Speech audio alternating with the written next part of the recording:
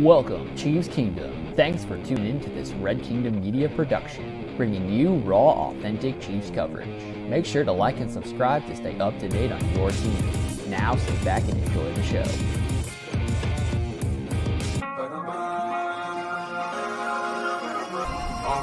Let's work. Hey. Welcome to this long Thursday night edition of Gridiron Gambit. I'm your host for tonight's festivities, Clinton, and joining me here in a little bit, Dale will be popping in once he gets his setup and everything going. But this is the official 2024 NFL Draft live, full first round reactions. Can't wait to spend the next probably 4 hours or so with you guys.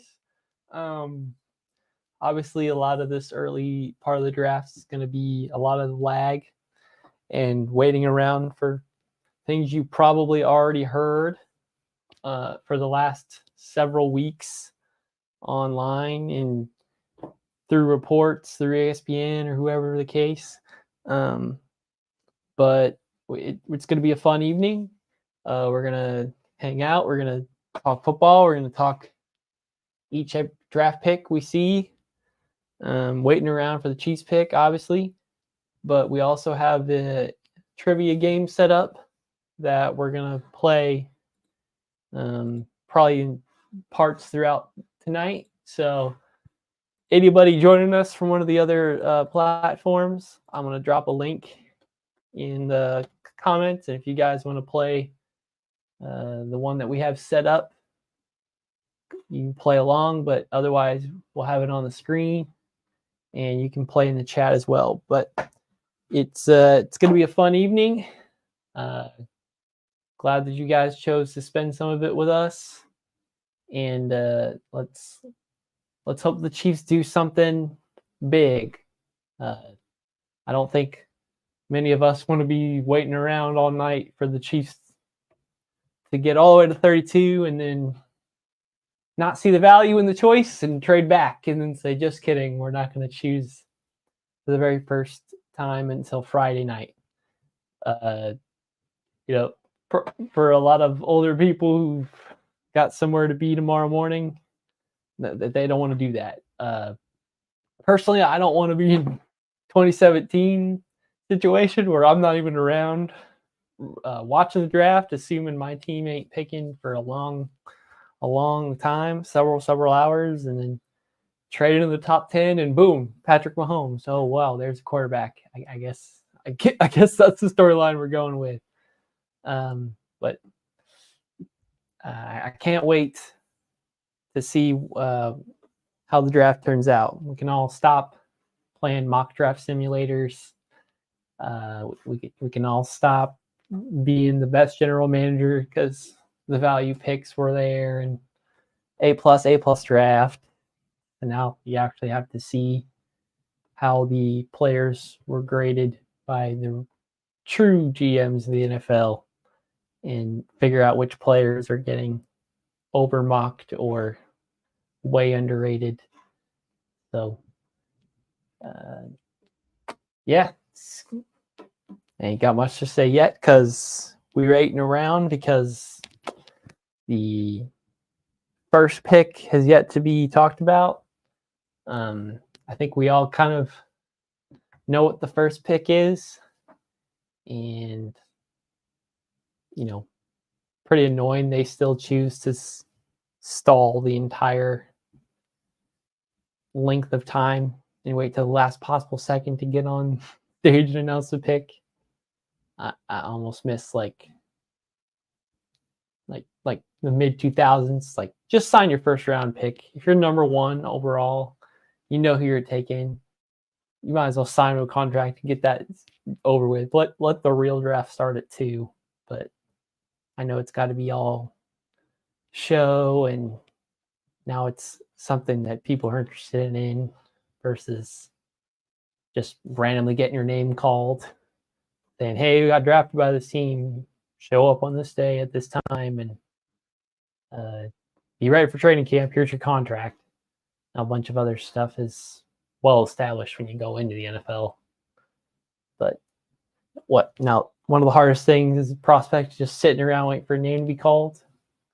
I think this is like the year there's the least amount of prospects actually in Detroit right now at the draft. So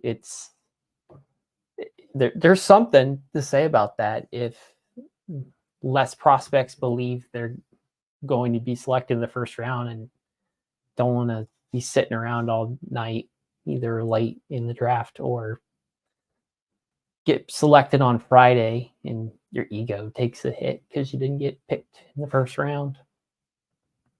So it is what it is, I guess. We is slowly beginning the NFL draft. They is stalling. We're waiting for Roger Goodell to pop up on stage and introduce and say it's officially begun. Did y'all see that he got like back surgery recently? So we got to see one of the big linemen just hike him up in the air and give him a good shake and make sure the surgery that I'm sure gets paid millions of dollars was well paid for. Got the best of care for sure.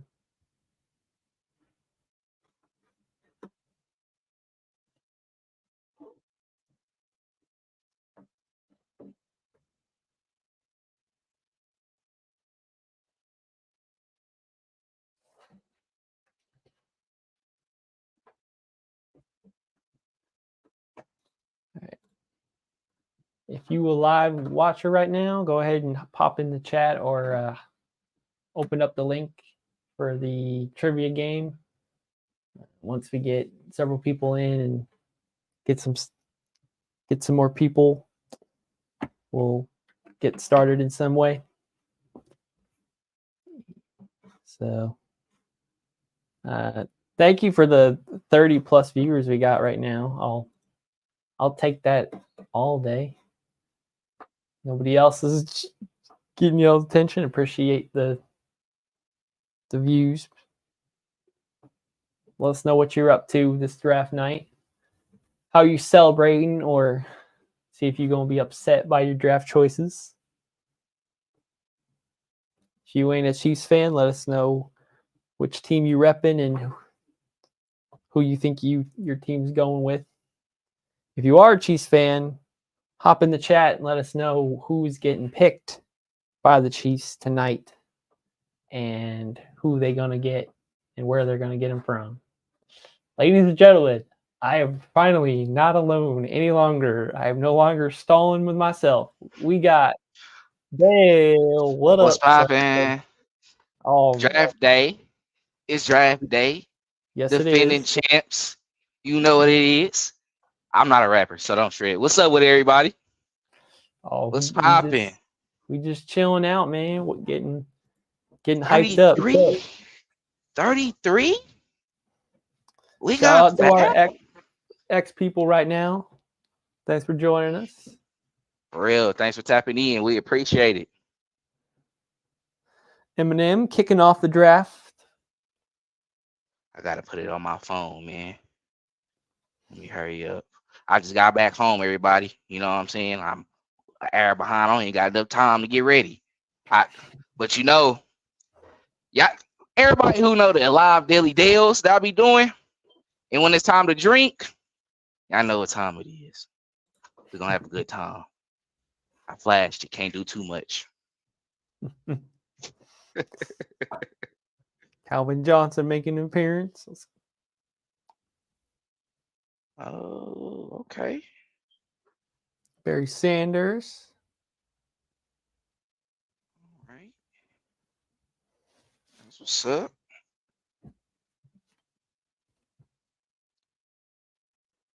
Man. Drop the comments in the chat. Let us know how y'all feeling. Dale, I've also dropped our quiz in the chat for those who want to join it and participate. I think we can get a few more players in Find a good lull in the draft. Probably after these little quarterback batches we think is going to happen. Mm-hmm. So we can pivot to that and then come back. But hopefully get some people in there. Nah, everybody. What happened if Caleb Williams wasn't really going number one? I think that'd be hilarious. That would be. Come on, who's the hilarious. hot take person in the viewers today who think that Caleb Williams is not going number one overall? Announce yourself now before something becomes official.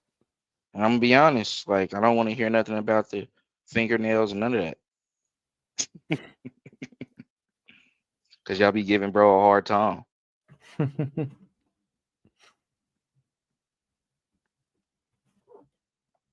So, yeah.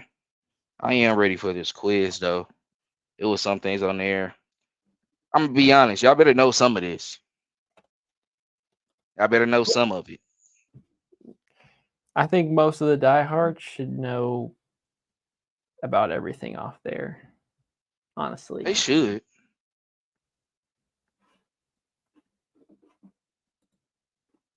Trying to make sure everybody's tapping in right now. Okay.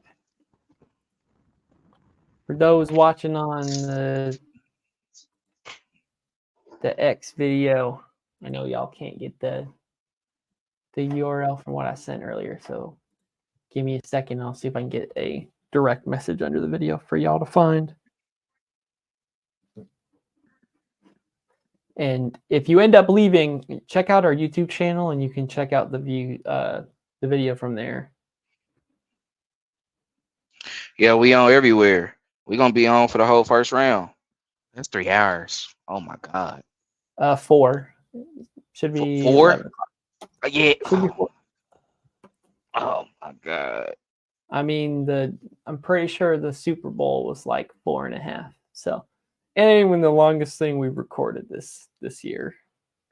Yeah, I feel like we went for a long time on that one. We went for hellas.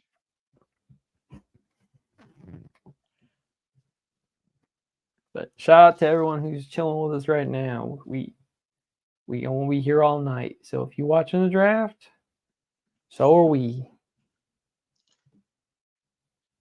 So first 3 for sure quarterbacks. Yes, sir. Yo, what up? What up, Crown? Thanks for joining us. Yes, Sup with sir. it. Bro, is that right? Oh, bro, I think so. What's up with it, bro? What's up with it? You know our contributors show each other love. You know we popping into each other's stuff, even if we ain't doing something on it. Facts. This is a family unit we got going on here. Man, we in here for real. Oh, we here long term. Rodney, you want to school some fools in our trivia night? Join our links. Question. Like, what up, Masson? What's up? What's popping? I don't know if I can like partake. Hold on.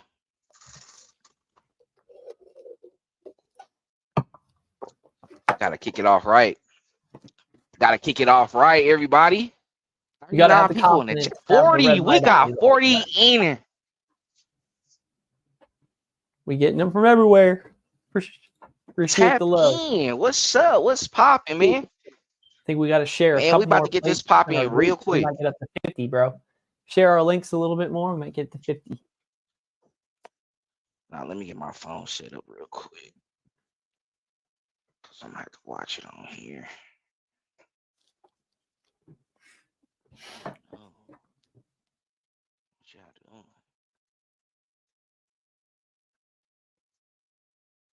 And doing? I can't we have to address it that AJ Brown got signed literally 10 minutes before the draft started. for an average of $32 million a year. So how much is Jay Jett asking for? 35? Oh yeah, if he's trying to be the highest paid, it's about to definitely get up into that the mid 30s now for real. AJ Brown getting that deal done when he's at 32, like 32 and a half, something around that ballpark. Where's the Eagles getting this money from? It's a real question. Like, yeah, as good as mine. Like, where are they getting this money from? They're willing to go edge on the cap line, I guess. Their owner doesn't care about how close that is. He just doing whatever at this point. He just, hey, you get some money, you get some money. Just go ahead and put that Oprah meme up there right now. Right, they just showed the Bears offense. So they got DJ Moore, Keenan Allen, they got DeAndre Swift. You add Caleb Williams in there, that's gonna be nasty. And then they possibly gonna get Rome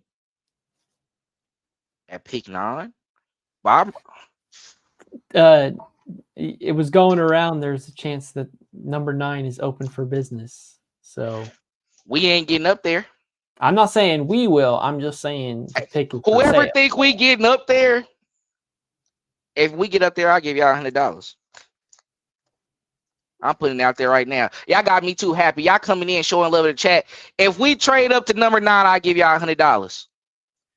Hey, bro, do I got to play the Taylor Swift soundbite less than an hour into this already? No. Maybe when I get a little bit more lit. Not now. We good right now. You don't think that? We all good right. now. We good right now. But if we do go up to number 9, I think it's gonna be what you've been saying the whole time. It's gonna be Joe Alt. If he's there. If he's there. I don't think he's fallen past the Titans. I feel like it just makes too much sense for them. They're offensive linemen every draft almost. People think I'm going too far with the Lab McConkey though. I don't think I'm really out the rim. I know people are looking like you can probably get him in the second round, but I'm just kind of thinking of it last year draft, and I know it's a different circumstance.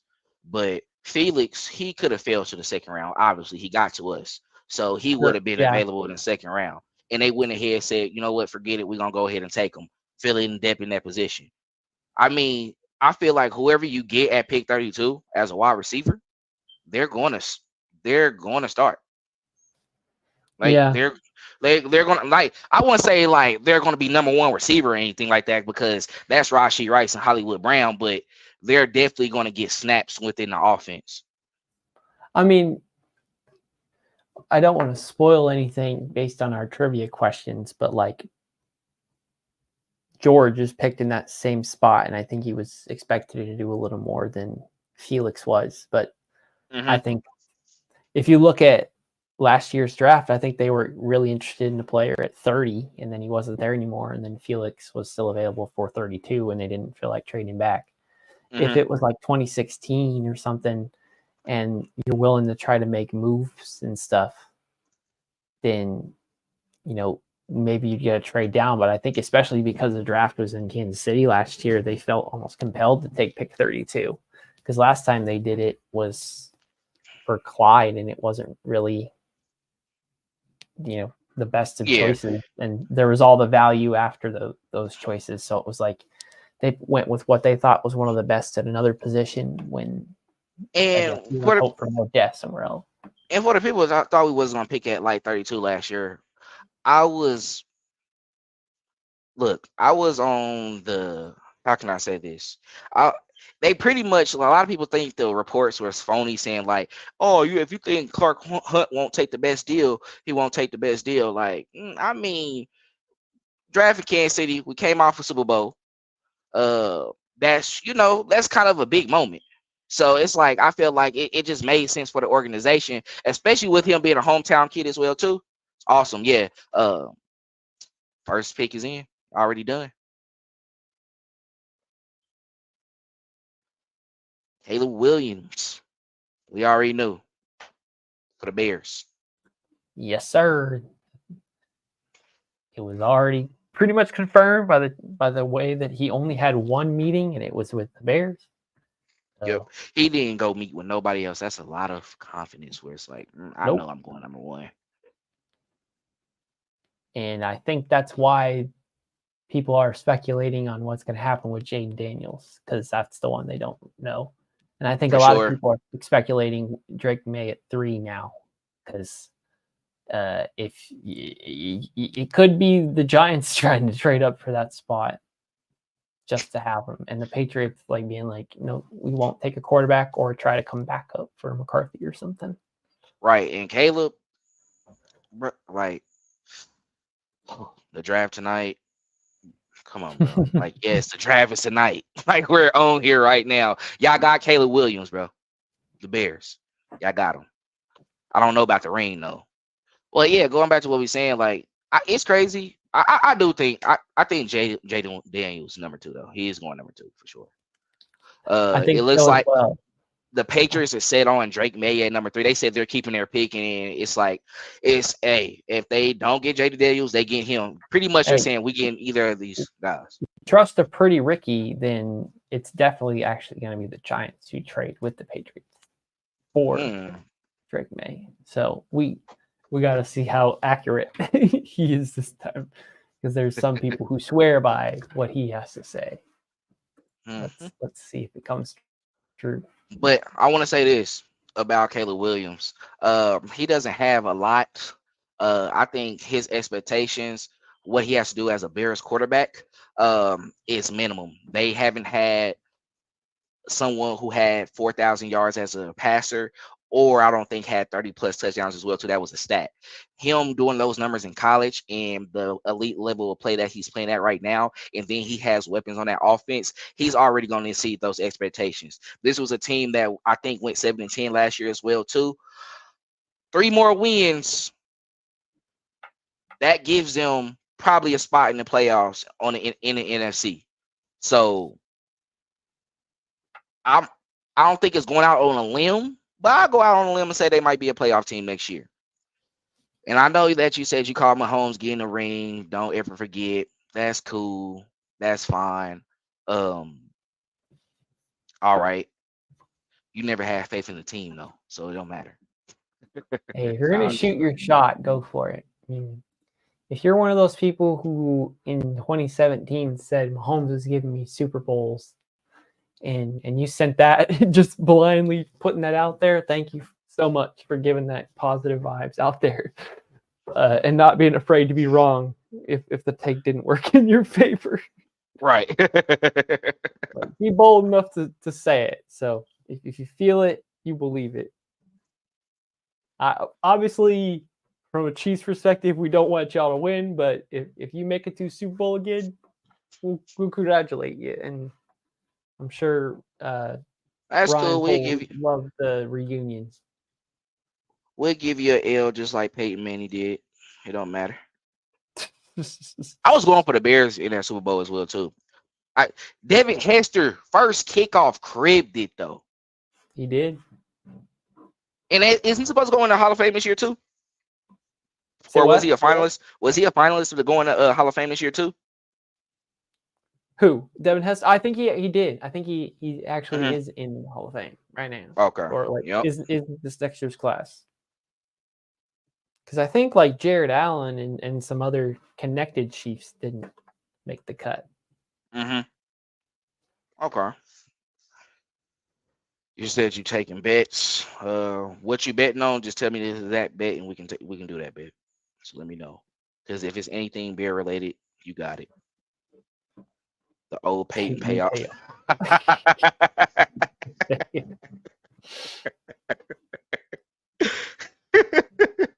Dirty stuff, y'all. He had to get that first ring, bro. Mm-hmm. Eli was on his ass. It's like I gotta at least top my little brother, man. Gotta get one of them. That one he won with the Broncos, though, crazy. I'm really still mad at Cam Newton for that. Should have fell on a fumble, bro, while you calling yourself a number 1 quarterback in the league. And I defended you on that take as well, so don't get mad. Bears of the bowl been said Fields' cheeks. I don't know. There's people who you would have sworn by him in the last one came. But Like Clinton, I for real, was are thinking you about really? this the other day. What if Justin Fields was a Bronco? Like, would the Broncos have been a more competitive team? And would they want Justin Fields right now? They could have had him and traded for him, but instead they got Zach Wilson at the end as a development type of guy. I was one of my friends. It was like, I hope they don't think Zach Wilson the answer. I said, I hope they do think he the answer. Think he the answer for the Broncos offense. Go ahead and do it. I cried. Dang. Like you cried as in like mad, or cried as in like, oh, this was the best pick ever. I promise some Bears fans really was hot. Like, why are you trading him and going for Caleb? Do you have a Patrick Mahomes gets drafted story? I didn't know who bro was. I'm not gonna lie. I didn't know who he was. I started hearing him a little bit, and my uncle was actually the first one who said something about it. I really thought we was going for going after Deshaun Watson. Yeah, I really thought. Like, I was like, we moved up too, and he been in the national championship, all that. I was like, they finally gonna go after a guy. I was working like my on-campus job, and I was expecting to like be able to be home by the time the Chiefs pick, and then they traded up super high at number 10, and then I just had to watch the pick happen on my phone really quick. So it's always ingrained to me that like I had to be on the go and saw it happen, because I was assuming I'd get to be at my house at pick 20 something before something might happen. Well, I'm gonna keep it G. Here we go. Was like, pick 2. Yeah, Jaden Daniels. It's official. All right, Commanders. See what y'all got.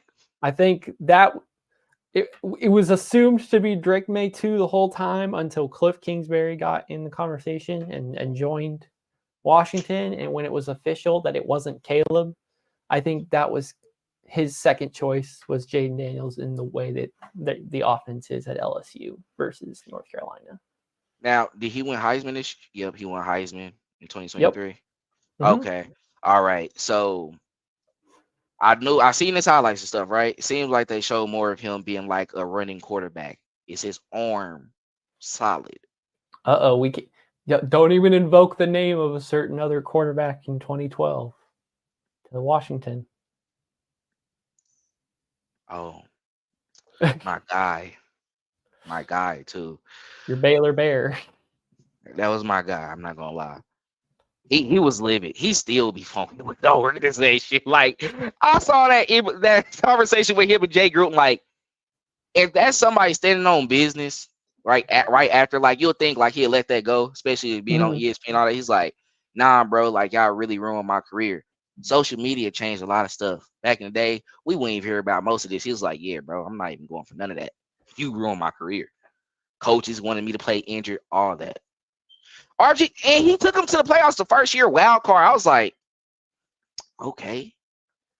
I mean, same could be said about Andrew Luck. It just took way longer for those effects to happen. But same things. I was mad. I said he taking out to the bowl. Look, you saying I was really mad? No, I wasn't. I just didn't know about Buddy yet. Once I seen them highlights, the Pat, I was like, I didn't even care about the record. I was like, he might be the one. I can't remember if I saw like footage of him before or after the draft, but I like remember the John Gruden interview and stuff like that, and then him in the NFL and throwing 60+ mile per hour balls. I thought he was a personality. So when they picked him, I was like, oh, okay, they're going for like the complete anti-Alex Smith. Right. And obviously it worked. And then like trying to ask him to play like Alex Smith has still worked. But like you saw him as that, like as close to Brett Favre type as he was coming out. The side sip. Nah. Bro, we can't just leave that alone. Like they don't even know what I'm doing. Y'all don't know by the time I get there. You know what I'm saying? Like, leave that alone. We ain't trying to get flagged tonight. They usually say about 30 minutes in, you cool though. So I'ma still I chill, just though. beat NFL Network to it. I made the comparison before the NFL Network did. Here go Jordan Schultz getting the pick before it's time to even go out there. Well, it went in the order that we thought it was gonna be, and that's why I would say I'll wait for Drake everybody May to see gonna be number 3. it. 0 chance. All right. Well, that ain't that something, because you always gotta spit like the opposite. So we can finally discuss the top 3, and unless we see Minnesota jump to Arizona and somehow Arizona comes back for Marvin Harrison Jr., but if they don't get him at 4, he's going somewhere else. We've seen 3 quarterbacks taken in a row. Last time it's happened is since 2022, and both those quarterbacks, all 3 of those quarterbacks, except for Trevor Lawrence, is no longer on the team that drafted him, and we already called out Zach Wilson. So, good job, New England. Thank you for not waiting the full length of time to make the choice, because it was obvious who was going to do it. So, thank you for not waiting full length of time to be dramatic and make the choice that everyone assumes you're going to make. Yeah, it was pretty. They've been pretty. They was on top of it with these picks. I like we was talking about that earlier. How like the first pick low key be like 30 minutes. Well, we got it about like 10, 15 minutes into, or 20, and you got to include the national anthem and everything like that too. So why is Trevor Lawrence not playing in? Not by now, bro. They're hoping. Man, yeah.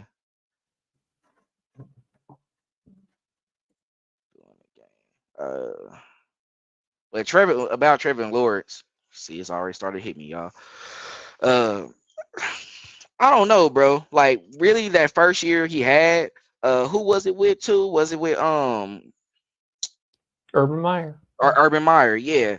And it just didn't go well. Like, you can put all of that on Urban Meyer. The way he treated players and what he did, it just wasn't translating to the NFL.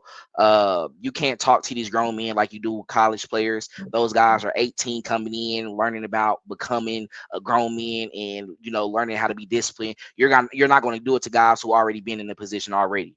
That's something that they were talking about.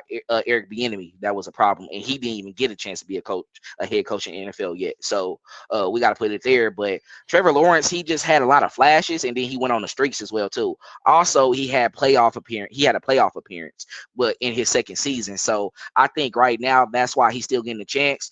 But he was supposed to get an extension this offseason, and they've been pretty late, like not rushing to get it done.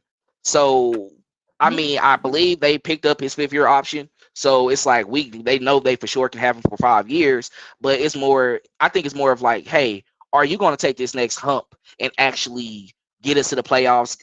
He did get a playoff win. He did come back on the Chargers. That was like one of the largest playoff wins. So you got to add that on top of that as well. I think it's just going to have to be consistent inconsistencies with him. But yeah, I think that's it. And I think that's an organization right now where they're thirsty to get back into being competitive. The last time they was at an AFC championship game was at 2017. And honestly, before that, they were not winning at all either. That's the weird thing too, is like 2017 was like this astronomical event where they were really good for a bit. For one single year, even with Blake Bortles, and then after that, they just bottomed out again. Like they started out being at the bottom. That defense was dummy though. Yes, that year, absolutely. That year they was going crazy. Jalen and all them boys, like they was really putting on, and they really could have won that AFC Championship game too. They had a chance to come back and win. They had Brady. They did, but it is what it is now. They got to figure it out. We just happy that the Chiefs finally figured it out, because we had too many of those experiences. Thinking we feel like we're gonna do something. It didn't get upset on weak Legion of Goons. Oh man. So Cardinals on clock. Marvin Yes. Harrison time, or they trading? Hmm. Because they've been in talks about that trade. They have. Supposedly, They the Broncos are willing to trade down, and so is Seattle right. if pick 16 becomes available. And I saw Rod. He said earlier, I heard the Chiefs are working hard to trade up. Man, they gonna working overtime. They're working overtime right now because where they want to get, it's gonna take something. It's gonna take a lot. Mm. And I just feel like Brett Veach, he value those draft picks, bro. He don't mess around. He made a note that to make bigger trades, he needs Andy and Clark's approval. So it seems like they're only allowed to make certain trades within the year and not give away future capital again. Mm-hmm. Okay. Been locking her down a little bit. We're gonna get into this. We're gonna get into this trivia in a little bit, y'all. We're just trying to get to pick 5. Get to pick 5 at least. Get it going. So I don't know if you're saying who the Cardinals are picking, because we know that's Marvin Harrison, but if you're asking who the Chiefs are picking, shoot, we we gotta see, because they acted like it's Marvin tackles and Harrison the wide Jr. receivers, the depth is not there as much as they want it to be. So that's what would facilitate a trade up. Right. They picked Marvin Harrison Cardinals Jr. pick, and it's Marvin Harrison Jr. officially number 4. So I think we've picked these first 4 picks in order. An old bum. Actually, no, because if you go off Brett Veach's track record, he tries to pick one of the youngest players with his first pick. Oh yeah, we added that stage. Mentioned that like this year draft, and because of the COVID years, there's a lot more older prospects going into the league, and so that there might not be as much depth because of like the older players holding out to finally go versus the NFL GMs preferring the guys who are barely 21, 22. Man, Collar's never about to kill bro career at all. Collar really got an arm. Like, he really one of those guys who got one of those a great deep ball arm, and he's great with like the jump ball as well too. You see DeAndre that one year just winning a lot of those battles. So it's like he know how to get it up there, especially in Hail Mary situations. Of course, he's more of a running quarterback, but I think he's more polished than a lot of guys who they consider running quarterbacks. I think out of like most of them, his arm is a little better to me. So it's got to be said that this is the Cardinals trying to be all in on Kyler Murray, and if he doesn't succeed this year, then they're going to be looking somewhere else, because in back-to-back drafts, they've taken the best left tackle and the best wide receiver in back-to-back drafts with their first choice. I think so. Those are the 2 pillars that you'd want with your franchise quarterback and or a rookie quarterback that you want to build talent around and see if they've got the talent to win during that rookie window. So if Kyler can't do it with Marvin and I'm not mistaken, he got another contract for them, did he? Like, he ended up signing like another contract. Like, he out of that rookie contract now, I think. Yes, if I'm not mistaken. It was a possibility that, like, I think it expires in a year or 2, and he was one of the earlier ones to get an extension. So of course their money's not as exciting as it was anymore. Yeah, that's true. All right, so we know who got the number 4 pick, Marvin Harrison Jr. Number 5 up next is Los Angeles Chargers. They think they're going Joe All. They think the Chargers are going to take the Chiefs' son legend away. They said they was interested in left tackle. I think they might do it. Justin Herbert been getting murdered, that's a valid point.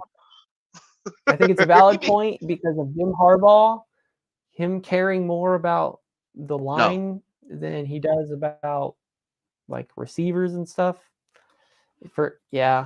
That's probably the painful pick that we didn't ever want to think about. But of course, if Patrick Surtain's son had to go to be a Denver Bronco, then John Alt's son's got to become a Los Angeles Charger as well. It just makes sense that way. Whose son becoming a Denver Bronco? Patrick Surtain, bro. Patrick. Oh, you talking about? My bad. Damn, I'm telling you. Another shot I go. Dang, apparently that question is too difficult for the trivia game we have. Ooh, Lonnie. We having a good night tonight. Who pissed me off? Man, nobody worry about that shit. They still got to go on stage. I kind of like it. I'm not gonna lie. We not gonna talk about y'all. Well, if you're on YouTube, you probably see what he's saying. But man, he did that last year. They was like, nah, he ain't getting no picks early. This year, he got them again. Mm-hmm. Oh, this happens every year when you're a Chiefs fan watching the draft. You're excited for a bit. You see the picks that don't pertain to you, and then they start taking players that you dreamed about trading your whole drafts for, and they go to another team. So sorry.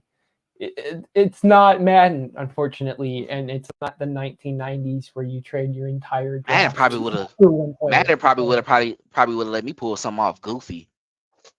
Something that they didn't even care about because it's a video game.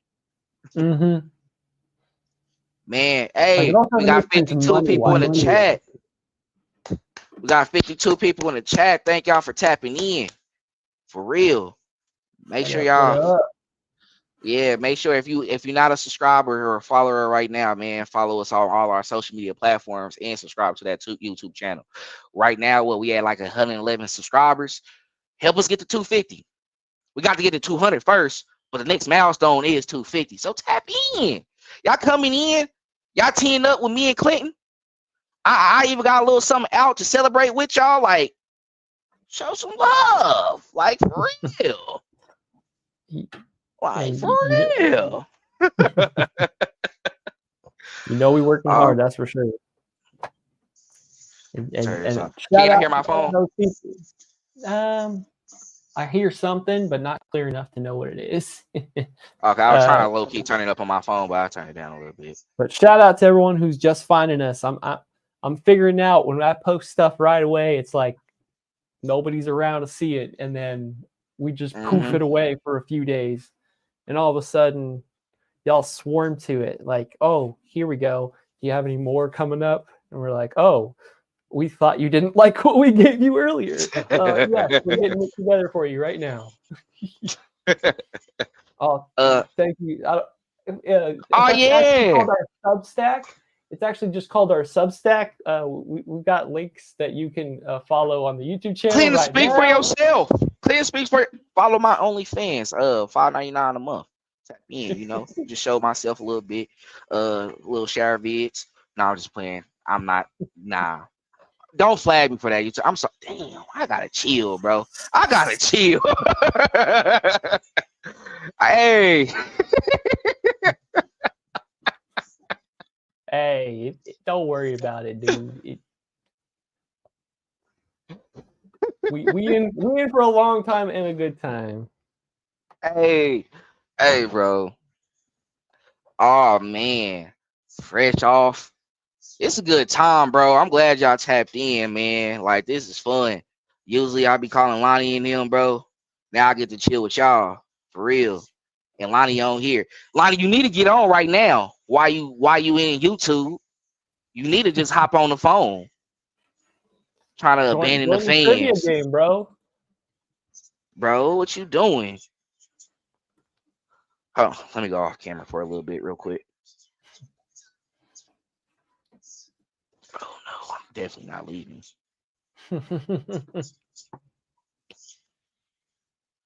Definitely not leaving. Okay, we waiting around for official Chargers choice. They probably are really don't know what taking- they're doing because it's They weird are how they taking rosters. no trade. That's all the tweets going out right now. They have not made a selection as of yet. Rodney, you said you saying dang Lonnie, we talking to you too. I did call him out, but Rod too. You could be right on here chilling, having a good time. Mm-hmm. Y'all back to back. The picks are going in order, dude. Lonnie, that's how I started the show. I'm saying if we knew what picks 1 through 4 were this entire time, why did it take us 45 minutes to get through them all? Suspense. Let's announce them before the draft. I like the mid 80s where there's some competition and you might actually have to work hard to make sure the person you draft actually signs with your team, and that stuff comes out week before that they signed this player and they expect to take him first overall. Make our lives easier. We don't have to stay around for 4 hours tonight. You can cut the draft in a quarter just by not having those first 3 picks drag on forever and ever and ever. Oh, and we got some good draft trivia questions too that y'all might not know of. Some interesting ones for real. Like I was like, We got questions of all sorts. If you're a Chiefs junkie or if you're an NFL draft junkie, hopefully we get some that stump you guys. the link in the chat, the link. Look in the comments, right? Scroll up to the very top of wherever you're watching this from, or if you're on X, look in the chat. I should probably be one of the only chats there because I don't think people actually use that function on X. But hey, shout out to the 45 plus people watching from there. Normally we get absolutely nothing from here, but if y'all gonna be tapping in with us tonight, I'm gonna be popping here more often. For real. I think if they just go into the video, they can be able to say something. What the winner get?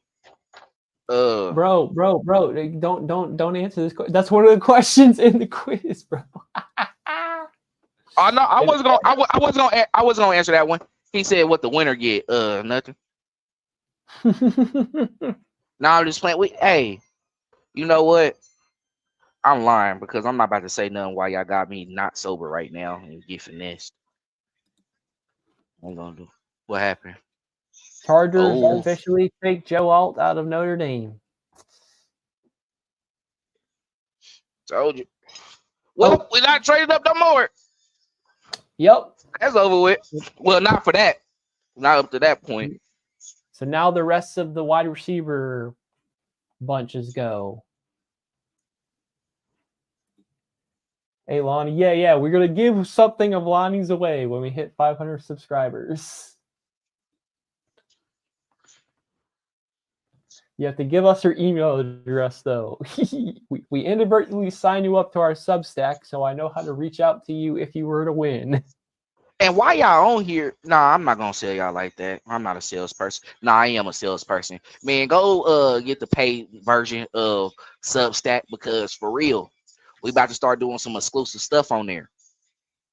That's gonna be for y'all though.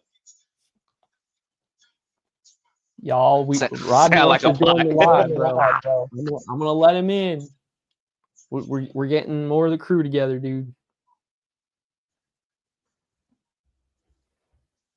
Oh, it's about to crack now. Sound like a plot. I'm weak. No,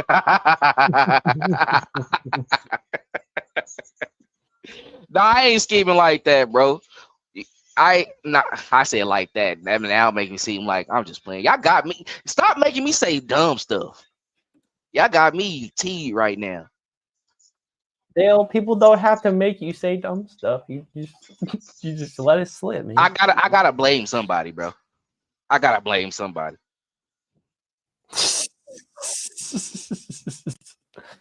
Lord, give me strength to not say the stupid thoughts going off in my brain right now. Brother X, give me $200. You can get an ad play for 2 months, 3 months. Oh, Lonnie, I'm so sorry, bro. But we can't have the perfect scenarios happen.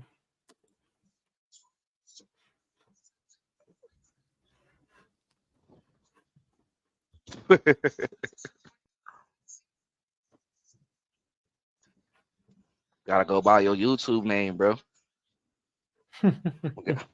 That's the alias right now. Got to go by your government name.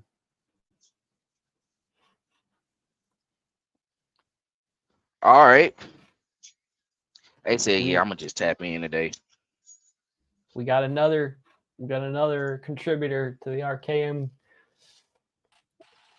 Rodney wanted to join. What up, bro? What's going on, fellas? What's up? Man, I'm trying to get things situated, man. I haven't sat here and wrote up some few notes, man. I can tell you right now, the Patriots messed up on letting Bill Belichick go. Why you say that? He's gonna make more money as an analyst than he do anything else. Bill is making money over there with Pat McAfee. Oh yeah, they do got him on. And I said, now he want to talk all loud and clear, man. I asked him the wrong question, man. Now you want to talk loud and clear. Why you ain't talking clear during your interview? That's the question we need to ask Bill. Oh, we about to get we about to get the real Bill. Man, that's what I'm trying to see though. I'm trying to see. I need to see some character. Man, I need all of Bill. But I can tell you right now, boy, Caleb Williams, bust. I'm gonna say it now. He's a bust. Bust? A bust with a capital B. Stop it. Yep. He going for 4,000 this year. He might go for 5. He might go for 4,000. He going for 4,000 in 2 years. That's what's going to happen. Bust. I'm telling you now. Dang. But keep it G right. Keep it G right. You don't think that the bar is low for him to exceed those expectations? The bar is dummy low. But when you look at his tape and this is the part where I like where I think Bill Belichick is going to be the best analyst and he's going to make his money with McAfee. It's a simple fact when he broke down his tape, you can clearly see and everybody and this is where I blame Patrick Mahomes for this. Everyone's like, oh, well, he played Hollywood. He like to just sit there and make these magical plays because look what Patrick Mahomes did. The Giants officially take Malik Neighbors of LSU. They going wide receiver. I thought they would go quarterback. The third wide receiver taken at whatever point we shall see, but he is the next one on the list for everybody, essentially. But nah, Caleb Williams, he likes to try to showboat, man. In the NFL, man, you're not going to sit here and think you're going to showboat all the time. Mahomes get away with it because he had no choice. But he look how many throws he had when he said, F it, Tyreek is down there somewhere, and he made a play. Tyreek had to make the play. You're not doing that with the Bears. He got Keenan. He got DJ Moore. He got If Herbert couldn't do nothing with old ass Keenan, what? Hold on. Now I gotta put it out. Hold on. I gotta put it out because I ain't gonna do it because Keenan was on the ops. Hold on, Keenan was on the ops, but I'm not gonna lie, he was top 5 every year. He really was routing. He was really routing them. He was, and Herbert was putting it on him. Now he went less. He always got hurt. And what he gonna do in the colder weather? He did that in the sunshine. Now he's going into the freezing tundra. It's just gonna make him elite. They said that about Mahomes coming from Texas, bro. Playing cold. Hey, I'm just saying. I ain't gonna even do that. I know you the draft expert on here. I look at talent just like you, though. And I'm gonna be honest. I see it in him. Now that he gonna come out with the orange fingernails and really cook, like this. We're gonna be like, damn, Pat can't even do that, huh? Nah, let me chill out. If he come out in Chicago with some orange fingernails and say, let's see. Williams will be fine. I hope he do that in Chicago. Go, touchdown. Let's see how far he goes there in Chicago. Yes, you're absolutely right. Rodney was on the train that they should have kept Justin Fields the whole time. The dude who was traded for like a 6th-round pick. Oh yeah. I'm Hey, Justin Fields had in 4 years, 3 years of him being in the NFL. How many head coaches and offensive coordinator did he have? huh? Who? Who? Just build facts. Yes. He had What is it? multiple. What is it Bears supposed to fans, do? Bears fans felt the same way though. A lot of them did feel the same way. But I think when you hold the number one pick in the NFL draft, and Lonnie, I'm gonna get to what you just said. When you hold the number one pick in the NFL draft, I think they felt the obligation of like this is literally the best person in the league. Honestly, they did build a good roster. Why not go ahead and get the top quarterback in the league that's coming out the draft right now? Why? I would have got Why the not? best wide receiver in the league because you got the best old wide receiver in the league already on the roster. You might as well get the best young wide receiver It can in the go draft. multiple ways. It can go multiple ways. Now he said, "Like, are you saying I just start watching college football?" If so, I was watching before, but I didn't care as much after that. But yeah, he held on to the ball a little too long, just like Mahomes, and that I know that can be something that people probably, how can I say this? They would use as a negative, but the negative that they're saying for Mahomes for that's his best attribute. Because Yeah, now because you got nobody can get open. yeah. And then when receivers do, the thing is, we just had a secondary this year who can hold on to their guys for a long time, like to the point we were getting coverage sacks. Every defensive back group is not like that. No. So if you running around and you got a quarterback who can throw it across the field, at least get it to him, and then that player can make a play, that's going to be a plus for your offense. And that's what Justin Fields wasn't providing for them. Because we saw him, we blew them out week 3. Murdered. After losing week 1 and having a struggling week 2. Murder. Obliterated. Destroyed. I need some more synonyms. But y'all get the point. Y'all get the point. Alex Smith with I look at what Caleb Williams has to go through playing Detroit, Minnesota, and Green Bay. You going up against a hellacious defense. You going up against Aiden Hutchinson, who they most likely finna get their best pass rusher in this draft to go on the opposite side of him. Bro, your offensive line is not built for that. You're not built for that. And then you can turn around and have to go up against Minnesota. Are you built to go up against that track team of an offense? Whoever quarterback they get, I hope they get J.J. McCarthy. I hope they get J.J. McCarthy because now you're going to have to gun it out. You're going to have to gun it out with him. And so now you look at it, then you're going up against Green Bay. Jordan Love is getting himself together. And that defense got a great pass rusher, an underrated pass rusher. Come on now. You're not holding that ball forever in a year. You're not going to be holding that ball forever in a year. Ray, Ray, I think they're going Rome every year. If Rome dropped to 9, they snatching him up before the clock hit 2 minutes. I think they just said the Titans about to get Joe Latham. J.C. Latham? J.C. Latham. My bad. I said Joe. J.C. Latham. Joe Latham. I knew who you were talking about, man. We here. At We all here. Wow, they were desperate. They bro. thought they were going to get Joe Alt by themselves. Man, the Chargers really just made the Tennessee Titans upset right now. Ooh, because they were probably looking for them to get a wide receiver because they got rid of Keenan Allen. You turn around and get a tackle for no reason. Oh yeah, Tennessee is livid right now. Yeah. I mean, Bears are going with the Cardinals approach because the Bears last year took Darnell Wright as like a pure right tackle, I think, and I think he's pretty good already and is set to be probably one of the better ones in the league. So if they get one of the best wide receivers in a class that like the second or third best wide receiver is still worth a top 5 pick in other years' drafts, but because there's 3 quarterbacks to go, they got pushed down the line anyway. I mean, I think that the Bears think that's a victory.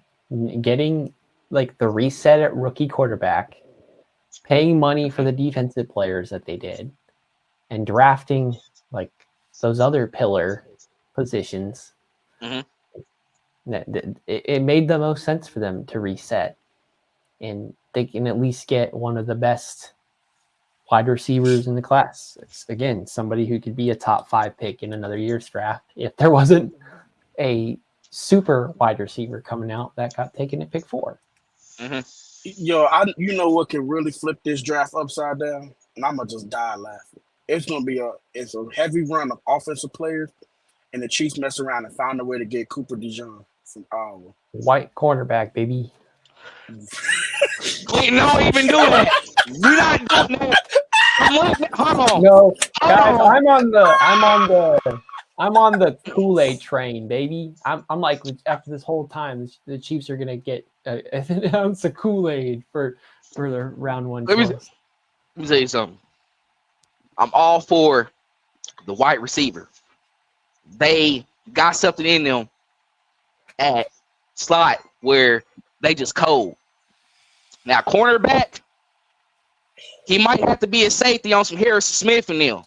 I don't know if I'm rocking with that going up against Jamar Chase, Zay Flowers, and all them. No, you're not getting cooked, and you're not going to be the reason we lose. We're not doing that. Cooper, if you come over, I swear, bro, it better be, I'm sorry, better be mixed with something. Speed. Nah, no, this bro, it'd be funny, bro. We like going into these debates like this, bro. Like, it's funny when you can do that, bro. Let's be honest. Right now, I gotta do it right now. Who will tell you right now, bro? He don't really like getting black quarterbacks. He's black too. He was like, nah, I gotta get a white quarterback, G. He said, I gotta get a white quarterback. Hey, Dooney, you know, he'll tell her how it is. He's like, hey, bro, do that. But it's funny, bro. I think now it's just funny how a lot of this stuff is changing, and a lot of these positions are evolving. Where it's like, honestly, bro, if you raw at that position, you just raw at that position. That's what it is. But also, I look at it like I understand why he went to corner, because nowadays these guys are playing 7-on-7 a lot. Yes. And so he was probably in a position like, nah, bro, you don't got enough swag to play wide receiver. You need to go on the other side of that field and go over there with the DBs, you know, because you can't catch. Just go over there with the DBs and you try to make it out over there. They push him aside and he say, you know what? I can do this. And he turned around and balling out.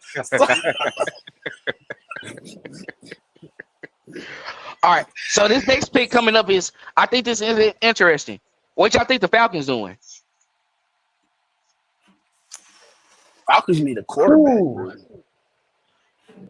Hey, Brother X got 3 teams, by the way. I don't know why, but they all in the NFC. So he's probably going to be bragging about the Falcons next too, just to get y'all aware of the situation.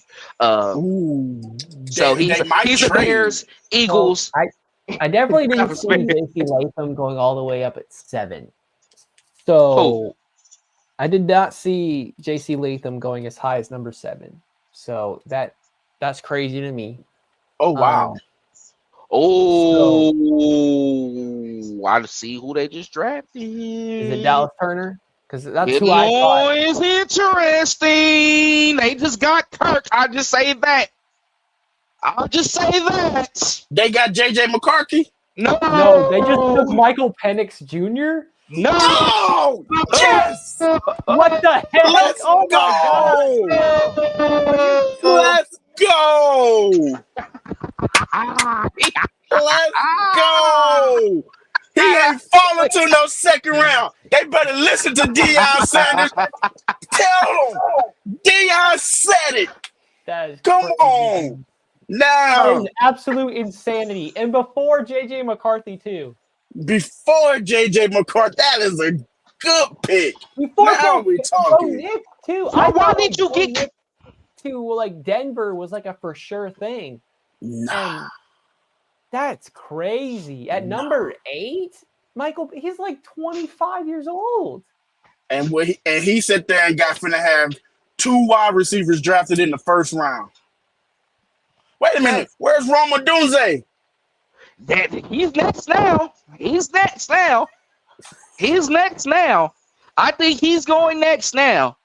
Bruh, they let Roma Dunze fall to the Bears.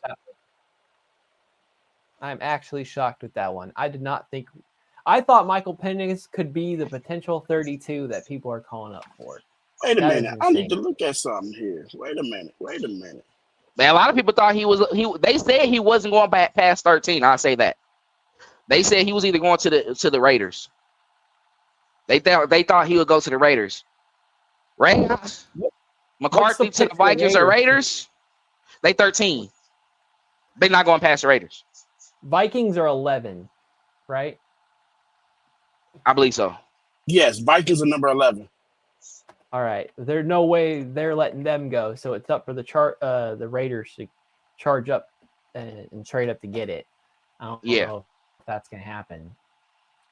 Ooh, Michael Penix to the Falcons. I know one person who's happy. That's Kyle Pitts.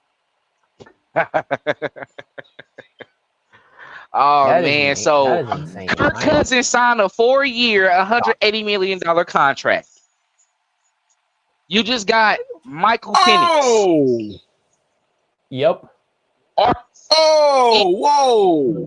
Okay, I'm sorry. I did say they need a quarterback. Wait a minute. Oh, we live too. Good thing it's not recorded. Oh, it is recorded. Ooh, Falcons.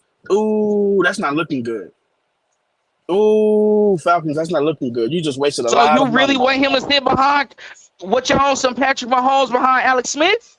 But not for $180 million. How long is that Kirk Cousins contract is for? 4 years. Oh no, you're not having Michael Penix sitting for 4 years with the number 8 pick.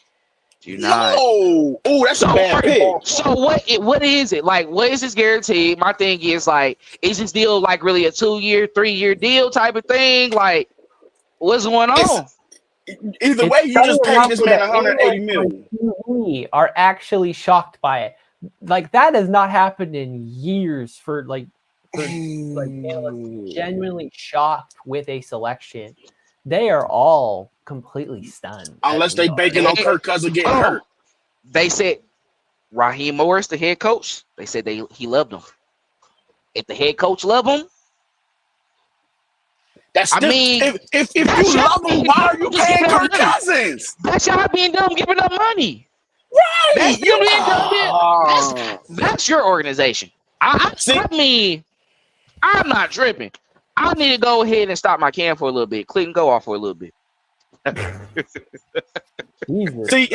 See, as a football GM, let's say as a GM, how much money did Chris Jones just get?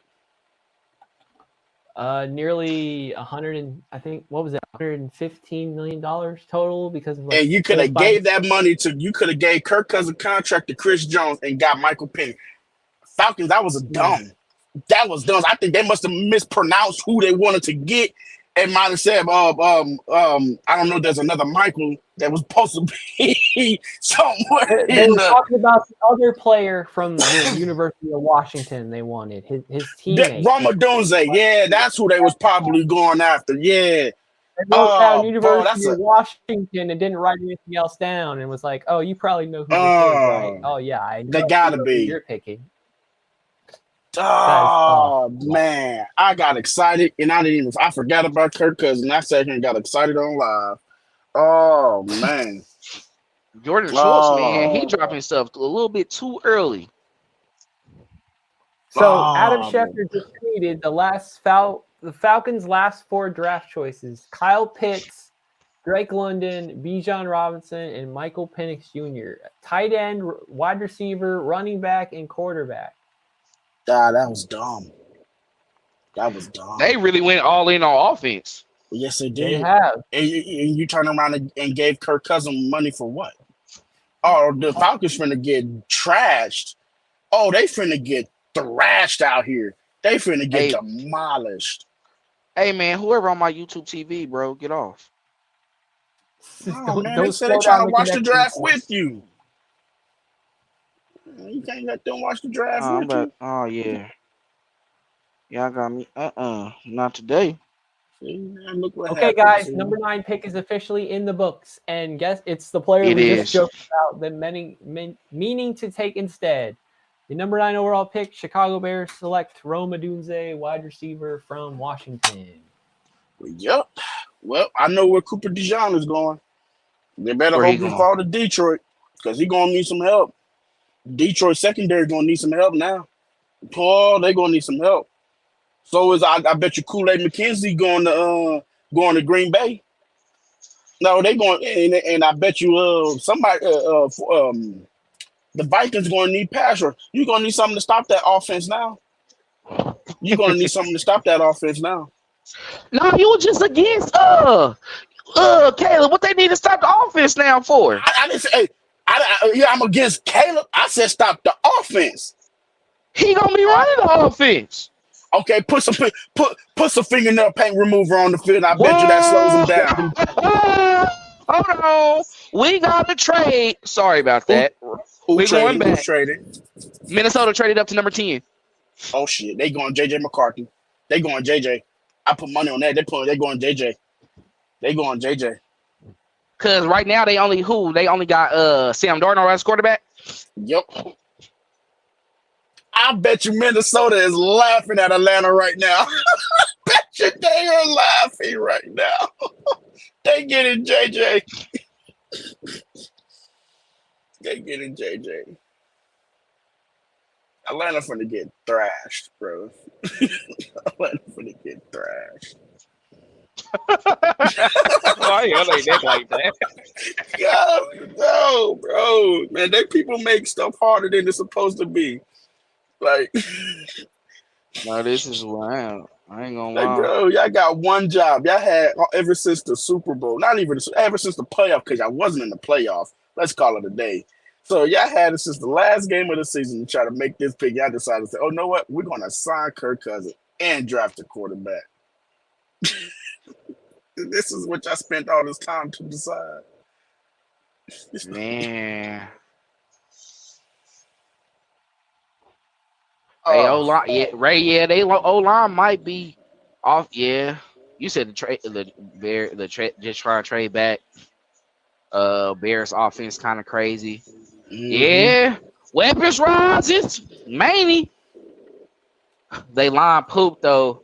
Yeah, What happened? They try to trade. What happened? They try to trade back into the first round, just for available left tackle or anybody. Now they down train back with the Chiefs for a left tackle. Man, I actually want to pick at number 32 for real. I'm not even gonna lie to you. They're not trading back with the Chiefs for a tackle. They said they could tackle their tail on somewhere. I'll try again next year. Clinton, we just announced. I don't know if you heard it. Minnesota traded up to number 10. And we're expecting the JJ McCarthy announcement soon after. Yep. So, Damn. so you have to think the Jets were like hinting, "Hey, we love Aaron Rodgers, but we also just traded Zach Wilson away, so we totally need a cornerback." So they're going to act like there's the chance that the Jets want him the way that San Francisco did to Mitch Trubisky. So Jets only traded back one spot. What's correct. Poppin', Lonnie? That's what I'm saying. I had to hop in here because I heard some hot takes getting taken over the YouTube. I said, let me hop out of YouTube and hop back in the stream, bro. There was some hot takes going on in here, bro. Yeah, and I don't like Schultz, bro. Schultz gonna have to chill out. He ruining the draft for people. We could just turn the fucking draft off, Schultz, if we wanna just see you announce picks on your phone, bro. They still gotta walk up the stage, bro. I don't care. Nobody wants to see that. Right now. It's 3 picks behind. Who wants to be 4 or 5 picks behind? He going with the picks, bro. Well, all right. Like, because the next pick is already up. Spoiled on social. Like, man, come on. Get off like, social this is media horrible. and just watch it with us. We'll tell you when it's happening. Well, yeah, I know, but I'm saying I'm chilling. It's hard to tell fans to not be on social media. That's the number one thing we use. They shouldn't have did. But the thing about it is, it's their fault because they the one who's tipping They the one who's tipping picks. Like, well, if that's the case, man, hey, tell Roger Goodell, hey, good on the good for the start walking. Hey, you gonna tell me some picks? Yeah, I'm gonna go ahead and tell the people. That's what I'm gonna do. I'm gonna tell the people.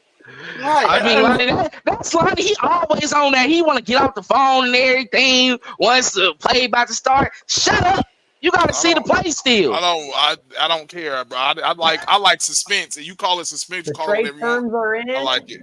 The Vikings trade number 11 overall, a 4th round and 5th round pick in exchange to go up 1 spot, and also net pick number 203 in return, which, if I scroll down, is a 6th round pick. That's a 6th round pick. So they move up 1 spot and gain a 6th to lose a 4th and a 5th. See, but this is messed up, bro, because I think the plan for the Vikings was all along was to get Michael Penix Jr. He went on the coach for the Vikings went on the Pat McAfee show, and they was talking about how he loves and he thinks Michael Penix is the most accurate quarterback in the draft. Which explains why Atlanta opted to take that quarterback, because the coach liked them, and obviously he heard that they weren't going to be available at 10 or 11. So if they wanted a quarterback, he would be one of their coaches. Can you imagine Michael Penix Jr. with Jordan Addison and JJ? Bro, now you can imagine him with Drake London and Kyle Pitts. If that ain't good enough. And Kirk Cousins. That's $80 million Kirk Cousins. Bro, you know who's winning right now? There's only one person that's winning right now. Who? That's Kirk Cousins' agent. I got me a bag before they even try to release him. Shit. Bro, that check is already in the bank. It's already in the bank. See, it is official. JJ McCarthy is the number 10 overall selection. See, but this is my only thing about that that situation right there. I think we might be looking into that just a little bit, like from the outside looking in. Kurt is older. He's coming off. If I'm not mistaken, this is like his 6th or 7th contract. Like he's coming off 36, Lonnie. Cuz is 36. Exactly. So, like, I don't think I'm thinking they're going into that thinking this 4-year deal is his last contract. Like, Kurt hasn't. He's still striving to win. He's won a playoff game, that one in New Orleans. Like, he's still trying to achieve certain stuff in his career that I just think this is like his last contract. I don't think he's playing until he's 40. But that do make sense, Lonnie. So the question would be, why give him $180 million?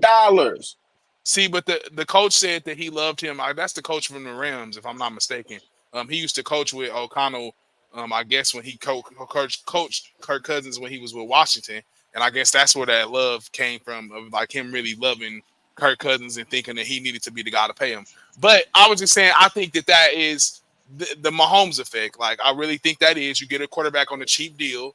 You only think they only going to think Kirk Cousins is probably going to play 2 or 3 years. And if he does play out of his mind, he's getting traded in one of those years. Or ain't nobody checking on that $180 million deal. If you're going to bring in Kirk Cousins as a veteran QB, and you know you're going to go after Michael Penix Jr., I would have sit there and at least gave Kirk Cousins a 2-year deal, not a 4-year, $180 million deal. That's a whole. You reset the QB market. I don't want to interrupt the Kirk Cousins and talk like that, but I just want to bask in something that we've had 5 quarterbacks selected in the top 10 picks. I gotta believe that's either a record or near close, and you have to go back into the early days of the draft to find that many all in a bunch. But that's got to say something about how valuable teams think a rookie quarterback is, and just the 5 years you get of being dirt cheap and getting to spend all this money elsewhere. Yeah, but Clint, I got something for you right here. We went 10 picks without a defensive player being drafted yet. That is correct, and I believe that's kind of the sentiment I had. Is everyone assumed this was an offensive heavy draft, and it's pushing these good defensive players down. The last thing you need. Now let's see if they're going to hurt everybody's feelings who say they're going to pick any wide receiver sitting there at 32 when they end up picking somebody they thought is a legitimate defensive first tackle. round defensive player. Yeah. If the Robinson best from defensive Missouri. lineman is there, I, I, they see I- value in that. I guess that's what makes this fun tonight because it's like, what are they really gonna do? Are they gonna disappoint us or are they gonna make us happy? But going back to that, like when you think about it, think about last season. Lonnie, you even brought it up. Was it an offensive? Was it a great year for the offense, or was it a better year for defenses? That's true. It was. That's It a was. good It was. question. It was definitely a defensive year this year, just in general. Hasn't Brock been. I Bowers don't. to the Jets. You said what? Brock Bowers Brock to the Bowers to Jets. the Jets, that's somebody's speculation. I think that's probably the move. Or they going for a Unless tackle. who do they think they like at 11? And they We just got the tackle from Penn State. Did they say the Jets like Brock Bowers? I think they said Rodgers was messing with him a little bit. Yeah. But they need to find a way to protect Aaron Rodgers, though. But for real, But hey, the way I've heard it is that Brock Bowers is essentially the all-in move. If the Jets take Brock Bowers, that proves they're trying to win with Aaron Rodgers this season and doing so And- with the best tight end in the draft. and I'm just not here for the Aaron Rodgers campaign anymore. Campaign for the guys that Aaron Rodgers likes to pick. I don't see where that has worked anywhere. He hasn't won anything in these past couple years at all. So like, I don't know what this big deal is about. Oh, we got to pick Rodgers guys. Let's pick a guy that Rodgers likes. Oh, we need to get a guy in here that somebody that love the Rodgers love. Who gives it a crap? Like, who really cares? I mean, he hasn't. Who's the guy he likes? He likes Alan Lazard. He's like middle. He of the got pack. all like, them old like old MVS, receivers from Randall back in the Cobb. day. Like, Mhm. I mean, dude, like, stop picking people that he likes. I don't think he's up to date. Like, just pick the best All right. player. And if Brock Bowers is good, then take him. Hold on. So the Jets are on the clock and they're at the 12th pick. They're at the 12th pick. 11 pick. Mhm. All right. This is a perfect time. Go ahead. Let's start that. Let's start the trivia. The All Jets. right, you feel about anybody that? who wants to play, join us. We got 2 people sitting in there ready to go. Let's get a couple more in there. Bro, I got a hot take for y'all. Don't call nobody else a bust, bro. Nah, I ain't They gonna calling clip nobody you a up. buff. I'm gonna tell you right now. JJ McCarthy is gonna have a better season than Caleb Williams, Oh and my to try to steal that division, God. and he will steal that division away from Oh. Jordan Love and Jared Hold Goff. on. Can we come What's back to And the wrong this? with Minnesota Ryan, bro? Vikings. Let's come back. Let's come back to this conversation after the trivia. Let's do the first. How many questions were you starting off with, Clint? You tell me. I mean, we didn't get to try this out beforehand, so if we've started, hopefully we can pause it and resume from wherever we stop it from. Hey, Lonnie, All right. I'm gonna write it down. Lonnie. Write it down. We're gonna do the first 5 questions because we in the teens now, and they moving a little better than usual than previous drafts.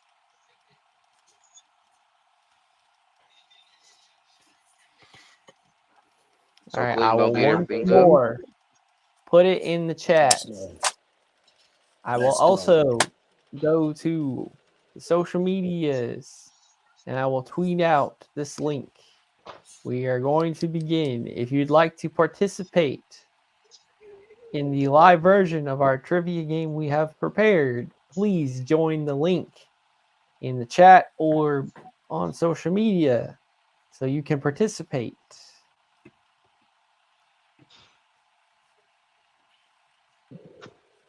Hey, brother X, we ain't putting it up there right now. We saw what you said.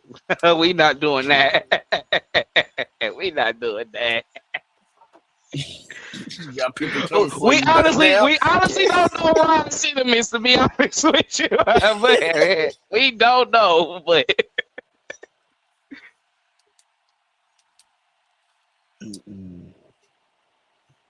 I'm telling you. So for Chiefs fans, it should be fairly easy. I'm not gonna lie to y'all. For other NFL fans, we do got questions that's involving like the draft in general. So that's what it is. Yeah, but honestly, if y'all know football, If y'all you should be another good. fan of another team, come to the dark side of the championship team. We got chocolate chip cookies, freshly baked, with a Super Bowl ring on top. They hate us. No Diddy. And They hate us. you ate some They'll good never. barbecued meat before you washed it down with that cookie. So We your are stomach is officially the full most already. hated. Yeah, we is. I know how the Patriots feel. Boy, I know exactly how the Patriots feel. I told my girlfriend the Lions came out on the stage, and I was like, they out Yeah, there yelling guys, like they the won the Super 11th Bowl. pick is finally official. What for Shanu? That is correct. The Jets select Olu Fushanu, offensive tackle from Penn State at pick 11. So Oh, I'm telling you, the boy. Jets go with a smart move and get more protection for Aaron Rodgers instead of the best receiving weapon available. Thank you. So now The that Denver defensive Broncos players are is on the going to be clock, loaded. The And the defensive players Broncos, is about to get all the players loaded. that they said they wanted to get, Drake May and JJ McCarthy, thank God, Sean Payton, you have to pick somebody else. Pick from I the yep, put they're going draft. money. to take Brock Bowers. Denver Ooh. Broncos are definitely going Brock Bowers here, They unless well, they who's like gonna throw one him of They the the don't other ball? have a offensive quarterback. tackles. What you know? Zach Wilson throwing to Brock Bowers. Hold on. My boy was like, Ray. That was funny what you said though in the Twitter chat. That was hilarious. He was like, I hope they don't think that Zach Wilson about to be the savior, or they think he gonna be the one to take over. I said, I sure hope they do. I hope they do. Let him take over. Do it, Yeah. please. Oh yes. Well, he played one of his best games against the Chiefs. You would say that, huh, Lonnie? Well, no, I'm just saying. Well, that's what they seen. I mean, he did play one of his best games against the Chiefs. They getting And Bo Nix. That's who they and, picking. Bo Nix. and he lost in that game, so I'll take that. And I don't want to hear about that penalty as well either. Mm-hmm. We got 55 people in the chat, man. What's up? Tap in. Tap in. Join We our got hot game, takes man. out here. The We got like, hot comment, takes like subscribe. hotcakes. Let's Come over go. to YouTube. All the 55 in the chat. Oh, we controversial over here. Subscribe to the YouTube. So nobody gonna mention the no Caleb though. Like that was hilarious. I'm sorry. And that's really hilarious. I'm sorry. I'm Caleb, telling you, you still gonna be raw though, bro. Keep it G. Yeah, I Caleb, don't agree. I don't agree with Rod. The dude got game. I mean, you can say however you want to. Since he was a freshman at Oklahoma, watch the tape. Bro got game. Oh, I think it's Bo Nix, guys. I think we got Bo Nix to the Broncos at number 12. give me my money, man. I'm finna play the lottery. I I'm think, about to play the lottery. I think. Okay, let's wait for it to go. I'm about to play the lottery. It is official. Dale, It is Bo Nix to give me Denver 5 Broncos. numbers. Hey, Dale, go play some bet for me, man. We make some money. Okay, man. guys. We got the MGM Las Sportsbook Vegas up there now. Raiders on the clock. And guys, let's The not Raiders? mention their head coach is a defensive-minded guy. He's gonna maybe. Oh, he's getting the best pass rusher. He about to get He's Latu. getting a pass. He's Yeah, gonna get he's Latu. getting. Yeah, he is. Going the other side of Max Crosby. Oh, he's going to try to give Patrick Mahomes hell. Oh, he's getting the best pass rusher. No, they screwed up going offense for 11 picks. Who getting the best pass rusher? The Raiders. They have no. Come on, nah. They going to get a pass rusher. They going to get a pass rusher. Who after the Raiders? The New Orleans Saints. They not going quarterback. They finna have a defensive-minded team until that quarterback don't throw the game away. We finna go straight defense. They set that up. Yep, Dallas Turner. I think they going at cornerback. let's not forget that Seattle was reported having their pick open for business at 16. If the Chiefs see a tackle or a wide receiver that they see above as everyone else that's worth that first round grade to give up a pick or two for tomorrow night, that could be the potential spot. We'll see if they can get to 16. What other But quarterbacks are available? That's a good question. oh What other man, quarterbacks available? so that adds to our total. We now have 6 quarterbacks in the top 12. It took in 2022 when the Mac Jones when he went 15 and he was the last one of 5. So this we're like 2018 territory now. We got Sam Darnold and Josh Rosen and Josh Allen and all those guys. So, man, Just wanted to mention that haven't won Super Bowls at all. Say that again. guys, yeah, that's true. I think Spencer Rattler's like the next wide quarterback in that group, and I don't see any team really wanting him for a while. So, Nah, Spencer Rattler to me is overrated, and I'd sit there and say that that's just looking at Xavier Leggett film. So I don't think they're going quarterback. I see the Raiders going pass rushing. and according to Adam Schefter, Sean Payton had never drafted a quarterback within the first 2 rounds of his entire coaching career, obviously because he had Drew Brees, who was a free agent to his team. Yeah. Mm-hmm. So now we'll see how Sean Payton does as a quarterback developer, not just one who can play with. I mean, this is right here is going to have to. This is for his job. I think if he can't help Zach Wilson and help that team be better, you just paid a lot of money to Russell Wilson that you were still hurting from already, and he's with Pittsburgh. And now you have Zach Wilson. You have no choice but to beef up that defense.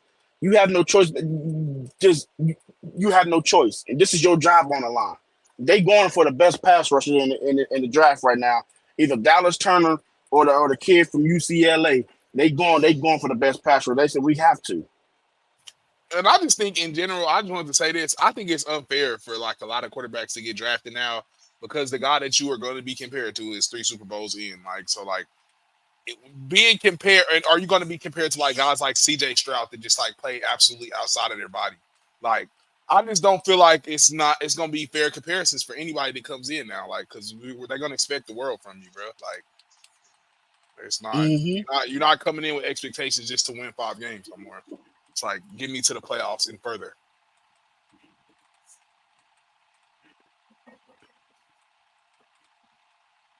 It's like quarterbacks. I feel like if this time is getting shortened, like you only getting like 3 years now. Justin Fields only had like 3 years to show what he could do. Okay.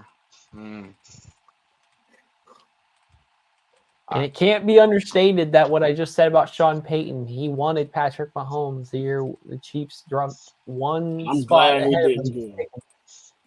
Mahomes tipped him off and said, "Hey, bro, I heard the Saints trying to get me." He said, That's right. "Oh my beard." Mahomes liked the situation here enough to kind of force that to happen, and bless the Lord for making it happen. And so now now with Denver getting Bo Nix, I mean, though you this is your last chance. To be honest, I think this is Sean Payton's last chance. If he don't do nothing with Bo Nix, it's a wrap for him.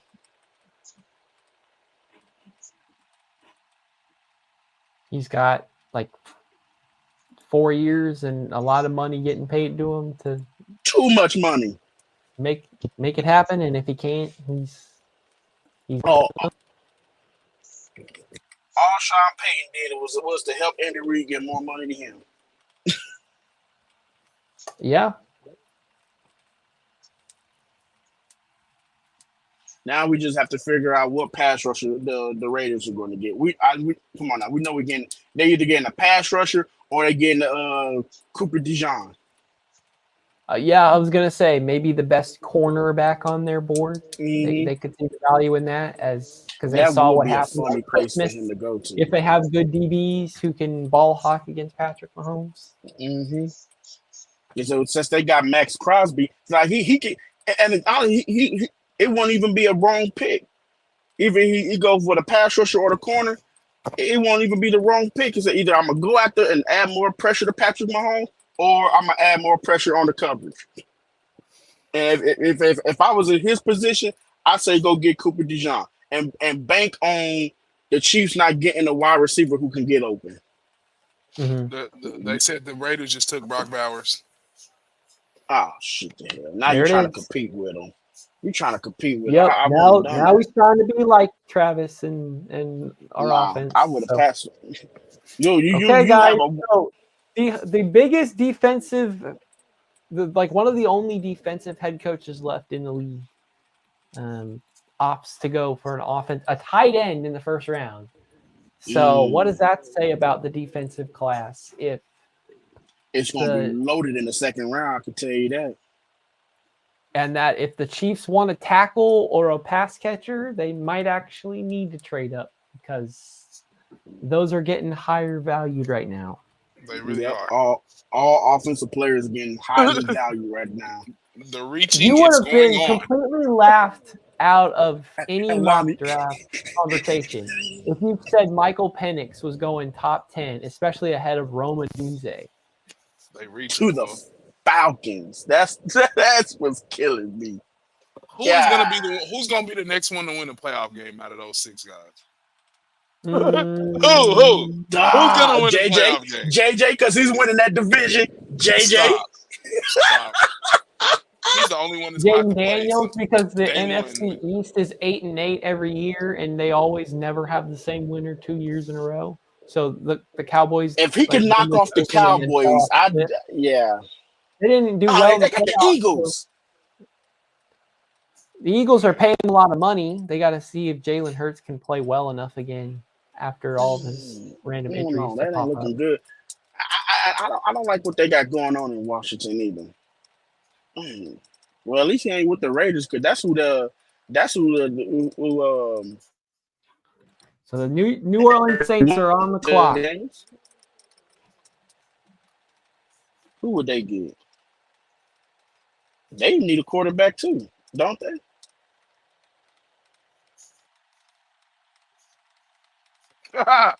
They said about Michael Penix, the GM of the Falcons, he's going to be a star. He's a franchise quarterback. That's the best way to put it.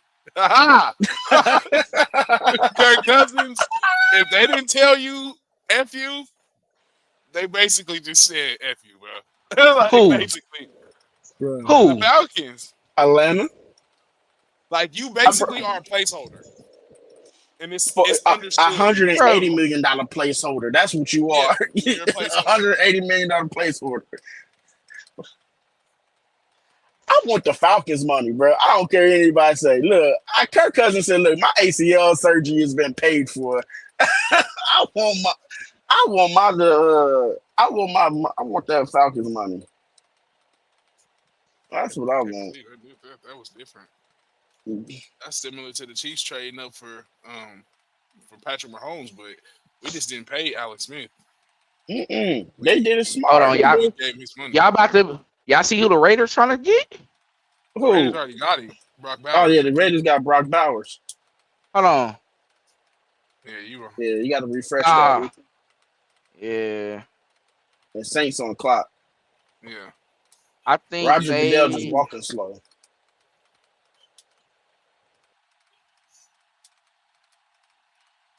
He walking super slow. I don't even think he walking anymore because, man, them picks was flying. Maybe we should just get Jordan Schultz to stand next to the stage and lean into the mic the Raiders. I was just about to say. I see. Nah, I'm gonna let y'all see, but I'm seeing some little stuff about Spencer Rattler right now. Bro, I swear on everything I love, if they put Spencer Rattler in New Orleans, they will be no better than the Carolina Panthers. New Orleans will be no better than the Carolina Panthers. And that is without Bryce Young.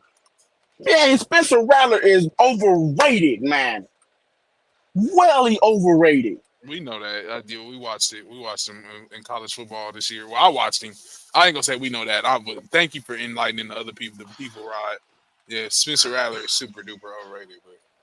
But Bro, I really kind of feel bad for the kid. He was supposed If- to be the next one. He was supposed to be Caleb Williams, no. and Caleb Williams ended up taking his job in the Red River robbery. If anybody don't know nothing about Caleb Williams, go back to the Texas versus Oklahoma. They down like 25 points. And then Got they thrashed. they benched Spencer Rattler. Why And you Caleb on- Williams brought him back and won. You That's on when he was his a neck, freshman. bro. And that's why he went to South Carolina. They said, bro, That's you why. are That's why he transferred. a dumpster fire. Bro, no. You a dumpster fire. It still became a dumpster fire over there. Look, if they get Spencer Y'all talking Rattler, about then I Caleb need to be a Williams quarterback. Huh? Y'all are talking about Caleb Williams still? No, Spencer Rattler. There's word that the New Orleans might be trying to get Spencer Rattler. If they get Spencer Rattler, then I'm Hey, listen. gonna have to get The off Saints. and It go says be the a Saints are quarterback. listening to trade offers at 14. They listen to offers right now, though. Chiefs trying to trade up. Chiefs bet to trade up and get the go and get a top tackle. They said y'all playing too much. Who would the Colts want? Man, What would the man, Colts' no. biggest need be this offseason? I don't The want Colts no will tackle, go after. man. The Colts will probably go after a defensive player. You got Anthony Richardson coming back from injury. They might go after a wide receiver too. I can see them going after a wide receiver. That That makes Does be on the other Brian side of Thomas Michael Jr. Pittman. go this early? Does he go top 15? Yeah, I see that. Bro, he's still on the board though. I thought he was been up out of there, bro. Somebody wants something because there ain't no way they taking calls at 14. I mean, somebody's trying to get up there. Somebody even knocking at the door. So somebody, it's something. 3 minutes in It's right somebody now. we don't. It's somebody we don't see. That somebody else is seeing. Red Beach. Red Beach. Oh, I can see. Where's Indy? Nah. Where's Indy at? I feel like I'm gonna tell y'all, be honest like this. I feel like if we going up to 14 at this point, it's gonna be a reach on a wide receiver or something. That'll be like just totally out of, or a tackle. That'll just be like totally out of pocket. Yeah, I think. Unless it's a defensive player, the first defensive player off the board, I don't see why we're trading up to 14. Because it's not the draft exit. Please don't let it be the draft Xavier Worthy or one of these other wide receivers that just should not be going at 14. Or it might be Buffalo that might be trying to trade up to try to get a wide receiver. I can see Buffalo trying to trade up to get Brian Thomas because they lost Diggs.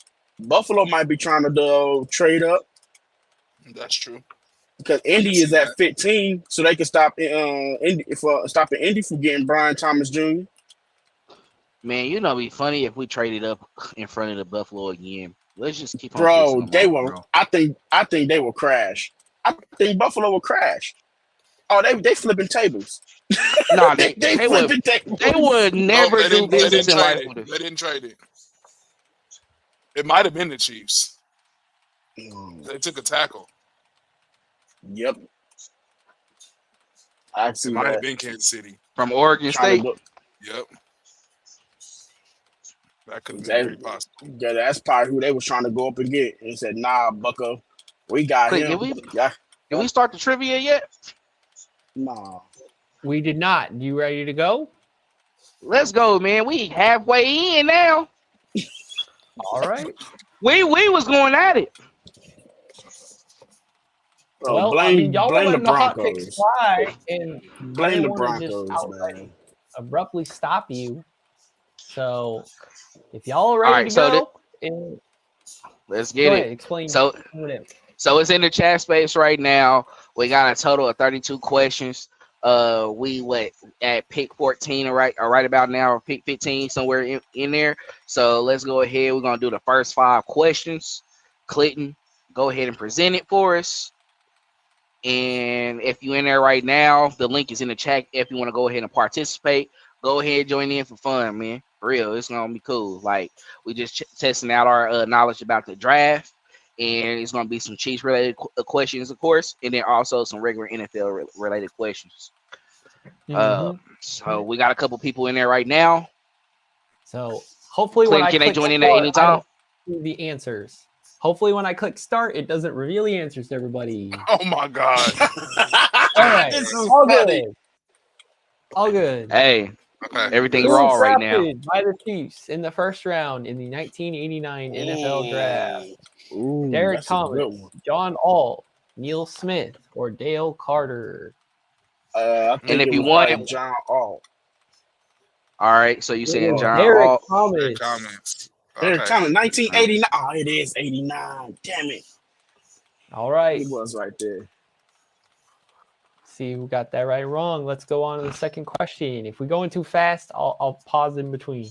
Who was drafted in the first round in the 2013 NFL Draft? Eric Fisher, Travis Kelce, Justin Houston, or Don Tarico? Eric Fisher. Okay, Eric Fisher. Is that Eric Fisher? He was 1-1. 13. Nah, That's bro. when I Andy don't Reid think so. got there. Hey, I know Travis is a 3rd round pick, bro. It is Eric Fisher. Oh, yeah. Money. All right, third question. Who was drafted by the Chiefs in the 3rd round, 63rd overall pick in the 2013 NFL Draft? Nile I think that Davis, was Travis Kelce. Kelce, Chris Conley, or Justin Houston? I think that right there might have been Travis Kelce. Right, yeah. It is Travis Kelce. That is 3 questions in. We And watch the pick football is out in. here. It is official. New Orleans take the tackle out of Oregon State. The Indianapolis Colts are on the clock at pick 15. Bro, they finna get Brian Thomas. There's no defensive players getting drafted in the first round. All right, let's go ahead and do pick 4, and then we'll figure out how many more we want to do. All right. Who was drafted in the 2nd round, 37th I know this one. overall I pick, ain't gonna say nothing. I know this one. 2016 NFL Draft? Tyreek Hill, Tavari Russell, Chris Jones, or DJ White? I know this one because this is the pick they traded out of the first round for because the Broncos took their favorite quarterback. Thank God. Chris Jones. Oh my God. Jones, thank you for joining us. Patrick Mahomes joins us instead. Man, Chris Jones, boy, that was like the littest 2nd round pick Boy, being walked out to the stage. it was. Dude looked a lot smaller than he is on the field. Who was that? What's this say? Who was the drafted in the 5th round? Let's do 160. Oh, it's one more Tyreek. question.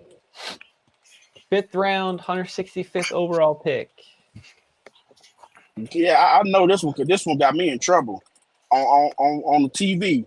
I sit there saying, ain't no way that this dude is from Kansas. Somebody's website got the information messed up. Dude is from Florida. Not Florida. Yeah, Florida. I think he's from Georgia, bro. He is from Georgia. He's from Well, Georgia, He was but drafted Georgia. by he the loves Chiefs Georgia. in the first Georgia. round in the 2017 NFL Draft. Chris Jones, Patrick Mahomes, Tyreek Hill, or the traded the pick away. It got to be Patty. Bruh. We already figured those other two out. Nah, we traded the pick away, bro. Nah, 2017. That was the Patrick Mahomes choice. Who was drafted by the Chiefs in the first round in the 2018 draft? Traded the pick away. D Ford, Kareem Hunt. Wow, Clint, you got jokes right. No, was it 18 that he got there? Nope, it wasn't 18. They traded that one away because I remember D4 was 2014. They traded that one correct. away. He was traded away. Who was traded to the Chiefs with their first round selection in the 2019 NFL Draft? Jeremy Maclin, Frank Clark, Randall Brown Jr. Or trick question. This is another Mahomes draft pick. We already know because it's my dog. This is my dog. My dog. Frankie. The Frank shark. Clark. Who The was shark. drafted by the Chiefs 21st overall in the 2022 NFL Draft? Trent McDuffie, Marcus Peters, George Karlaftis, or Clyde Edwards-Helaire? Sure it wasn't Marcus the goat. Peters. The baby goat. The bat. The goat. It is Trent McDuffie. Who is the 30th overall pick in the 2022 NFL Draft? Felix traded the pick away. Sky Moore or George Karlaftis? The Greek bag. I think we good at tier right here after this one, Clinton. Oh, He did George Karlaftis. And who is the first round pick of last year's NFL Draft? Travis Kelce, Trent McDuffie traded the pick away, or Felix? My brother from another mother. The Kahuna. The Kahuna. What, bro? Oh man, we having fun, aren't we? All right, couple more of these, and then we'll be done for a bit. Who was drafted in the second round in 2013? Rashee Rice, Sky Moore, Chamari Connor, or George Karlaftis? You gotta be Rashee. 2023. That was Rashee. Rodney's got bars, and he is correct. It is Rashee Rice. Well, I said at first you said 2013. I had to look up like, oh. Who was drafted by the Chiefs in the second round, 54th overall pick in the 22 NFL Draft? Rashee Rice traded for Kadarius Toney, Sky Moore, or Creed Humphrey? Ooh, second 50. That's Creed. 54 Creed. Ooh, actually, no, Sky. That was my disappointment. Sky Moore, actually. Creed was 62. Who was drafted right after him as the 62nd overall pick in that same year's draft? Nick Bolton, Brian Cook, Rashee Rice, or Sky Moore?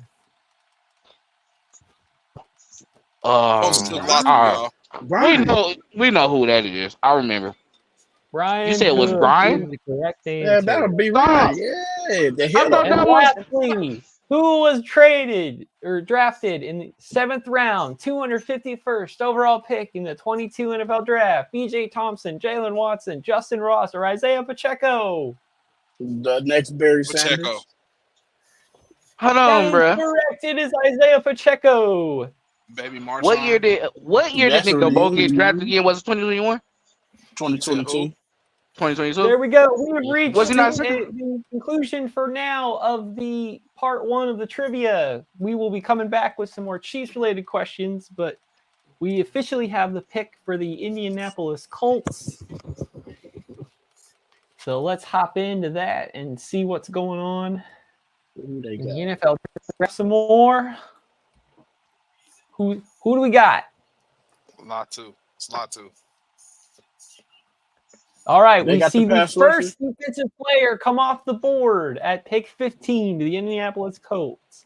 Latu, the first defensive end taken. Arguably, I don't think anybody's consensus number 1 defensive end, if I'm not mistaken. I'm pretty sure it was Dallas Turner. It's kind of the first one gone every single draft. Well, the Colts needed that to stop C.J. Stroud. Man, you know how long C.J. Stroud be sitting in the pocket?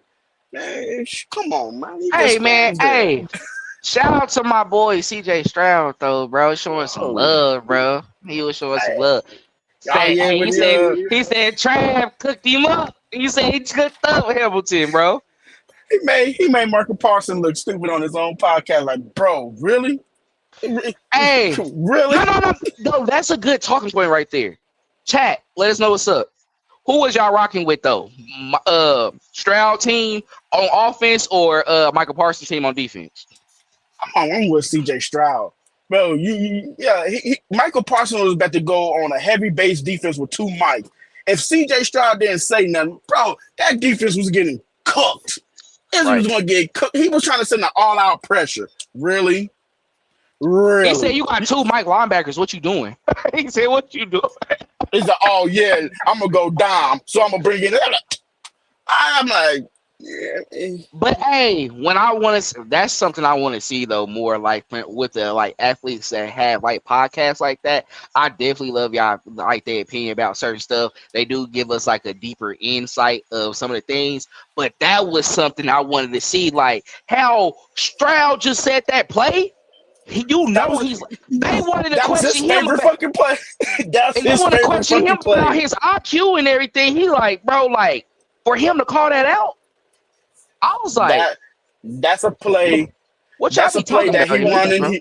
That's a play that he run in Houston, but I think he messed up by saying when he gave the X option, the X alert. And he said, "Oh man, my X is alert." He said, "Man, you didn't say it." I said, "Yeah, you did." I said, "I think you messed up by doing that. I know that's out of habit, but I think you might have messed up. I think you might want to change that next year." Bro, everybody saw that. So if I see you come up and do this, oh, he just changed his route. Nah. And Ray just said this where he's like, "You're not gonna go nickel or dime." He literally asked him like, "You're not gonna go nickel and dime." He had it set up. You said so. They met in the middle. He was like, Stroud at first. He was like, "We're going 4-for-1 because you talking about like all out play." He was like, down and he distance. was like, and everything. down and this and everything. And then Marcus Parsons was like, "Nah, 4 and 5." And it was like, "Nah, let's meet in the middle, 4 and 3." So based off what Stroud was running, he did have a guy like I think was like doing a deep post or something like that, deep post out, and then he had somebody like Devontae Adams doing like a quick slant. He's looking to get the yardage to continue the game. You're thinking about just getting that one stop at that moment, and that's how some of those teams who's overly aggressive get beat because you're not thinking of the overall impact of what's going on. But I say that you say that to say this though. Somebody who has made a masterclass of sending the all-out pressure. This so happens to be your defensive coordinator. So somebody who rests on his morals of sending the all-out pressure, and that's how 9 to 10 times out of 10, that's how the Chiefs are beating every team. It's a major key risk, but they're coming all-out pressure. Okay. They're coming all-out pressure every time, Dale. You know it. And we're because it's the last play of the Super Bowl. But Spags, he's smart on when he's sending the pressure though. Like I think that's what we're overlooking at this point. Did you hear what I said at all? Did it go out? No, I hear you. Okay, but I was just making sure. But like with Spags, I think is different because he does have a heavy blitzing rate, right? But he's very tactical on when he do it as well. So like when it's first down and 10, start from there. He rather you play behind the line of scrimmage opposed to like, being in 3rd and 3, 3rd and 4. He's going to be a little bit more smarter in that situation. He's going to be like, I got to play the first down. I can't let them get that. I can't over pursue as well too. But my thing is, if I get your ass at 2nd and 12 and 2nd and 13, I'm coming after you because why not go ahead and go all out, make you uncomfortable, and make it a long 3rd down. Now, if you get yardage on 3rd down and say it's about 5 or 6 yards, 4th and 8, 4th and 7. Bet. I got my front 4 that I'm messing with. Snead and McDuffie, they gonna do what they need to do. We got our other guys as well with Jalen Watson and Williams where they grew. I'm okay. It's been times they got us cover sacks. But then again, Lottie, does he not like that delayed blitz? Yeah. I'm a sender you don't even know. But I'm just saying you don't even know. See, what happened in Miami? Against Miami in Germany. Last play of the game. Understandable. I'm gonna let you talk though. Go ahead. In the Super Bowl, you've seen a lot of just all out pressures, period. Just in key situations. Like Spags rests on his morals, and his morals is blitzing. Like period, point blank. He loves to send extra guys, send guys that you don't see, that you don't think are coming. And you just see it in key situations. McDuffie got a whole bunch of knockdowns this year, even in the Super Bowl, key knockdowns. So like, I think that's why you see a lot of guys just coming with all out pressure in key situations because that's what's winning games. I mean, it's like either you gonna go for the touchdown and y'all gonna score to get a pass interference, or my DB's gonna get the breakup, or we're getting sacked. One of the two. Like there's no more just you dinking and ducking me because I'm playing zone cut. Like no, I'm coming after you. You better make a play, and that's where you usually see Mahomes take a 13-step drop and just let it go. But also, when you look at what Michael Parsons was doing when he said, "Well, I'm finna send a gap blitz," and he said, "That's fine. That's why I have." My running back there for Michael Parsons looking at it as, oh, well, I'm going to send an all-out pressure. But he said, if you send an all-out pressure, you thinking about making this. That's why when you talking about making this one stop. Yeah, it's 4th and 3. You got 2 deep safeties, and it's 4th and 3. but you just sit here and sent a double A guy blitz. Your middle of the field is wide open. So now you just realize you just have Sauce Gardner one-on-one with Devontae Adams on a quick slant, and then you got Kyle Hamilton one-on-one with Travis Kelce on the option route. So now you got two safeties who has to worry about somebody's coming deep over the top, and Travis Kelce with an option route. The minute you send that blitz, I'm either hitting that slant or I'm hitting Travis Kelce. And that's the wrong thing you want to do. And so on top of that, how if let's just say Sauce Gardner hold up Right. and jam up Devontae Adams. Tank Dell is scoring because you have nobody else deep. You got two guys coming deep, man. Your safeties are not covering that. Your safety's not covering that. It's a wrap for you. All right. We've got another selection. We've got this Seattle Seahawks pick defensive tackle Byron Murphy from Texas. So the first defensive tackle off the board before the Illinois defensive tackle, which I think people thought was ranked consensusly higher. So now we might see a run on defensive players. And Cincinnati at pick 18, I think everyone is deathly afraid that that's Brian Thomas's spot. Yeah. If the Chiefs want to trade up for a wide receiver, they need to get ahead of Cincinnati. They're going to have to trade with Jacksonville right now at number 17 if they want to make that happen.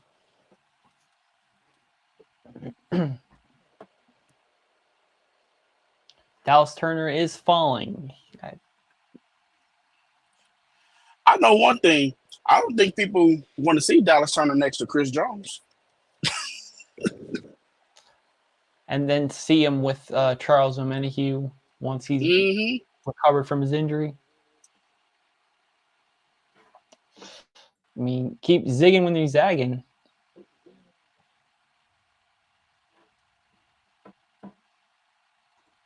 You were muted. This is my take, though. This is my take, though. George Karlaftis, man. Come on, bro. 15 plus sacks. I need it. Oh, he's getting that. He's getting that. If he get 15, do we gotta pay him, yo? Yeah, you don't have to. You got to pay him and Trent.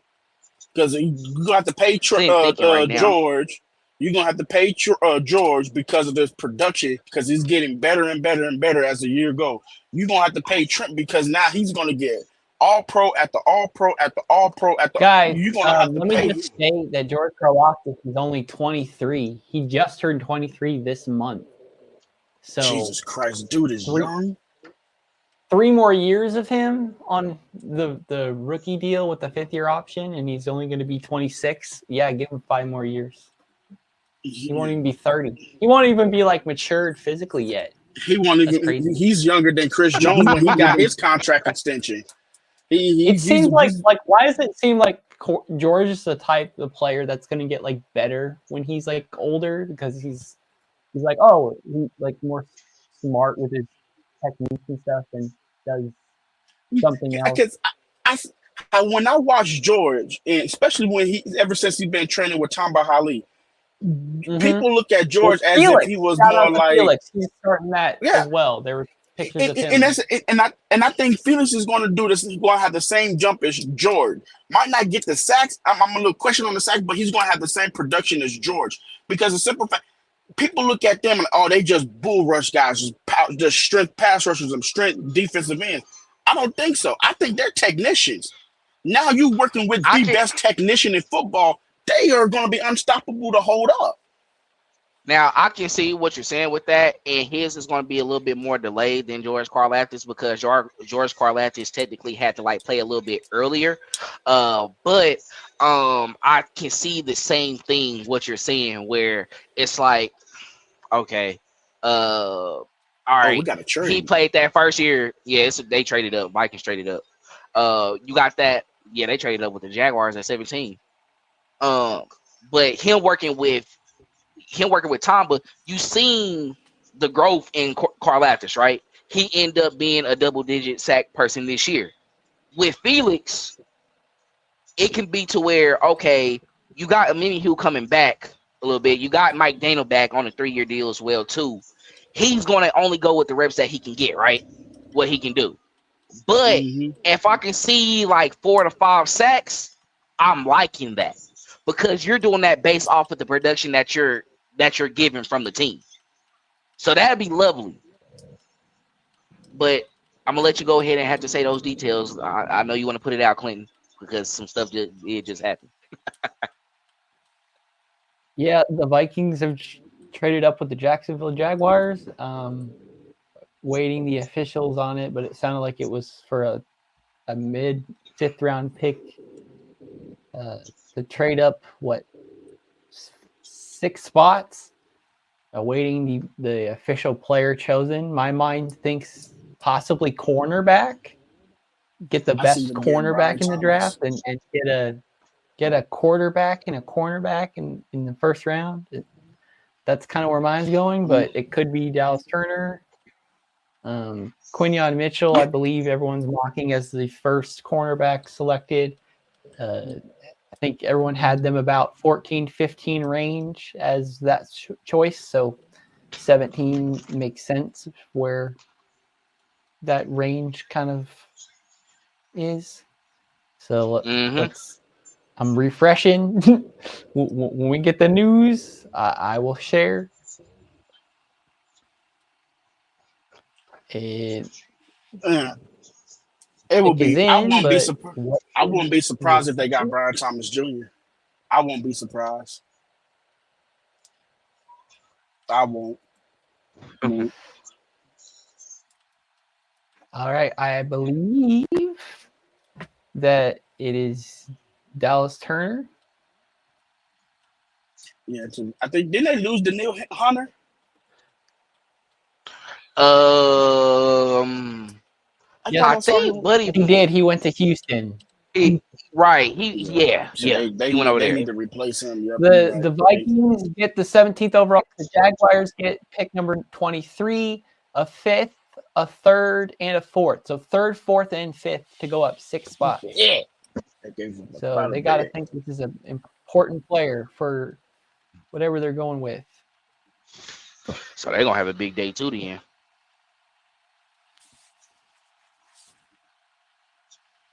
You had a good sack producer, Daniil Hunter. Officially Dallas Turner, Bama edge. So people thought he would be one of the first, like a top 10 pick, arguably mock Atlanta, but Atlanta had different plans about what they were going to do. But now look at Javon versus dropping. That's the last guy that need to go down to these teams, playoff team, especially like a team like Baltimore. That's the last guy I want to see in Baltimore. Javon Verse. Javon Verse. I don't know what last name is. Verse from Florida State. That's the last guy to go to Baltimore or Pittsburgh. Oh my God, Lee. Having him on the other side of TJ Watt. I know we're saying Brian Thomas to Cincy. I know we're basically proclaiming that because we're Chiefs fans. We think of the worst. But you just said it, and Trey Hendrickson is wanting out of they could look for his replacement. So they have a need at both wide receiver and defensive end. And if they think they can get a value wide receiver in the 2nd round, they might take the 2nd best edge and see the value there, knowing that they need depth at it with Trey Hendrickson possibly on the out. And they so adamant and not letting him up as well either. Everybody that want to get traded, they trying to keep him. Bro, these guys want to leave. Y'all gonna have to make business on something. Do something. Y'all don't even be having money to spend. I think a lot of people in Kingdom are assuming a 1st round like wide receiver for the Chiefs, but Brett Veach has a history of trading up within the 2nd round to take one of the available wide receivers he wants left. So honestly, if you don't see a wide receiver taken tonight, you expect us to be back here on Friday within like the first hour and a half of the draft starting, and the Chiefs trading up earlier to take whoever wide receiver they want of the Right. selectable ones. I ain't gonna lie, like I know we have a history, we have a track record, but I'm not gonna lie. I'm gonna go all out and say like I think we still go get a wide receiver. I think this is a time where he's like, okay, let me go ahead and just get somebody. We don't know the punishment for Rashee Rice right now. We know what we dealt with last season, and he has a history of like a position group that has problems. He kind of go ahead and like just overhauling that group and get what he can. So I don't mind him doing that. I don't mind him doing that at all. Now, I think we all probably are doubting Xavier Worthy. Miami, I heard, is heavily interested in him right now. So they might be like, forget it. But I mean, they have two of the we don't fastest know wide what. receivers, and we saw how many points they got, and they were still upset by their output in the playoffs. Because they don't have no protection. If Miami go after Xavier Worthy, bro, you might as well just say that you half your defense is hurt and old. Come on now. No, that You to let me, I think Christian that would be a Wilkins bad walk. pick. Right. All right. So I think the Bengals up on the clock, and their pick is already out.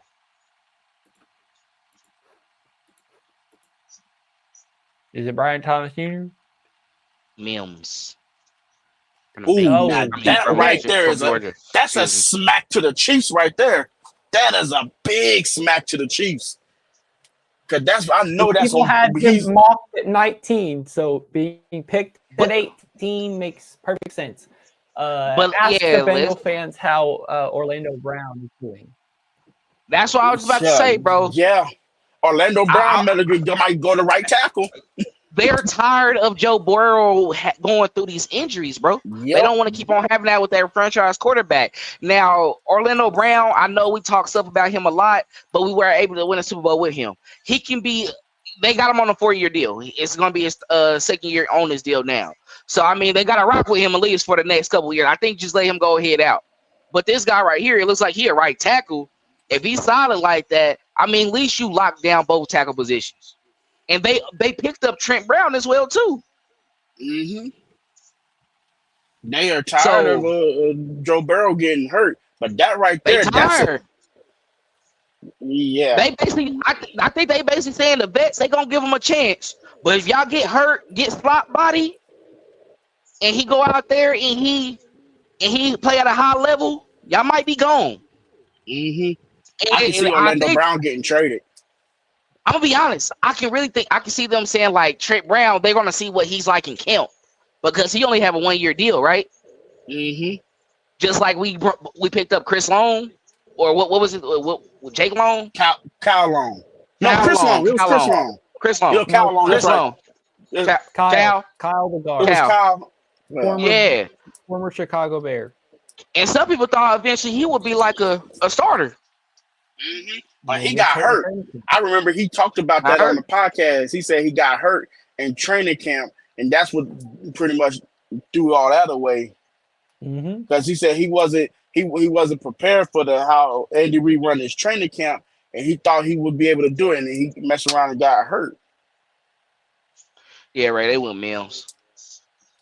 That's a smack to the Chiefs' face right there. Ooh. Oh, that's a smack to the Chiefs' face. But that's right there telling Joe Burrow, Number we trying to 19. protect you. Williams could be interested in some more additional picks later. Hold on. Okay, Cincinnati. Okay. Oh man, y'all got to talking about bum Orlando. Don't call him a bum. And I think this might be the thing too, where you was talking about this dude might be a guard, bro. Ooh. Because they paid Orlando. Well, no, I don't I've think he seen going it. nowhere I no time think soon. Mims is like pure right tackle, the way that like Lucas Niang was here, like where you just have a big guy, and you know that's already Orlando Brown Jr. He's already a Mauler type, and he insists on being left tackle. So I think Mims is like has to be right tackle as well. He has to be. So that's doubling down at Orlando Brown at left tackle. And just saying, hopefully we only have to help the left side instead of helping both left and right side. You don't go get 2 tackles if you got a solid tackle. I don't think they have trust in Trey Brown like that. I'm I don't saying think. we, I think it's Trey Brown more the than. way the Chiefs are going to try to get an offensive tackle. They have at least one good one, and they're paying them $20 million, which doesn't seem like too much right now. Evidently, that's offensive guard money. see, but it's up in the air if he's a good tackle or not. That's why they picking the tackle. I mean, it was a thing that he could play at a high level, but I think with his play this year, people are thinking that may not be a thing for Jawan Taylor, especially when he's on a team that he's spotlighted a lot of the time. So That Jawan Taylor deal looks sweet as hell now. it does. That deal looks sweet. You got all these inside offensive linemen who are getting these deals as more than him, and he's playing a tackle position. We were arguing about if he's going to be a left tackle and everything like that. $32 million. Let alone there's a wide receiver making $32 million. Mm-hmm. I'm just saying, I don't know. I know that Lane Johnson makes more than Jordan Mailata for the Eagles, but they also are paying AJ Brown more than both of those guys. But I'm pretty sure they value Lane Johnson more because of the number they gave him versus the left tackle. So that can be, taken a certain way, I guess. Almost like right tackles are more valuable instead of left tackles because they flipped the script. The thing has always been put the best pass rusher against a left tackle, but now they just flip that anyway. So it's like they've reversed the importance. You got your best pass rusher on the right side because that's the weakest, quote unquote, weakest tackle. Or that's the weakest offensive lineman. So we're gonna put him on that. So it's a quick, easy path to the quarterback. But now you got guys are starting to beef up and really, put value onto the right tackle. And Mitchell Schwartz is gone. Ever since Mitchell Schwartz is retired, now people didn't realize, oh shoot, that right tackle position is very important. I mean, the old adage is that you have to have good on the left tackle because if your left tackle is bad, you get beat every time. It's the fastest way to the quarterback and they don't see it coming. So they have more of a chance of getting hurt. That's why it's a blind side. So now they're flipping that script a little bit and talk about Kyler Murray. He almost benefits from like somebody who's really good on the right side because he favors to the left. Mm-hmm. So, and put this out there too as well, Clint. We had JD on here as well too, Jason Dunn, and he made a good point that a lot of people are not looking out for as well too, and I'm very big on it. People are forgetting now that these pass rushers, they're trying to go to the wicked side as well too. So it's imperative to really have two great tackles on both sides because really what they're going to do now is like, okay, I can't really get over on this guy, but if I can go to the other side and make an impact and beat him a couple times, then I'm fine. So if I got to keep on doing that consistently, because let's be honest, the pass rushing position, I know sometimes it's different, but basically your assignment basically flips on the other side that you get. But at the same time, who can I win a matchup against? So but let's make it hard for you to decide. A la Chris Jones. That's why I was about to say that's why Chris Jones got paid the way he got paid because he's not like a Myles Garrett or Javale Clowney and Max Crosby because they gonna be on the edge. You put them on the inside, they getting locked the hell up. Maybe not Myles Garrett, but Max Crosby and Clowney and all these other pass rushers getting locked up. Chris Jones is primarily a beast in the middle. Put him on the edge. Now you have a problem. Because now he could go inside out. Just like Aaron Donald, who played inside, could also go outside. Max Crosby and the other these edge. That's why it's a difference between an edge rusher and a defensive end. Because that's why Mike Dana is very valuable because he's a guy in a NASCAR package, he's coming inside. But on the base package, he's on the outside. But he has a lot of strength and he can go to the inside. Like, I can push you back, bro. Like, don't worry about you being I'm going to push you back. And one thing I always preach about Chris Jones, his size favor on the left tackle position because sometimes those left tackles or right tackles, they're usually towering over guys. Nah, bro, I'm the same size as you. And I'm And I pushing you could get back. up under And you. guess I what? could When get I up get your under you. quarterback, I'm corralling him like this. So Yeah. when he's on the edge, it's so phenomenal. It's so dominant because it's like it's ugly. I'm not gonna It lie. doesn't look It's as not sexy. cute. It's Like not it sexy. don't look cute like the other ones who finesse pass rushers. Chris Jones is like, bro, what I'm doing on the inside, I'm about to do you worse because you're not used to that. You doing this back kick, and guess what? I'm going to use my power, and guess what, bro? I'm the same size as you, so I'm going Almighty back. unit. Your quarterback think everything cool. Hey, bro, I'm reaching right here. You're right And here. I think that's the coaching of Joe Collins, and to me that's my biggest pushback on when a lot of people is upset about what about the development of Felix, because Felix was just used as a defensive end. I'm sorry, Bucko. This is the Kansas City Chiefs. All the other 31 teams will play you as a defensive end. We playing you as a defensive tackle and a defensive end. Rams Clayton. select Jared Verse, defensive end, Florida State. So They replaced Jared Verse goes to the Rams. Rams choose a they first round replaced pick officially in the first time. that's good. At least he's in the NFC. But They replaced Aaron Donald. they replaced Aaron Donald. But what I'm saying with Joe Collins is teaching Felix to play inside and outside. So if you saw in George rookie year, when they went into a much more in their NASCAR package, but more of a 3-down lineman, he played the nose tackle while Chris Jones was out on the edge. But his job was just to sit there and be a spy and whatnot. Keep his hands up like water polo. Keep your hands up and be a spy while Chris Jones was one-on-one with the tackle. Because Jones uses strength when he's on the edge, but he uses quickness and finesse as a defensive tackle. A lot of people don't realize when you that close to someone, your hands got to be a lot quicker. Like Warren Sapp always, that's why he do all this. Yeah. He does that a lot because your hands have to be a lot quicker. Because a guard can get up on you real quick. On the edge, you got space. So his job is trying to get to a spot a lot quicker. He's not worrying about getting his hands on you until you reach a certain depth. So their priorities is a bit different. So now Chris Jones know how to say, I can use my strength out on the edge, but I'm gonna use my quickness on the inside. So instead of saying, well, why do that with one guy when I could do my whole entire defensive line? Oh, now I have a new position. Y'all got edge rushers or D tackles or DN. Now I got pass rushers. That's the same thing the 49ers had. 49ers had straight defensive ends on that all D line. Straight defensive ends. And you wonder why they got to the quarterback so quickly. They got too much speed on there. Them guys in the interior is not used to speed. And them guys on the outside, on the tackles, are not used to strength. So it was hard to try to cover that. So you have to look at the evolvedness of the defense here. And Joe Collins is bringing that. So in a way, yes, they do need a defensive tackle. They do. Because what's his name?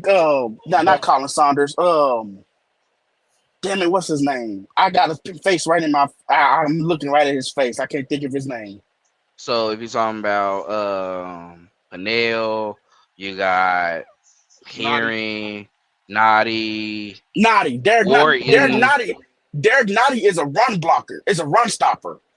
That's why when he was hurt, it was hard for them to stop the run because now they're asking Chris Jones, now, hey, I know we got you rushing the passer, but I need you to focus on stopping the run.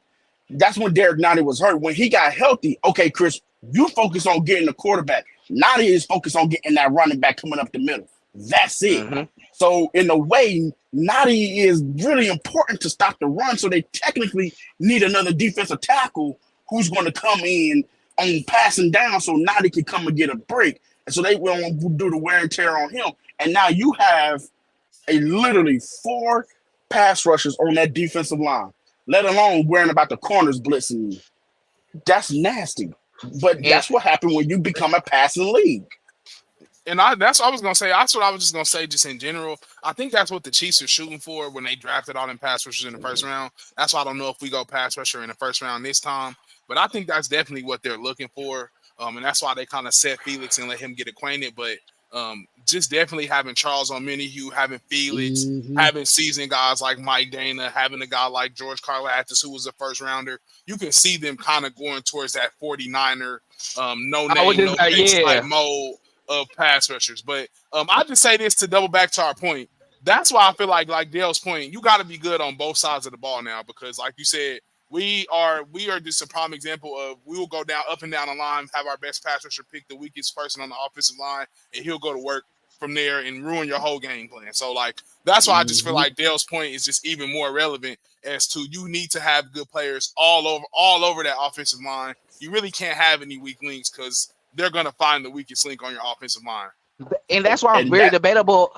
That's why I'm very debatable about like getting defensive tackle, because you did lock up Nadi again. You locked up Peniel again for another year. Then you got Turk Wharton, who's a defensive tackle, but he's very skilled and he can go on the outside if you need to as well. He's very skilled of being a pass rusher in his inside. So us mimicking that 49ers defensive line, it's like we got two solid guys who know how to stop the run. That's what they do best.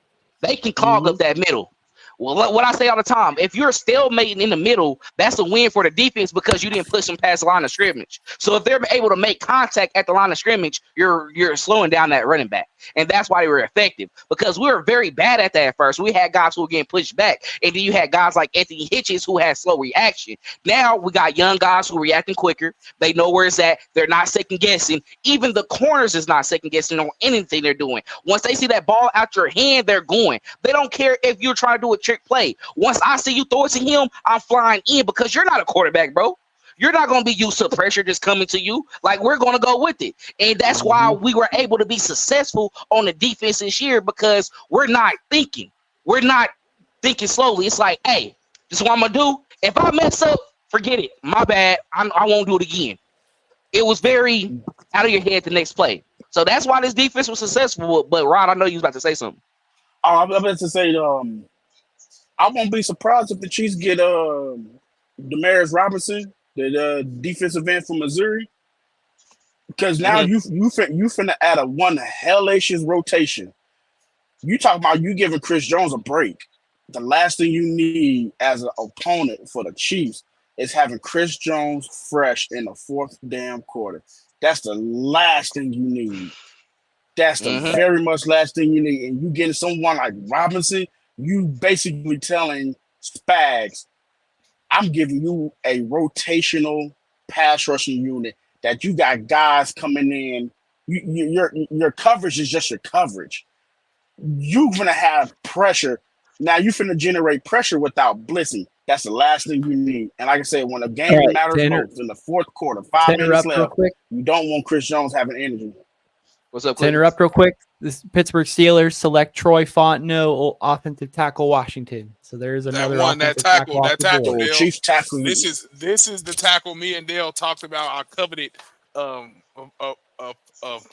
I'm sorry if I'm butchering your name, but super athletic tackle out of Washington. Man, I didn't think he was gonna go first round. He's undersized, but man, you talk about a hell of a tackle. Just athletically wise, built, ready for pass sets. That's the guy. But I just, like you said, I think he is smaller body type too. He might get changed to guard, but he was definitely just one of the most athletic, just built tackles in this draft, bro. For real. Like I had Dale stop everything he was doing. But hold on, but Pittsburgh runs a zone scheme pass protection, especially run a zone scheme running. His athleticism might work well on as a tackle. See, the thing is, though, Rod, they might need somebody to just get upfield. He wasn't good, really, just in running the ball. You know, they had a running game too at Washington. I forget the running back's name that was there. He's gonna probably go in this draft too. He was just hurt, but he just wasn't good as effective in the run game as he was in the pass game. You could tell he was built for pass sets. Only lineman I ever seen with the half jersey, with the courage to roll the half jersey up. I'm like, man. But I guess it would make sense for the Steelers because you do got two quarterbacks who run out of a read option type of offense, right? So, I mean, having that ability to where, I mean, I understand you say he's not probably the best run blocker. He's really built for pass sets. But nowadays in the league, you know, what it is we talked about the zone blocking scheme as well. Really, it's like double team that next guy who's on the outside, get upfield to the next level, and be able to seal that off. That way, we have holes to run through. And really, the goal is to just add yardage in the run game. I mean, I know we like people to break off big ones and everything like that, but what keeps the offense pushing is those 4 to 5 yard carry, 4 to 5 yards runs on those carries, and that's extending the that's lowering the down distance in those second and third down situations. So it might make sense, and I think right now you can tell Tomlin is going all in. And a general manager as well too. It's like, okay, we went out to go get these guys. We feel like Tomlin hasn't had a losing season. He almost had one. It was too close for comfort. It was way too close for comfort. But they end up making the playoffs. Mm-hmm. He found a way. So I think they like, man, let's go ahead and just go all out. Sometimes those type of teams, they need to go ahead and go get a veteran quarterback, but just because of your coaching as well too, it just makes sense. In that, I think like when you have a team that feel like they built at this moment, I mean, we know we have our opinions about Russell Wilson right now, but he was a Super Bowl winner at least before. Yo, I got a hot take. And I just I sat here and looked at it, and I got to turn the camera on for this one. I got a hot take. And it's getting mighty close. Now, last time I was joking, but it's getting mighty close now. Cooper DeJean might end up in Kansas City. If not him, the last thing the NFL wants is to have Nate Wiggins with the Chiefs. With that speed, you just found a L'Jarius Sneed replacement and don't even have to develop it. You do not want Jamar Chase getting locked down with that type of speed. By who again? Nate Wiggins from Clemson. Dude he has the same exact speed. If you look at football speed, not just straight line track speed, football speed, he's keeping up and locking down Xavier Worthy. He's locking down Xavier Worthy. And that's the last thing you want for a guy who can recognize a route and can pick six it at any given moment. You throw that ball his way, it's a wrap. That's the last thing you want to have for Dave Merritt. You got too many corners, and it's getting way too close to 32. Cooper DeJean is still on the board. Kool-Aid McKinstry still on the board. Nate Wiggins still on the board. You got too many corners who's on the board, and I bet you Steve Spagnuolo and Dave Merritt like, oh, let it go. We might not get our tackle. It's okay. We can make it work. Because you're leaving us with a lot of wide receivers and a lot of defensive players. That's the last thing you need for a team who just won a Super Bowl based off their defense to sit here and deal with. Good God almighty, boy. Thank you, Atlanta, for fucking the whole draft up. Thank you for screwing the whole draft up. So now you're saying it's really potential. It's a high percentage that they can go cornerback now. I can see them going corner or they going Robinson. They might mess around and go defense. You got way too many good defense, and you just not in the 20s. You got way too many good defensive players. You got some defensive players that's supposed to be in the top 10 that might be falling down in the second round. And if they fall down in the second round, that means your wide receivers are falling down even further.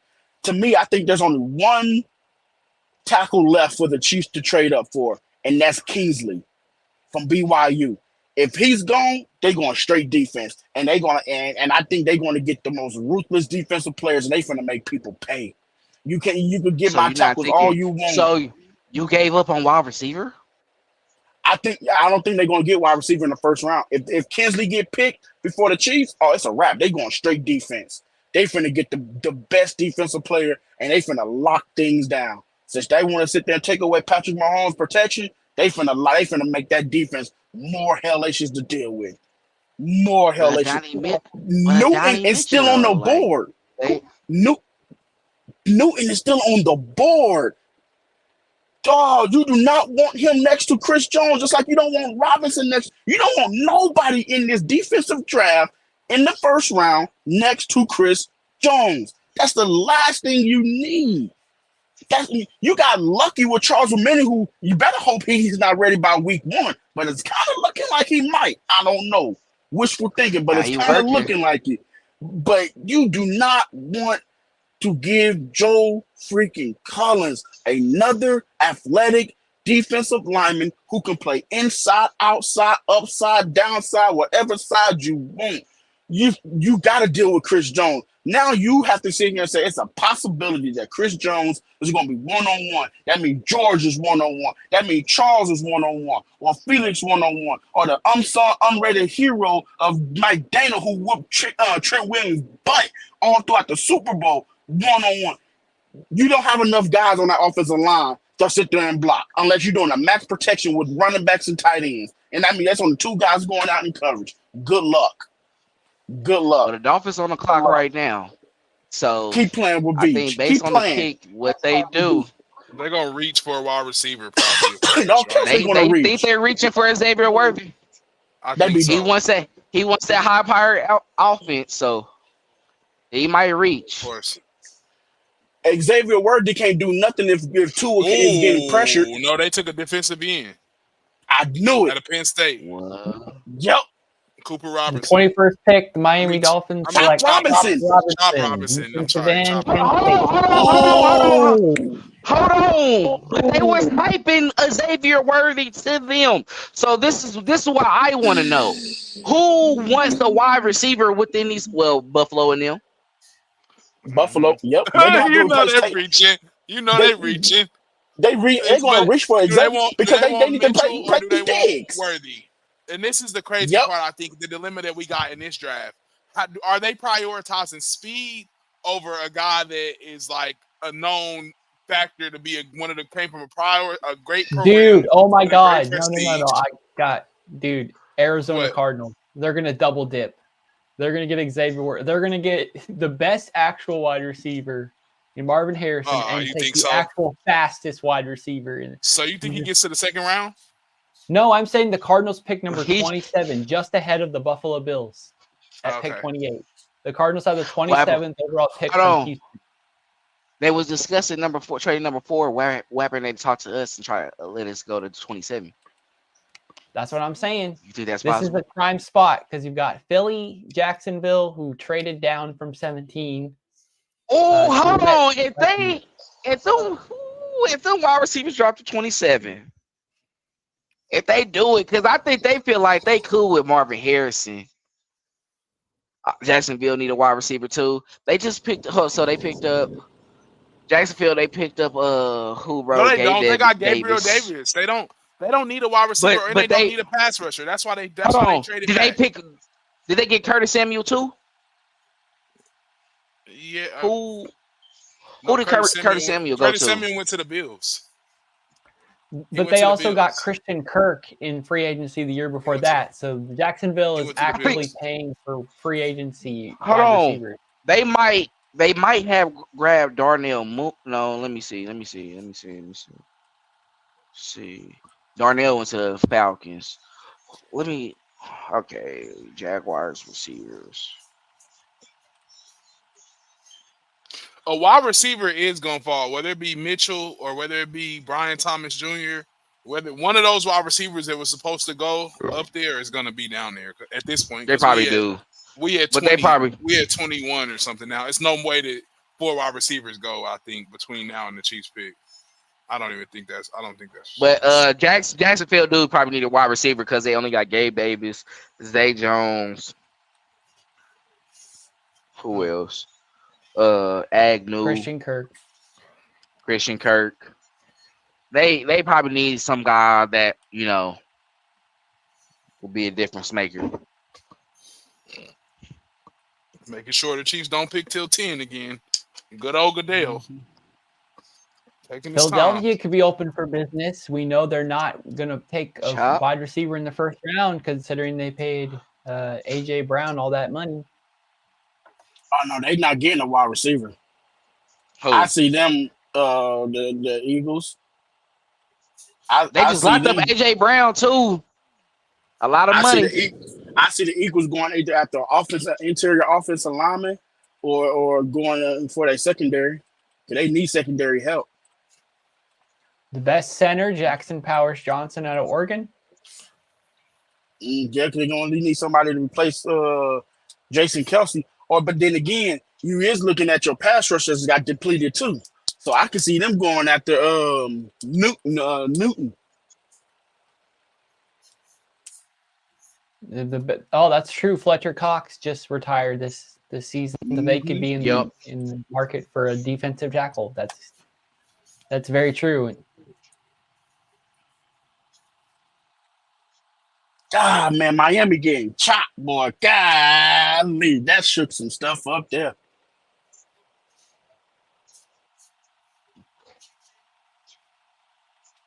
Arizona need defensive help too.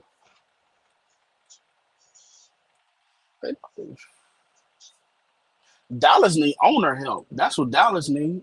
Can they draft a new owner?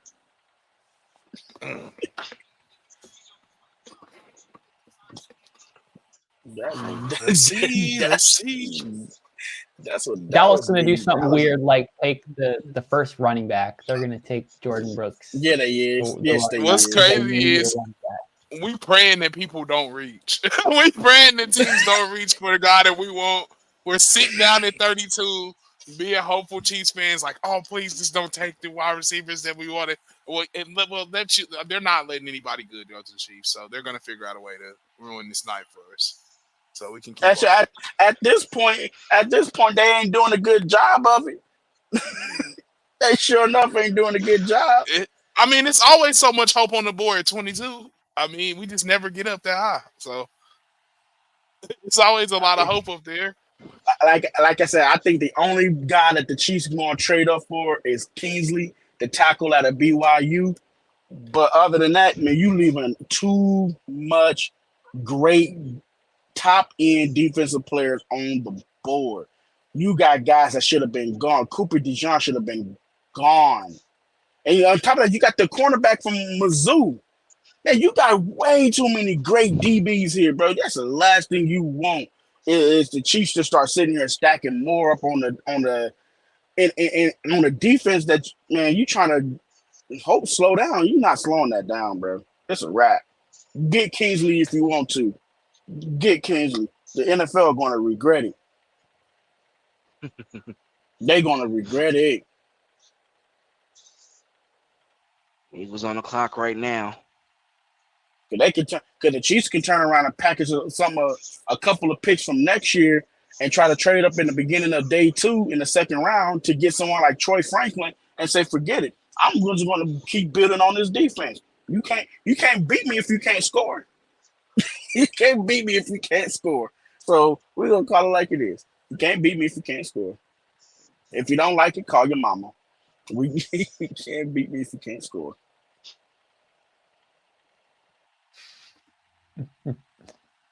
So it's All right, perfect we are time 10 away for picks this away Eagles at this pick. point forward for Chiefs to be on the clock. We are 10 picks away from the Chiefs' current selection.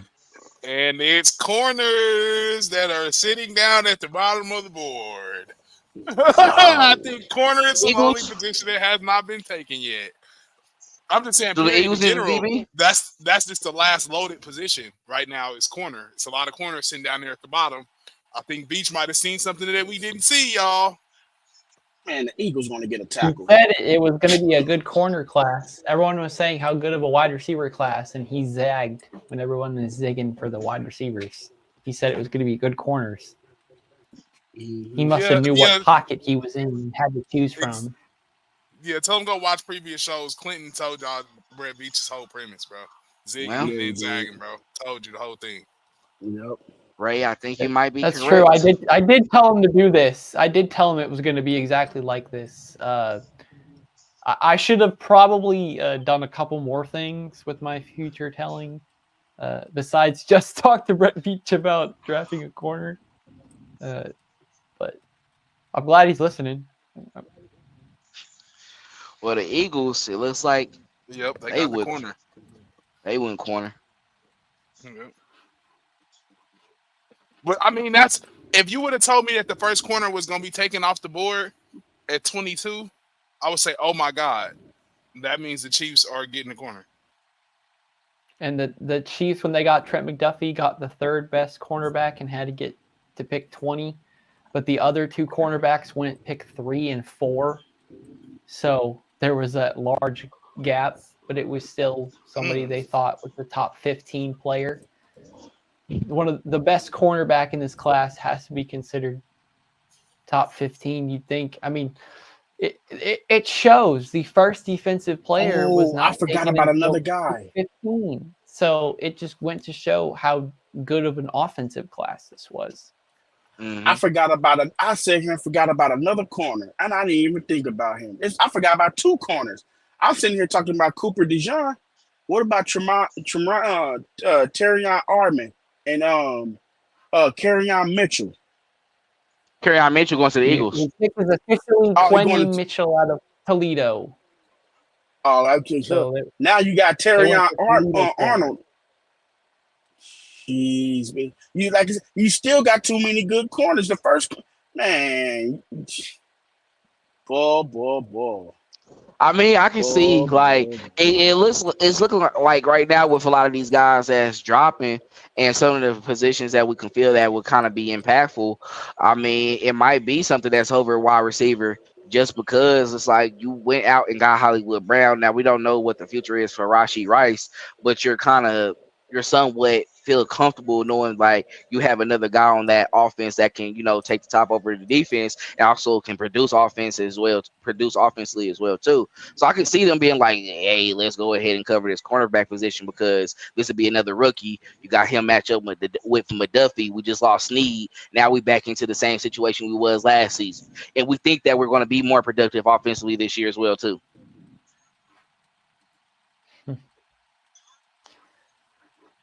Okay, again, we're almost 2/3 way my- through the draft, waiting for the Chiefs selection. So is it My, time that we either finish our quiz or start throwing out some who we think the Chiefs are targeting right now and sit and wait for it to happen? That was kids. I don't know. My mock draft might be looking pretty good with Tyler Johnston.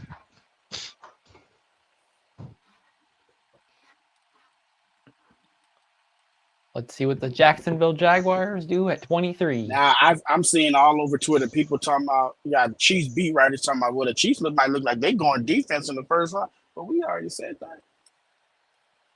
Come on, man. Red Kingdom Media is already on top of that, man. Y'all slow.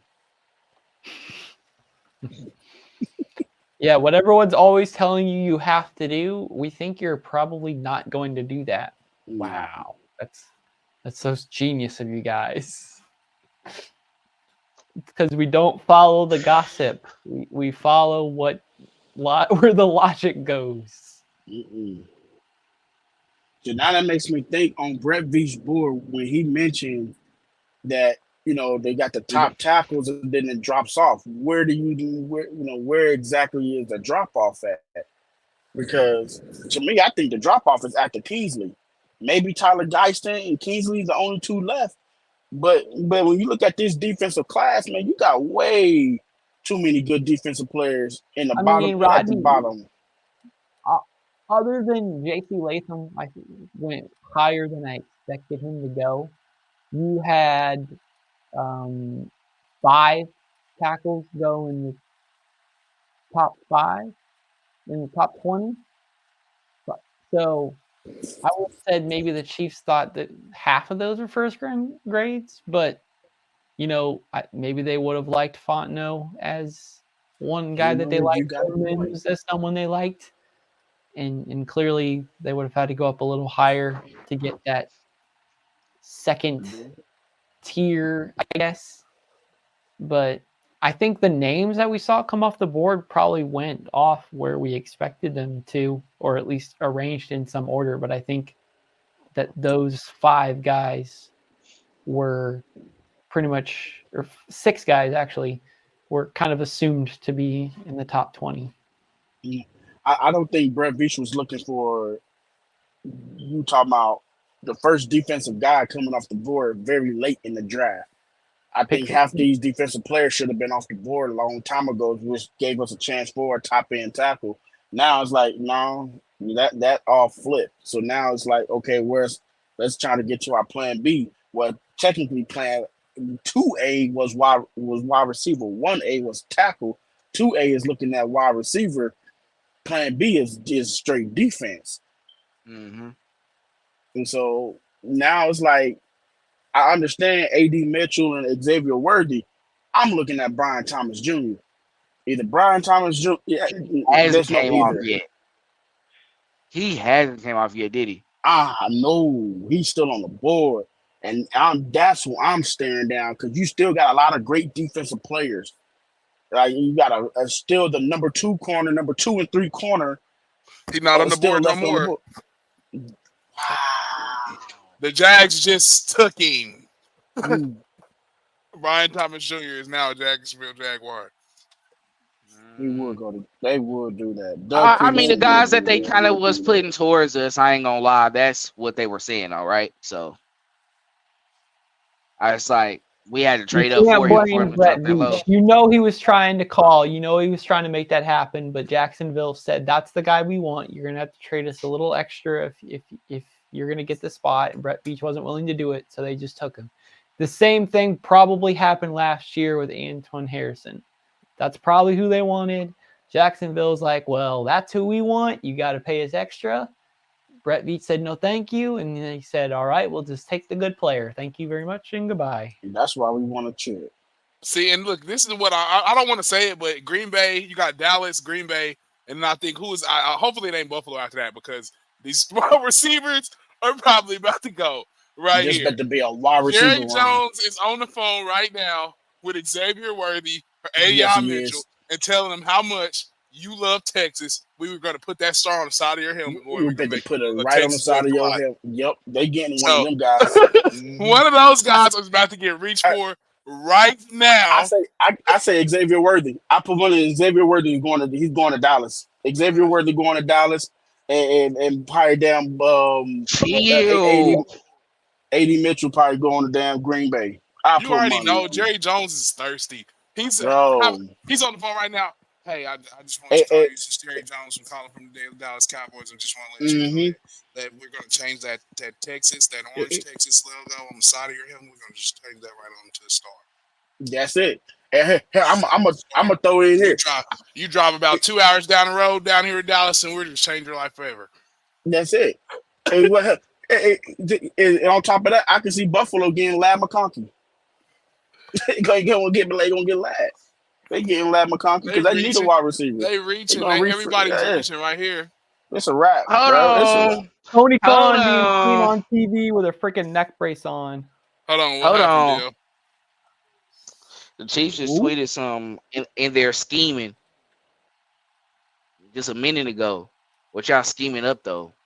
The Chiefs are trying to get up to the 24th pick from the Dallas Cowboys? Hold on. Is Jerry Hold on. What y'all scheming up for, though? Jerry, are you listening? What y'all scheming up for, though? What y'all scheming up, though? We're back up in this. They see something. If Brian Thomas gone, that scared them. They think they need to make a move. Here we go. Choice. Let's see. Who said post that picture? I don't know, dude. Okay. I know. They lost Calvin Ridley, so that makes sense. And Andy Reid like problem players, so he's going up to get AD Mitchell. He like that. we like the damn orphanage or the boys' home, bro. We the Chiefs are the boys' home. We ain't gonna get AD Mitchell. Xavier Worthy didn't have enough problems and issues to deal with. They said we got the best medical staff at the KU hospital. Ask Trey Smith how we deal with his blood clots. We can deal with your diabetes. We're cool. And we even know a doctor in LDT in Canada that's on our payroll. Man, we are good. We get AD Mitchell. I just not thought about that. You get the Kansas City boys home Chiefs is getting AD Mitchell. You don't got enough problems in your life and situations off the field to come here. We got Kadarius Toney. It's getting interesting now. I think they did. I think they did that to get us excited. I don't think probably. Hey, 32. They did that to sit at 32. They just want y'all to turn out TVs on. Yeah, getting We close had is to like do it for fun, bro. He's We had to scheming do to it for trade. fun, though. He's scheming for the trade back, and he just make y'all mad. Like, yeah, I'm scheming. We're out of the trading back. first round. How about that?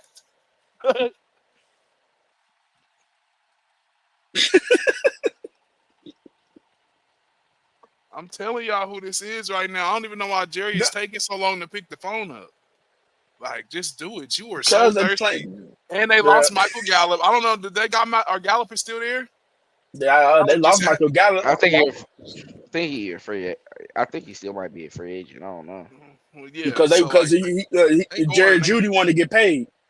yeah, Look, Odell on social media being childish. Somebody said on the note, day 41 of asking the Chiefs to sign OBJ, he gonna hit LOL. He said, "Is this a yes?" He said, "It ain't a no. I don't make the calls, boss. I make God's time is impeccable, bro. we don't want you. Stop. Bro, stop. Like, Hold on. I Hold on, honey. What are you talking? you want him? Because I'm gonna be honest, like if he's cheap, bro, I'm not gonna lie. I would take Odell any day. Don't Did you forget, see bro was what about Joshua to cook in the Williams Super Bowl. did to him? That's cool. No, But that's did you see? No, that's our did you see what DBs the though. third quarterback on our roster did to him? That's unacceptable. Like, no, dude. Like, in a playoff game, I don't give a like no. Like zero coverage. Like they were zero blitzing, leaving you like letting you run down the sideline with our third corner on our team. What if AD Mitchell and Xavier Worthy in the same house? Like, bro, they trying to figure out which one of us is going to go. Paper, rock, scissors, this out. No, they're not. The Chiefs probably trading up and saying, "Look, Xavier, Mahomes is already down there, so you just go on down across the street over there and go train with Mahomes. He's at TCU, so leave your Longhorn gear in the locker room, please. We I don't don't know want no what's Jerry smoke." taking so long for, bro. Like you only had two people. You act like you didn't see, you didn't watch nothing going on in Texas. You just had your eyes closed. Because Jerry Jones said he don't got no signal out there on his yacht in the Pacific Ocean. The signal is bad out there. Man, come on, then go ahead and reach right here, Jerry. What if he take a tackle? Because Tyron Smith is up there in age. And I don't think they signed. Did they sign him? I don't know. I know that. I know Well, he always got his spot. He's an anchor. but I can see them getting a tackle to go on the right hand side. We're getting interior help. The way we've been talking this whole time, it's like it's not a tackle draft, and it's all tackles being taken. All of them, bro. All of them. We're gonna be left with the bottom of the barrel. Wanye Morris looking. Wanye Morris right like, now. yes, let's go. Get your money. Wanye Morris is happy right now. Like, bro, you ain't no tackle. Yes. Mm-hmm. He gonna wait. He gonna wait to the second round. He like, that's who y'all bringing in. He said, I heard you bitch about competition. Hey, you got competition too. You sure ain't getting enough from me. All right. So the trade did happen. The Cowboys are trading down from number 24, but the hometown Lions are coming up. You bitch. They getting Cooper. They getting Cooper. They probably getting Cooper. Hold on, Kool-Aid still on the board? Kool-Aid is on the board. Oh. Or they getting Newton. That's the last thing you need to. They don't need nobody more on that defensive line too. You put another pass rusher. So these motherfuckers traded down one spot. I'm sorry, I forgot who was on your team. They traded down one spot, bro. Yeah, they did. No, the Detroit Lions are on the clock. Yeah. Detroit traded Jaguars. up 5 I hate spots. them, bro. They on the clock, and the Cowboys traded to what? The crowd 29. went wild too. They went 5 spots down. 5 spots down. Here, who who Detroit has decided to select? The Well, hometown team. Is it Xavier y'all want it Worthy? now or y'all wanna wait? Okay, Say so it, I Dale. mean, he didn't come off the board right now. So Terriana Arnold. Oh, okay. Ooh, that's cool. bro, I knew they was going to beef up they secondary because that's what cost them their That's playoff cool. win. They secondary, they need secondary help like no business. They was also trying to get That's cool. L'Jarius Sneed. Ray Kuiper Jr. On me. For pick 24, the Detroit Lions gave up a third-round pick and netted a seventh back. So Cowboys go down 5 spots, assuming they still get someone of the same caliber of the position that they want, and then have Why a is third-round everybody pick. above the Chiefs right now, bro? Jerry think he can get his boys at 29? He said he gonna get his boy at 29. I'm gonna get me a Longhorn on 29. Jerry think he can get his Watch him. boy at 29? If the Who? If Chiefs don't Arizona trade up, doesn't take him first, I've been saying 27. Arizona, that means they're not going that way, bro. Unless Nah, Gary's in dude, the they're room double. being too If cocky. Arizona they would double dip. I swear, they would see the Arizona. Oh no, the Chiefs got to trade above Arizona because I think they need a tackle. Hold on, let me see. I think they the one who needs a tackle. And Detroit See. also wanted to get ahead of Green Bay. So in their minds, No, think they Green don't Bay need a is trying to go tackle. They need a defensive too. corner. And they jumped in front of Green Bay, take the one they wanted. So I figured Green Bay would be thirsty and draft a wide receiver, but I guess they got the wide receiver room loaded too. So hey, No, great pun line. Great pun line. And Green you Bay just said need a it. tackle. Green Gonna be Bay thirsty. needs a tackle. you said No, what? Green Bay's gonna be thirsty. They're gonna want drink some Kool-Aid, bro. Green Bay wants some Kool-Aid. Okay. The pun is there. You got to go with it. Alexander is still there, right? Y'all trying to get somebody to pair with him? Yep. Because Patrick Peterson and Buda Baker is up there in age. So I see Baltimore and Buffalo is the only one I can see that can sit here in Dallas. Buffalo, Baltimore, and Dallas is the only three that I see on here that needs a wide receiver. Everybody else needs defensive help.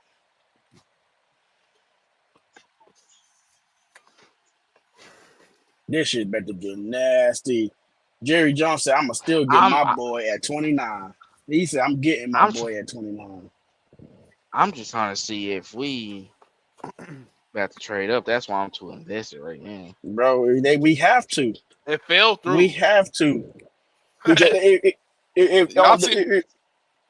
if we need Kinsley, this tackle at a BYU, you're gonna be stuck with either Geiston or the lower end of the guys, which I don't think that's a bad deal, but they just that's not much competition. If you trade up to say you're gonna get Kinsley, because I understand the question of Brett Veach. If I trade up to go get Kinsley, Kinsley has to hands down 100% beat Wanye Morris for that left tackle spot. He has to beat him. There's no ifs, ands, or buts about it. He has to beat him. If he does not beat him, that's a bad pick. And they could have sat back and tried to get Javon Foster or Tyler Geiston in the second round. And they could have traded up to get Xavier Worthy or one of these wide receivers right now. Troy Franklin, one of these guys, not a Keon Coleman, or Lad McConkey. They try to get one of these guys above, Baltimore, Dallas, or Buffalo to try to get this wide receiver. So I think that's the question that they sitting here thinking, like, if I trade up and get a tackle and they can't beat Wanye, what I just wasted for?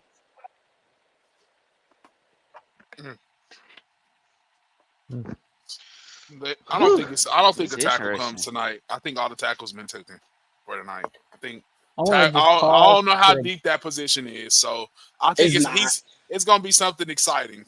I just want to pause for a brief moment and say we've hit the 3-hour mark tonight already, and we're about 2/3 way through the draft. Thank you for everyone who's joined at some point in this We appreciate your viewership, and hopefully you're enjoying what you're seeing. And if you like it, we've got plenty of podcast episodes you can go check out. We'll be back tomorrow after every Chiefs selection.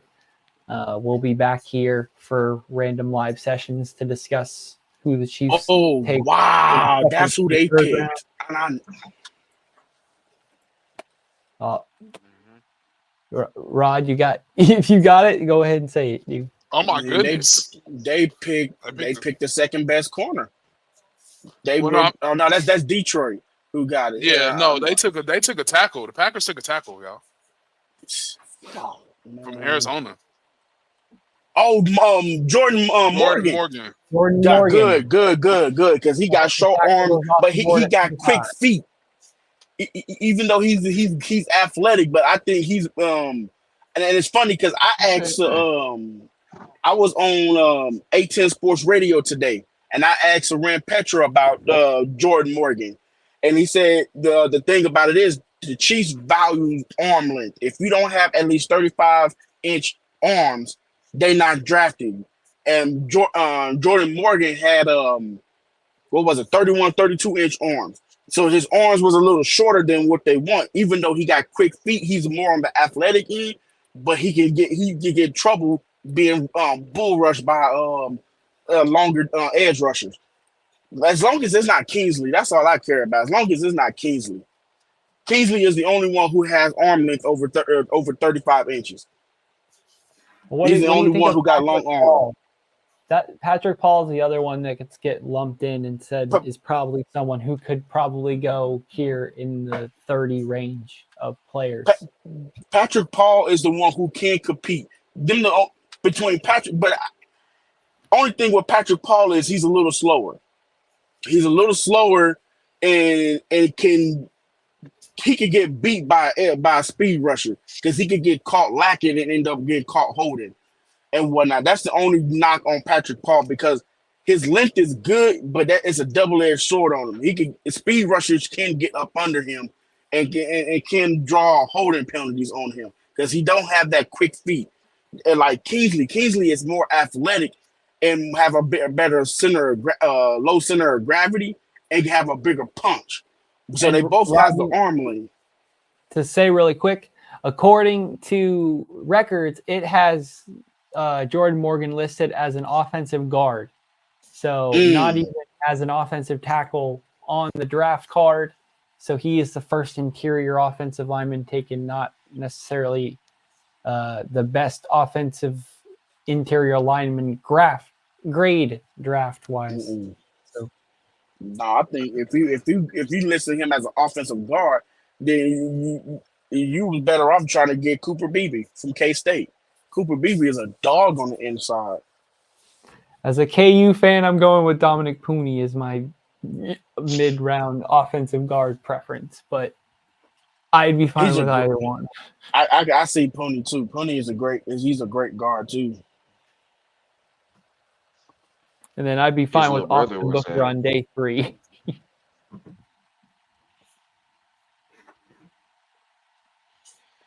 Bro, Chiefs finna get Troy Franklin. Come on. I was just about to list of people that they said that is available for us right now. That was talking. Don't do it, Dale, because you're gonna just hype everybody, and somebody's gonna take somebody we want really bad. I'm just putting it out there, bro. I gotta do my justice to everybody out there. Okay, tell us, Dale. I'm sorry, that's true. Go ahead. Give us the list. All right. Yeah. So they said players left with the Chiefs coming to you. You want to give the Tampa pick real quick, Clinton? Or they picked it already? No, did the they Tampa just on the pick go clock. already? They just on the Nah. Okay. So wide receiver, they got A.D. Mitchell, Troy Franklin, Xavier Worthy, and Lad McConkey. That's what people they've been looking at. Oh, say that again. So A.D. Mitchell, Troy Franklin, Xavier Worthy, and Lad McConkey. And then O-line, we got Graham Barton, Tyler Guyton, and Kingsley. The dude you was saying. I don't want to screw up his last name. D-line. Yeah. D-line, Johnny Newton, Darius Robinson, Marshawn Nealon. Cornerback, Cooper DeJean, Nate Wiggins, and, of course, Kool-Aid McKinstry. Ooh, So that corner list is fucking when you look tempting. at they really can go best available. Like they can really be like whoever we pick, we might just be fine with it. Like we So okay. you got to think because last year they take Felix at pick The 32, Bucks went and offensive you tackle. wonder if they think I mean, not that He's offensive on. tackle. Offensive Hold on, lineman. Clayton, finish your point. you I'm you sorry. think that they had a first round grade on Felix, and considering he didn't play much, which is not what you would have if you had somebody as a first round grade. Like George was clearly a first round grade because he started in most games if he could. So you got to think at this point at pick 32, they want to try to pick a player who they actually think would start and play games immediately and not just be rotational in the first year. Also, Felix had that injury on his wrist as well. So I think that's another reason why he didn't start immediately. So they wanted to say, well, there's not really a rush for him to start because you still need to make sure your wrist is good. If your wrist ain't good, then I mean it's not a rush for you. You just sit back, watch, and develop, and go that way. We could take the slow route with you. It's not that big of a rush. But I think at that moment when they picked him, it's like we could take best available at this moment. Like we won't. I think we could hit either way, which I think they did. Yeah, and I think just in general, I think if whoever's getting picked at 32, this coming into this Chiefs roster is loaded. You're not going to start day one. You don't have to. Mm-mm. You'll be There's a no pressure rotational. for you to start. You'll be a rotational player, whatever it may be, except for at the offensive line position. So I don't think it's no pressure at 32. I say even at the offensive line position, you really even at 32, you have to sit here and show that you can beat Wanye Morris out of that spot. And I think that's what they really questioning. Like, are you good enough to beat Wanye Morris off that spot? If not, then you know what we can see what we could get in the later rounds and go from there and keep developing Wanye. But on top of that, you looking at someone like if you add in Cooper DeJean to this defensive back, boy, you have no pressure. You have no only one I see who's having pressure is Joshua Williams. I see him having pressure because now you got this guy who's pretty much Trent McDuffie 2.0. Or better yet, Nate Wiggins. That's the last guy you want to come in that DB room. Oh no, you don't want that. Right. But go ahead. So we officially have the Bucks taking Graham Barton out of Duke, which is probably who I would have wanted out of some of the names taken if the Chiefs really wanted tackle and wanted the value in that. Graham Duke is a great guard. He could be a great Tooney replacement after he retired. Or Trey Smith if they can't pay Trey Smith. Trey Smith's gonna get paid, bro. And Ian Rappaport saying there's a lot of teams trying to come up too in the 20s. Yep, Arizona on top. Sounds like the perfect marriage. I already said that earlier. I don't know if I've just said it too many times. Wow, man. For it to Why make do y'all sense see that? too. But I think if why the Cardinals get Worthy, Arizona? If the Cardinals double dip on wide receiver, you leaving your defense extremely vulnerable. And Kyler Murray, to me, you putting all the pressure on him to put up points to win boat races. You putting a lot of pressure on him to win boat races. The thing, though, the Cardinals have a defensive head coach. So if you're a defensive head coach, you're like, prove that you can be really good on your side of the ball and need a bunch of draft capital towards your weaker side of the ball that you don't coach, which is offense. So maybe that's what their head coach is thinking, is like overly helping the offense is the perfect way to make our defense look better, because the other side of the ball put up points instead of us having to be perfect to win games. Yeah, that's the thing. They won't be able to stop nobody from putting no points. So they have to continually put no points. And if they don't get him, Buffalo's definitely getting him. He's getting reached for in these next two picks either way, for sure. I think he's off the board in these next two picks. I don't know. I never seen the Cardinals. I don't say the Cardinals for sure because Gannon, he's a defensive head coach. I don't know. He might get his pick here. It's a lot of defensive guys left, and it's not a good corner on Arizona's roster. Newton, guys, So- don't forget that Dershawn Newton is still there. Could you imagine? Yo, I just thought about something. Together? I just thought about something. Oh, I don't know if Buffalo. I don't know if No, Buffalo no. might be going wide receiver. They lost Carlos Hyde and half that defense too.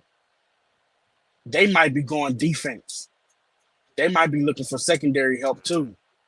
Might. I forgot they lost. They lost half their entire defense, and you talking about all you got is Von Miller, and the only reason he's still there is because of his. They went the only reason. defense. They went defense. Oh. They selected the defensive lineman out of Missouri. The Darius Cardinals, Robinson. Yep. they on my hit list. God. All right, Bro, well, there you go. They I went think the defense. Chiefs really about to go. I think the Chiefs about to go wide receiver. I really think we about to go wide receiver, bro. Buffalo are picking right now. So Dale, and you I know they think about we to kind rip of our fucking assumed that heart out and Dallas put it in wanted the a palm wide of their receiver, head. right? You can see it. Dallas wanted a wide What's receiver up? and thought they could get him at 29. They said they not letting you get him. If they let it, man, because he won't even have to play. And they don't. That'll be just too good for the NFL. Who won't have to play? Worthy, Who won't have to play? I mean, he will have to play, but I'm just saying he'll be able to like ingratiate. He won't be like, they're not gonna just slide him to the wolves. He will be wide receiver 3. He won't have no pressure. He's gonna get beat up. Anywhere else he goes, He's you gonna gonna take 50. You gonna have 50 something catches, and you gonna get bounced around. Like 80 something targets. You're gonna have to be the guy. Well, I just remember 80-something Buffalo targets, lost. They lost like literally 2/3 of their whole entire defense because of their cap situation. So I think they might need defense before they go offense. I think they're gonna need to go defense. To interrupt real quick, I just got to read this quote from Brett Veach because it's pretty much playing out exactly as he's described it. There's a large group of receivers in the first 50 picks that we have great grades on. I think there's another pocket right behind that. That's a positive. I think corner, there's depth middle to later in the draft. O-lineman mentioned in the opener, it's really good early. So there will be a late run on those guys, but it tails off a little bit. Late run. That late So run he's was going- so damn early. He's going to give Mahomes another guy. Okay, yeah, y'all want to see this guy work out with Mahomes in Texas? Here comes the videos. Let me hurry up and do something. What they got you? Your hands about to Bro, start it's sweating. almost midnight over here. They do need to hurry up and do something. I know, that's crazy. We wait till 10 to pick this. Can I be honest with y'all real quick? I'm smacked. You do. You look like it, bro. I'm smacked. You really look like it right now. hot I take hope you is don't. giving I you hope away. you off tomorrow, bro. I hope you off because you're finna have a nasty headache in the morning. I just got a text from the job. They was like, the office closed tomorrow. I got to work from home. I was like, God knew I was too late. He said, hey, bro, you got to stay home. You are gone. It's officially in the books. Darius Robinson, defensive end out of Missouri, goes to Atlanta Cardinals. God, they stole Buffalo my Bills on the pick. clock. They stole my dream defensive pick. And according to Ian Rappaport, Graham Barton is set to be a center in Tampa. So Did they lose a center or something? Jansen? What's up with Jansen, right? Ain't Jansen there? That's a good question. Yes, he is there. Jansen is there. Center with the long hair, flowing hair. Yeah, I think he's still there. Why would they need a center? Unless he's gone. I don't know. Oh, I gotta. It is look into really that. crazy that picks are behind like that. That's really crazy, right? For real. And Bro, keep I'm it G telling Ray. you. We seeing most of this stuff on Twitter too. Like that's all. Right, it is. I'm like, bro, they might as well just shut it off. ESPN might as well shut it off, and they might as well put up the They Twitter gon- feed on the big NFL screen. gonna got to get- get better with that. Now they do. gonna get mad at. They gonna get mad at Jordan Schultz and it's Ari Miro who's doing it as well too. They gonna get on their head. They gonna make sure to control it next year because they did that to us. Because you remember the year before we was chilling. and we was watching it. And then when we was in Kansas City, I'm thinking they gonna text us early. They wasn't Nah. sending nothing. Like, no, we're not doing that. But Y'all missing the draft. my thing about it is that if the NFL don't want people to be Twitter watching and want them to have ESPN and them showcase the picks like going across the stage and all that, then you need to get on the team's media department about posting videos real quick of them talking on the phone with them, and you just need to cut the cameras off. And hey, you don't show. You're gonna have to make the phone call after you make the pick or while the pick I is think being these read dudes are out. calling him. No, I think low it's key they got it's as inside simple. sources that's It's as calling him, simple bro. as we just like we doing this right now. We all got each other's number. It's as simple as texting Rod right now. Let me know when the pick is in, what you hear, and all That's you gotta it. do is everybody got their phone out in the room. It's the draft day. We taking pictures. Oh yeah, we happy, and it's just a simple text. Yeah, they picked this. Who they picked? Yeah, here you go. On top of that, And next thing look, you know, their agents. You gotta look at their agents too. Their agents probably representing half them guys there. So the agent gets the phone call, hey man, we going here. Like, the pick is getting tipped regardless. So I mean, if they want to keep everything on a hush hush until they need to go back like it used to be back in the day, that you make the phone call while you saying the pick, but what they want them to celebrate while not on the phone. That's what they want them to do. They said the Bills are in trade talks to move to 28. So they were already at 28, so they'd be moving out of 28. Well, They probably moving out of 28. They probably moving out of the first round. Y'all broke. Yeah, they broke. Y'all broke. They can't pay for no first round pick. No, I think it might be something that they see in the second round that they might feel like they can get it later. They're not giving nobody no 50-year option in this draft. They broke. They're not giving nobody no 50-year. They probably want to get add on. We didn't even finish it. Dang, I forgot about Leggett. To finish off the why is the draft like so far behind, let's not forget that they also spend like a whole 10 minutes talking to the pick after it's made and what it means to them and all that, instead of just like making it a quick moment and then moving on and focusing on the next thing. They try to show that. They could have did that backstage. Because if I'm not mistaken, you still got to go make the team and everything. Like, there's no. I know, like first rounders, you guaranteed, of course. But I'm saying anybody really after that is really like. Dale, do you I see talks of guys talking about. Hold on, y'all. So let's do this. I mean, we at what, pick 28 right now. Let's go ahead and finish this quiz real quick. Chiefs are trading up to 28. Let's go ahead and finish. Stop. They just traded with the Bills. Oh shit! They getting Newton. Stop. Oh wow. Okay, it's 28. The Chiefs got it. Stop. Come on. Who are they going to get? Who they getting? What? Who you getting? Let's go. Getting Kingsley. She's jumping in front of the Cowboys. You jumped in front of the Cowboys. They getting Worthy. Y'all think they're gonna do it? That means their tackles, their picks on tackles is gone. Y'all think he ran his way into the first round?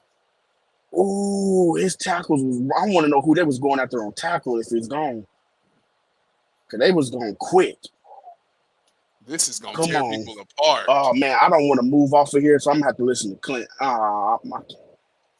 Xavier Worthy. Give me Xavier Worthy. We gave up a 4th. We gave up our 7th. Okay. We gave up our first round selection. So they just moved up.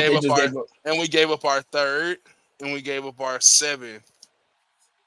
3. So this year 3rd and this year 3, 4, 7, and 7. Woo. That's a lot. Oh man. I'm refreshing as fast as possible. So when I see it, I got a special guest on the phone right now, bro. What's the inside source? Oh my God! I already know who it is. Can I Who say is it? it? They went and got Xavier Worthy, y'all. Let's fucking go. It's official. They went and got Xavier Let's Worthy. go. We Oh, Move that Legion everybody of wanted. fucking Zoom, baby. They went and got him. Legion of The move Zoom that everybody 2.0. wanted. They done bring it back. Oh, they finna run, boy. They better run. Make sure they got the guy that they wanted. Oh, I Xavier told you Worthy, Dallas wide Cowboys should have got a new owner. Guys, I'm not going to Hey! spoil it or anything. I'm not going to spoil Man. it or anything, but maybe perhaps the last question on this quiz may or may not have an answer. That now gets the points to a Kansas City Chief. So if I Brett can manifest Beach it, just then fooled everybody. Oh my God, he made everybody look like a fool. He's a puppet master. He made it sit there, man. He made everybody seem like Pat already on. He said he gave him the sunglasses. It's on and popping in Kansas City. Rasheed Rice gonna sit down for 4 games. It's time. You just got it. You got it. okay. So You Lonnie, got it. I know you stated. That was crazy. I know you Here, stated the offense details, ain't but nothing. The offense is not nothing. Calm down. Y'all was crying. Now you're about to be All right. crying again. So I Jerry know- Jones is hot, right? Three Jerry P's. No, Jones. Lonnie, Jerry Jones is hot. you Right? mentioned the trade compensation. I will officially say the exact numbers. So to go up 4 spots, the Chiefs gave up picks 95 and 221 to the Buffalo Bills in exchange for the 28th pick, also netting the 133rd pick and a 248th pick. So they fell back we still got further in the 32? 7th. We gave up 32. Yeah, 32, 95, and 221 for picks 28, 133, and 248. So the Chiefs gave up a so they third move up to in go the first. get a 4th, and drop further back in the 7th. Hold on, so they got another pick back. No, they swapped. So we swapped in the 7th, and we got a 3rd, And right? swapped That's a what you 3rd and a said. 4th. The Chiefs gave up pick So they trade up 95. twice. So we trade No, number they- 32. The 7th is down. Clinton said it's gonna be we moving down in the Yes, 7th. that is Okay. correct. And the Chiefs gave up pick 95 and netted 133 back. So they got a full round. Oh, so they traded they traded 95 down. They traded Yes. from 95 to 135, and they went up. So they went up and traded down. Okay. Correct. They went up They and gave up a went third down. to have a 4th back. So they still have So- some mid-round. So they really did not lose much of nothing. So you getting close to that. You got out of the 3rd round, but you got 2 4th-round picks now. And You they got showing 2 MBS mid-4th with round the picks. drops. They showing MBS as the big ass drop logo. Bro, this ESPN. receiver That's room not is set to get okay. Like, packed. why are we doing that?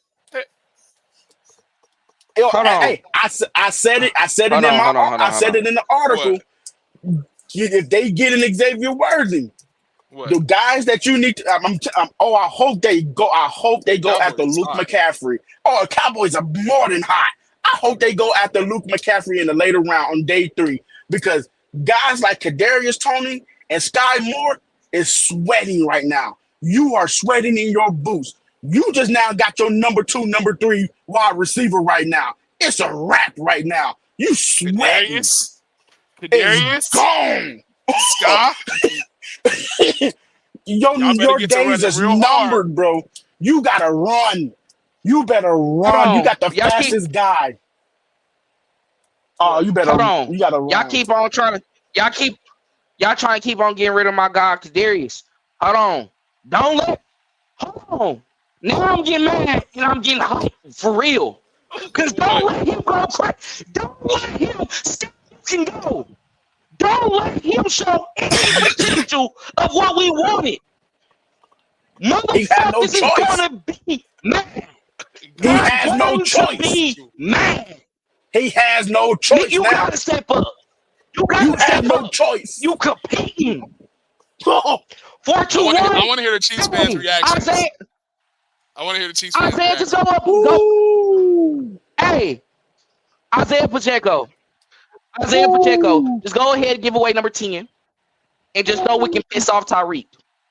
Oh yes! Oh Hold up. yes! Teams are selected right now. So let everyone Yeah, tune in can we to hear it? officially watch the Yeah. Xavier Worthy selection. This is the only pick you will probably hear fans really go crazy for ever. You know how many ads we gonna see of him running that 4-2 until he gets into a Chiefs jersey?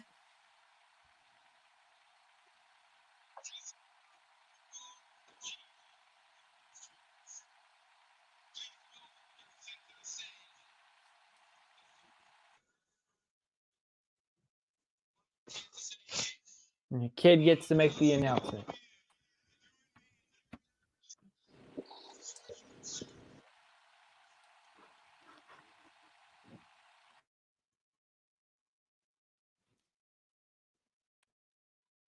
This is That's about to right, be the most sir. talked about thing tomorrow.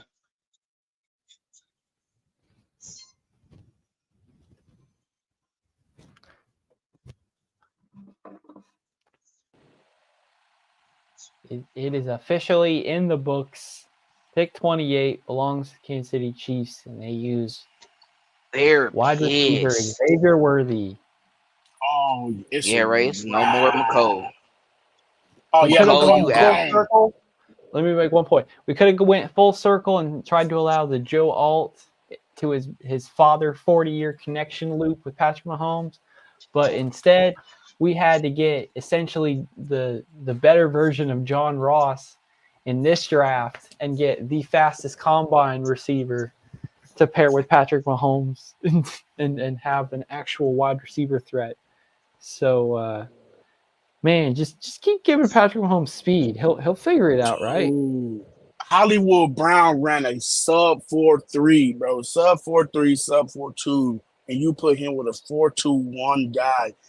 Oh, I hope Mahomes do not throw his arm out of the socket trying to get the ball down here. You finna see if this is going to be the first year. I don't think people understand this.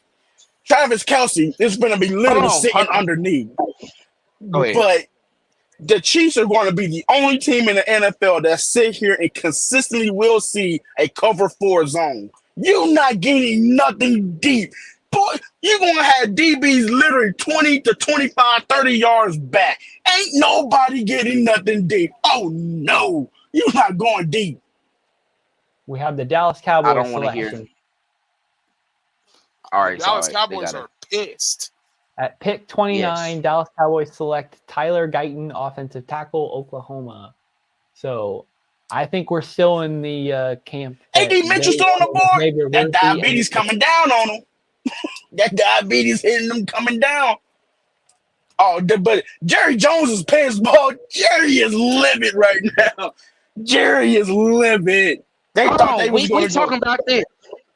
We're talking about this. I told y'all we went this. Juan Yang is starting left tackle. Forget it. Just go ahead and rock with it. Let him grow with Pat. That's all. Go get some debt. Let him grow. I'm telling you, it's going to make sense. Let Juwan stay on the right. That's where he best at. Go ahead and do it. And also, I think that the Chiefs got the defense too out of the too hot shell. Can we talk about that? Like that has been like our kryptonite since we have lost Tyreek Hill. Teams sit back in too hot shell and we can't get them out of it because we have no field stretch or a deep enough threat to really go over the middle. So like I feel like that conversation has been tabled. It has come to an end until we lose our other star pass catcher. But we can table that conversation. We have a field stretcher now. And also a guy that can catch the ball, catch the deep ball downfield. He is a great tracker of the ball. I mentioned it in the article. He got great hands and can catch the ball down the field. But the thing about it is, to piggyback on what Dale said, this is a Jawan Taylor pick. Why? Because he can get the ball out of his hands quick. The quick slants, he's going to get it. And he's gone. Because you're afraid of his speed. So you're going to treat him like Tyreek Hill. If you give Xavier Worthy 10-yard or 5 yards or a 10-yard cushion, Andy Reid is going quick slant and he's coming across.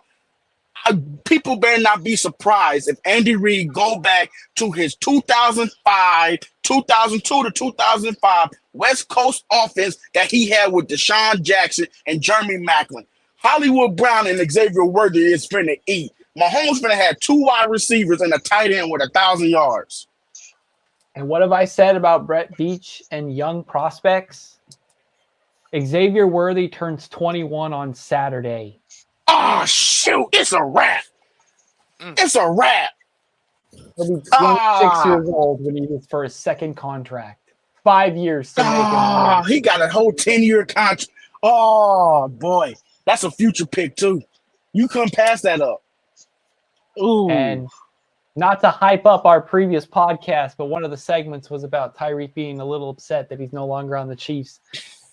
If we have the fastest player in the NFL again, or at least as fast as you can register in the NFL, he ain't making the mistake of leaving this offense again just for the fact of extra money because the NFL. All I'm gonna say is it can be a blessing. All I'm gonna say is because I went on this and I said this on our last pod. It can be a blessing and a curse. We will never, Dale. You can say this too. We will never see another Tyreek Hill. I was about to say that is able to do like this change direction, just like type stuff that he does. Now, Xavier Worthy may be fast, but dynamically wise, I don't want people to go in expecting like Tyreek did stuff that is like Barry Sanders, Dante Hall, like he was like that caliber at a very high. Like this guy's a wide receiver. He's a legit wide receiver. That's it.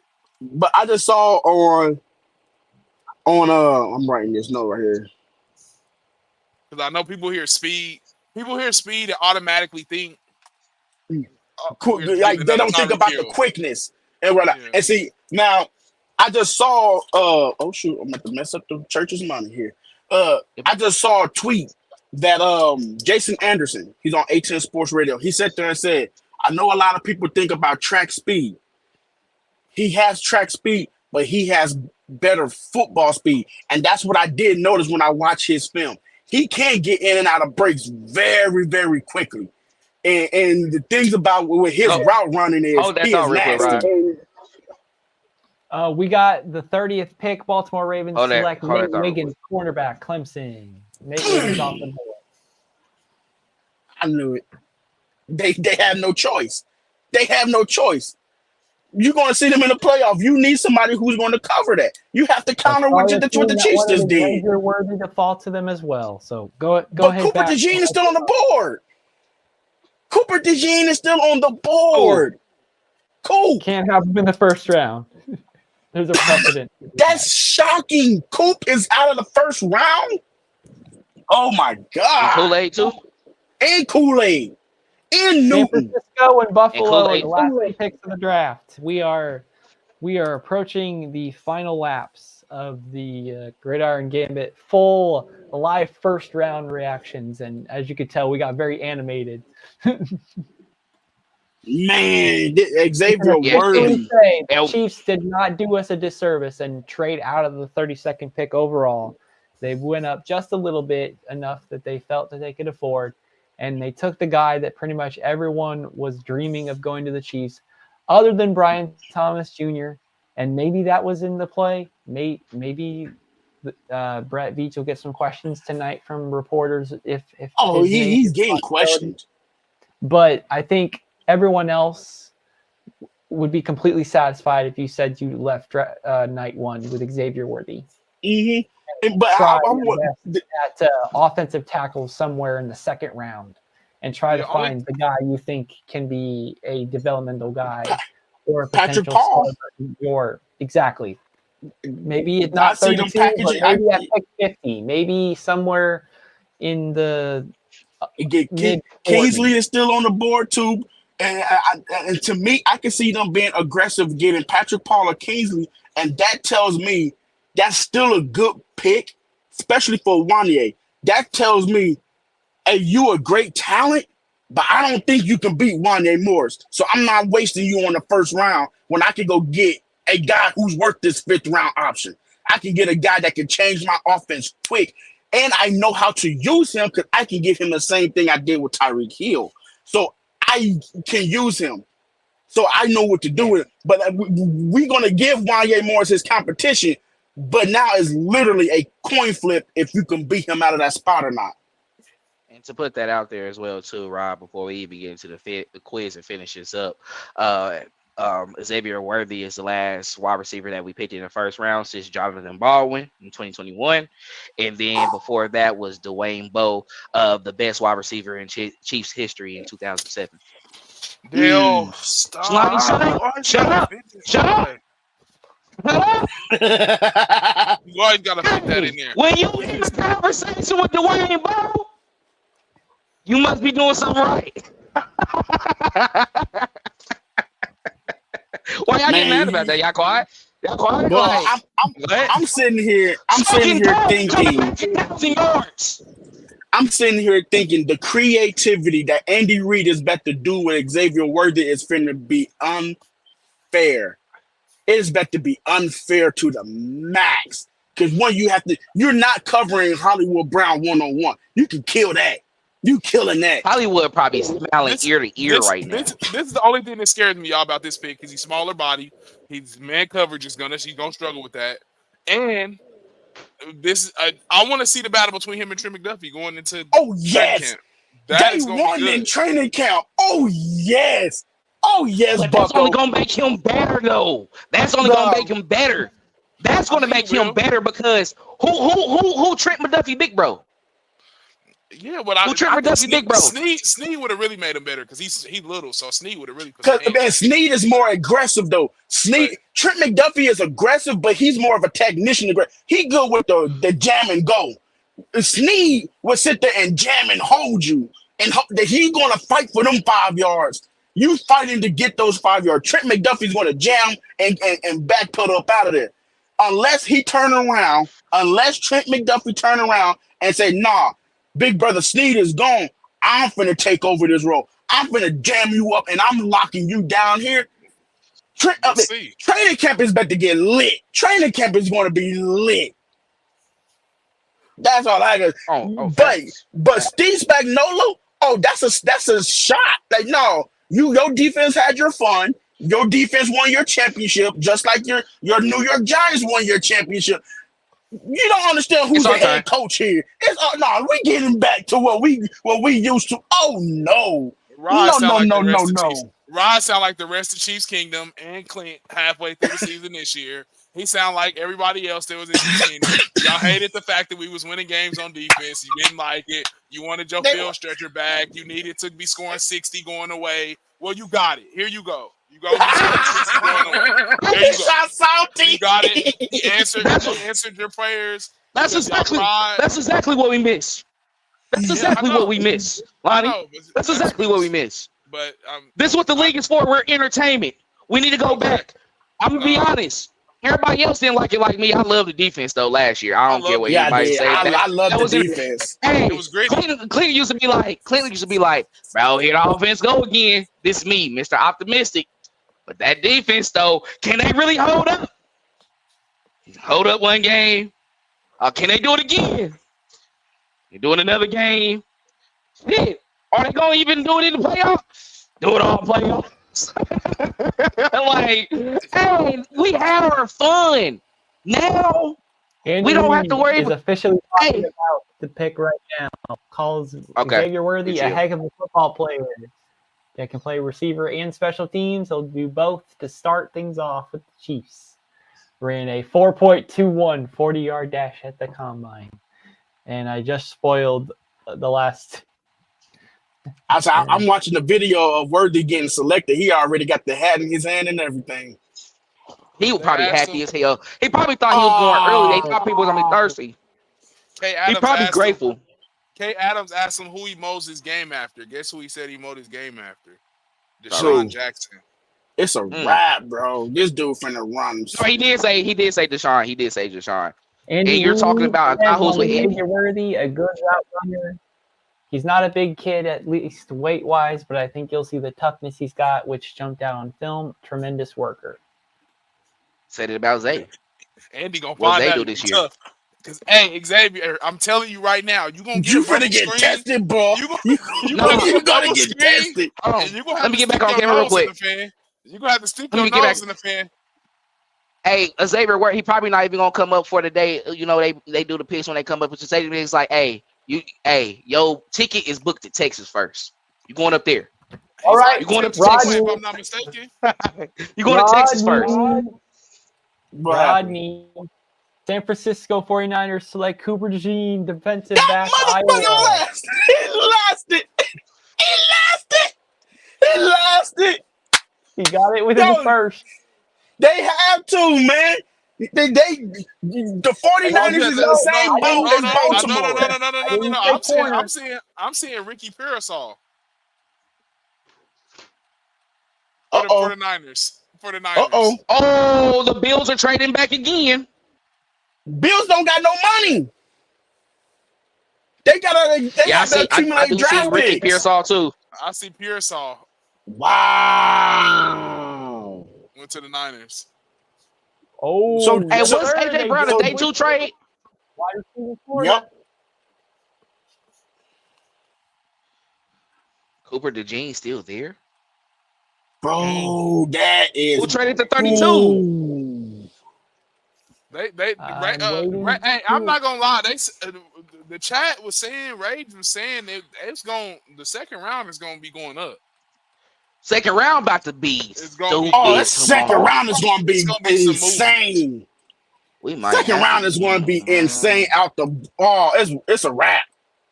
Because Keon Coleman, yep, they got Ricky Parcell. Yep. 49ers 31 got Ricky Parcell. He's it could be because of Brandon Ayuk. Panthers at 32. The Panthers want the last pick of the first round. Yeah, Tillis. Well, at least they got a first round pick. It's not a wide receiver. But so that's saying the Bills got the first second round pick. But that means they're not getting a wide receiver because that means the Bills went to 34. I mean, no, that's New England is at 34. They can still get AD, but AD mentioned to Carolina. I don't know. You gotta see. Do we need another wide receiver? He probably. So the Bills traded right to the start of the third round. Probably they swapped. They moved from 32 to 33. Probably. Bro, y'all should see Creed Humphrey tweet.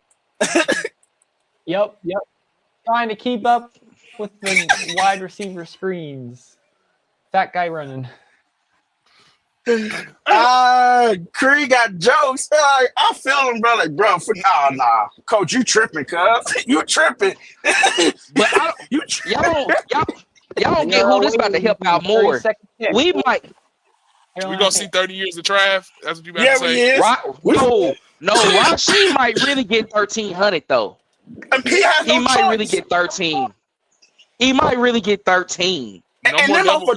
You already killing them. But I think Rasheed might mess around and be number 3. No more. I think he's gonna be number 3. So Odell thirsty though. Odell too thirsty to come. They said Xavier Worthy down there somewhere. The Chiefs players are Drew crazy right now. Gain a 5th from Carolina and gave them a 6th in return in order for Carolina to go up 1 spot and have a first-round selection at 32. Oh my God! I mean, they got out of there. They're not even getting 33 because they don't got no money all the way out of the first round. Oh, they don't have no money for that first-round pick. They have nothing. That's what, and I think this is what Chiefs fans needs to understand. And I really give Brett Veach his kudos for this. This is what happened when the team is in a bad cap salary. They lost all their defense. They lost all their defense and half their offense. And now you're stuck. You stuck looking at all these great defensive players and realize you can't even pay them. You can't draft them because you can't pay them. Now you gotta draft all the way out just so you can pay them. Oh, the Bills are hot right now. They are hot. They went all in for a Super Bowl championship and lost it and can't even get there. Now you sitting there on a rebuild mode out the wahoo. it's a wrap for you. But you know who's really finna get tested? The Chiefs secondary, Dave Merritt. I hope he texts his boys and hope y'all got your track shoes on. Cause buddy, y'all finna be running. You better be running. Now I'm gonna tell you that now. You finna be running. That cover two, Spag's gonna have to come up with something. Cause training camp is gonna be hell for them DBs. Training camp better be hell for them boys. Whoa. Your guy, though. Your Who? guy, Rod, is Xavier Yeah. Leggett. You lying. He's Back to staying At pick Carolina. home. 32. Yep, back to Carolina. He's staying At home. pick I knew it. 32. Talking like that, the only place that's gonna Dang. love you is Carolina. And I just But now maybe that Bryce Young needed that. He needed a big body guy that can get open and really help him out because Jonathan Mingo is just a jump ball guy. He needs somebody that can help him. And Xavier Leggett is that guy. He's staying home. He's just going up the road. So he's not going far. So his family, he said it himself at his pro day, his family can come see his games. So to me, he's still staying home. So Rodney, you were dead on that Xavier Leggett could sneak into the first round. If the Chiefs stayed at 32, maybe that's the choice. But they traded up a couple more spots and got the other Xavier and the faster one. So the Chiefs had the option to try to trade up for Brian Thomas Jr., more of a big body type wide receiver. And they also could have just stayed pat at 32 and get Xavier Leggett, also a big body wide receiver. And instead, they wanted the smaller 170-pound but super quick and fast Xavier Worthy wide receiver instead.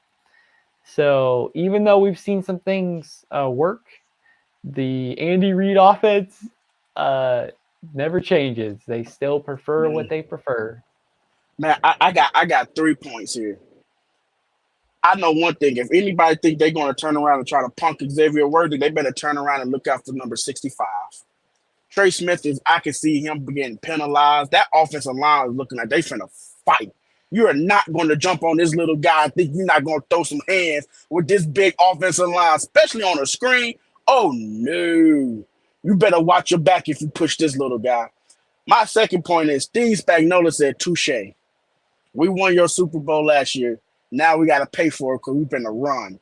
My secondary is back to run. Mahomes going to get this ball out his hand quick. I think Worthy is going to get so many quick slants. All he has to learn is press coverage and leverage. If he learns how to get his release off the line of scrimmage and get open, dude is automatically getting 1,100 yards. Just catch the ball. Just catch the ball. You getting 1,100. I think this is the Chiefs going to break the record for the most passing yards. And we said this, even if they just got one of these guys, and Xavier Worthy wasn't one of these guys on that list, Brian Thomas would have made things a whole lot harder to deal with because of his physicality. But Worthy makes things harder because of coverage-wise. You're not playing man-to-man against them. So you have to go to a zone. And you don't want to have a guy like that and Rashid Rice on zone coverage because he can get to 0 to 100 real quick. So to me, I'm excited to see what they're going to do later on in the draft.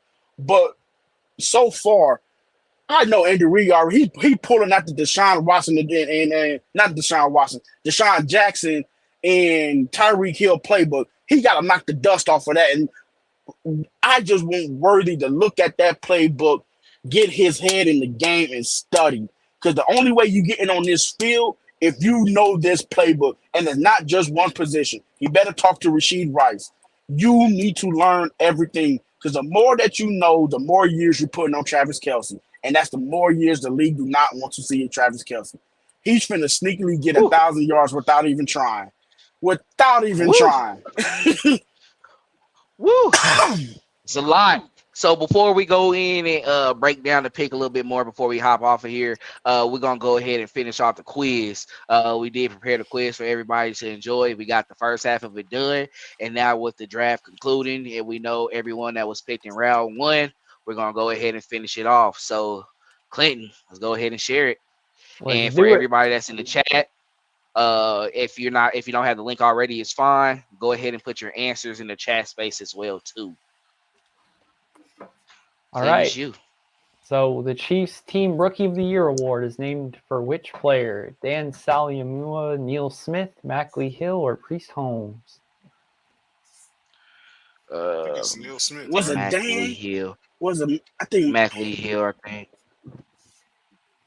it might be Dan.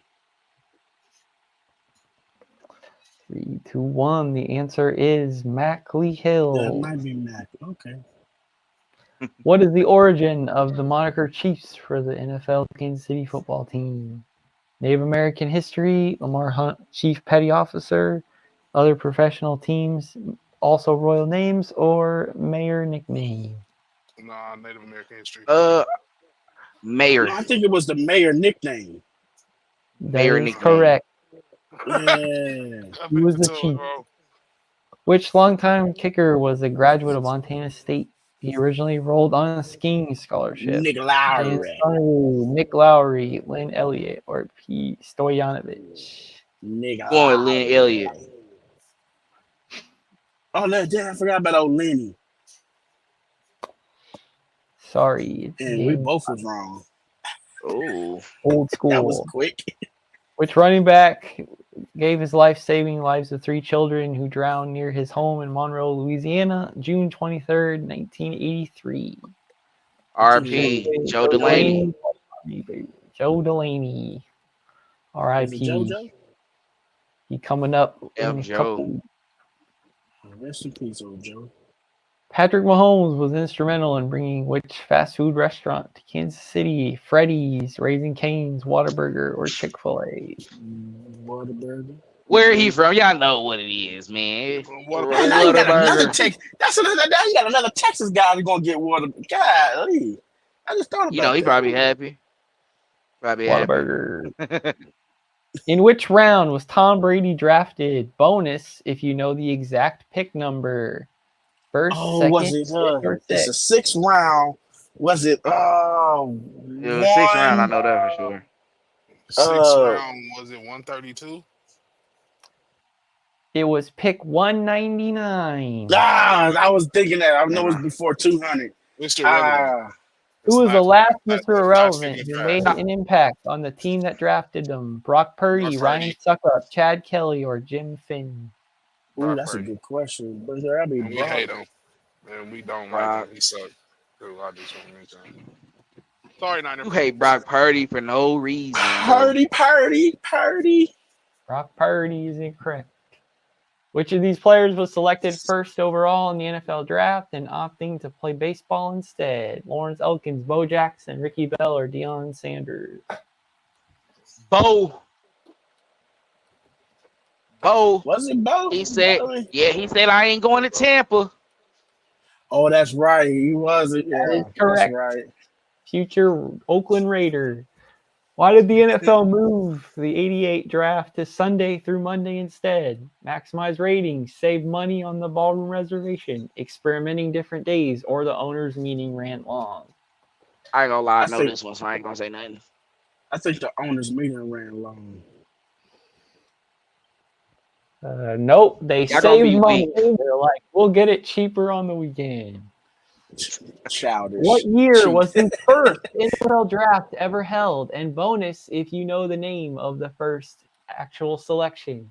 1921, 1930, 1936, or 1945. I think on 1936, I was the I was on 1936. Was it? That's correct. The name is Jay Berwinger. He didn't even play in the NFL. Other than New York City, which city has held the most NFL drafts? Kansas City, Detroit, Los Angeles, or Philadelphia? I think Detroit kills that radio. I'm gonna say Detroit because they didn't have it at Radio Hall. Or that was in New York. In New York though. Oh damn, that's in New York. I'm going LA. Philly. Yeah, sure. I needed more time. I almost said Philly. Which NFL draft has the most Hall of Famers drafted?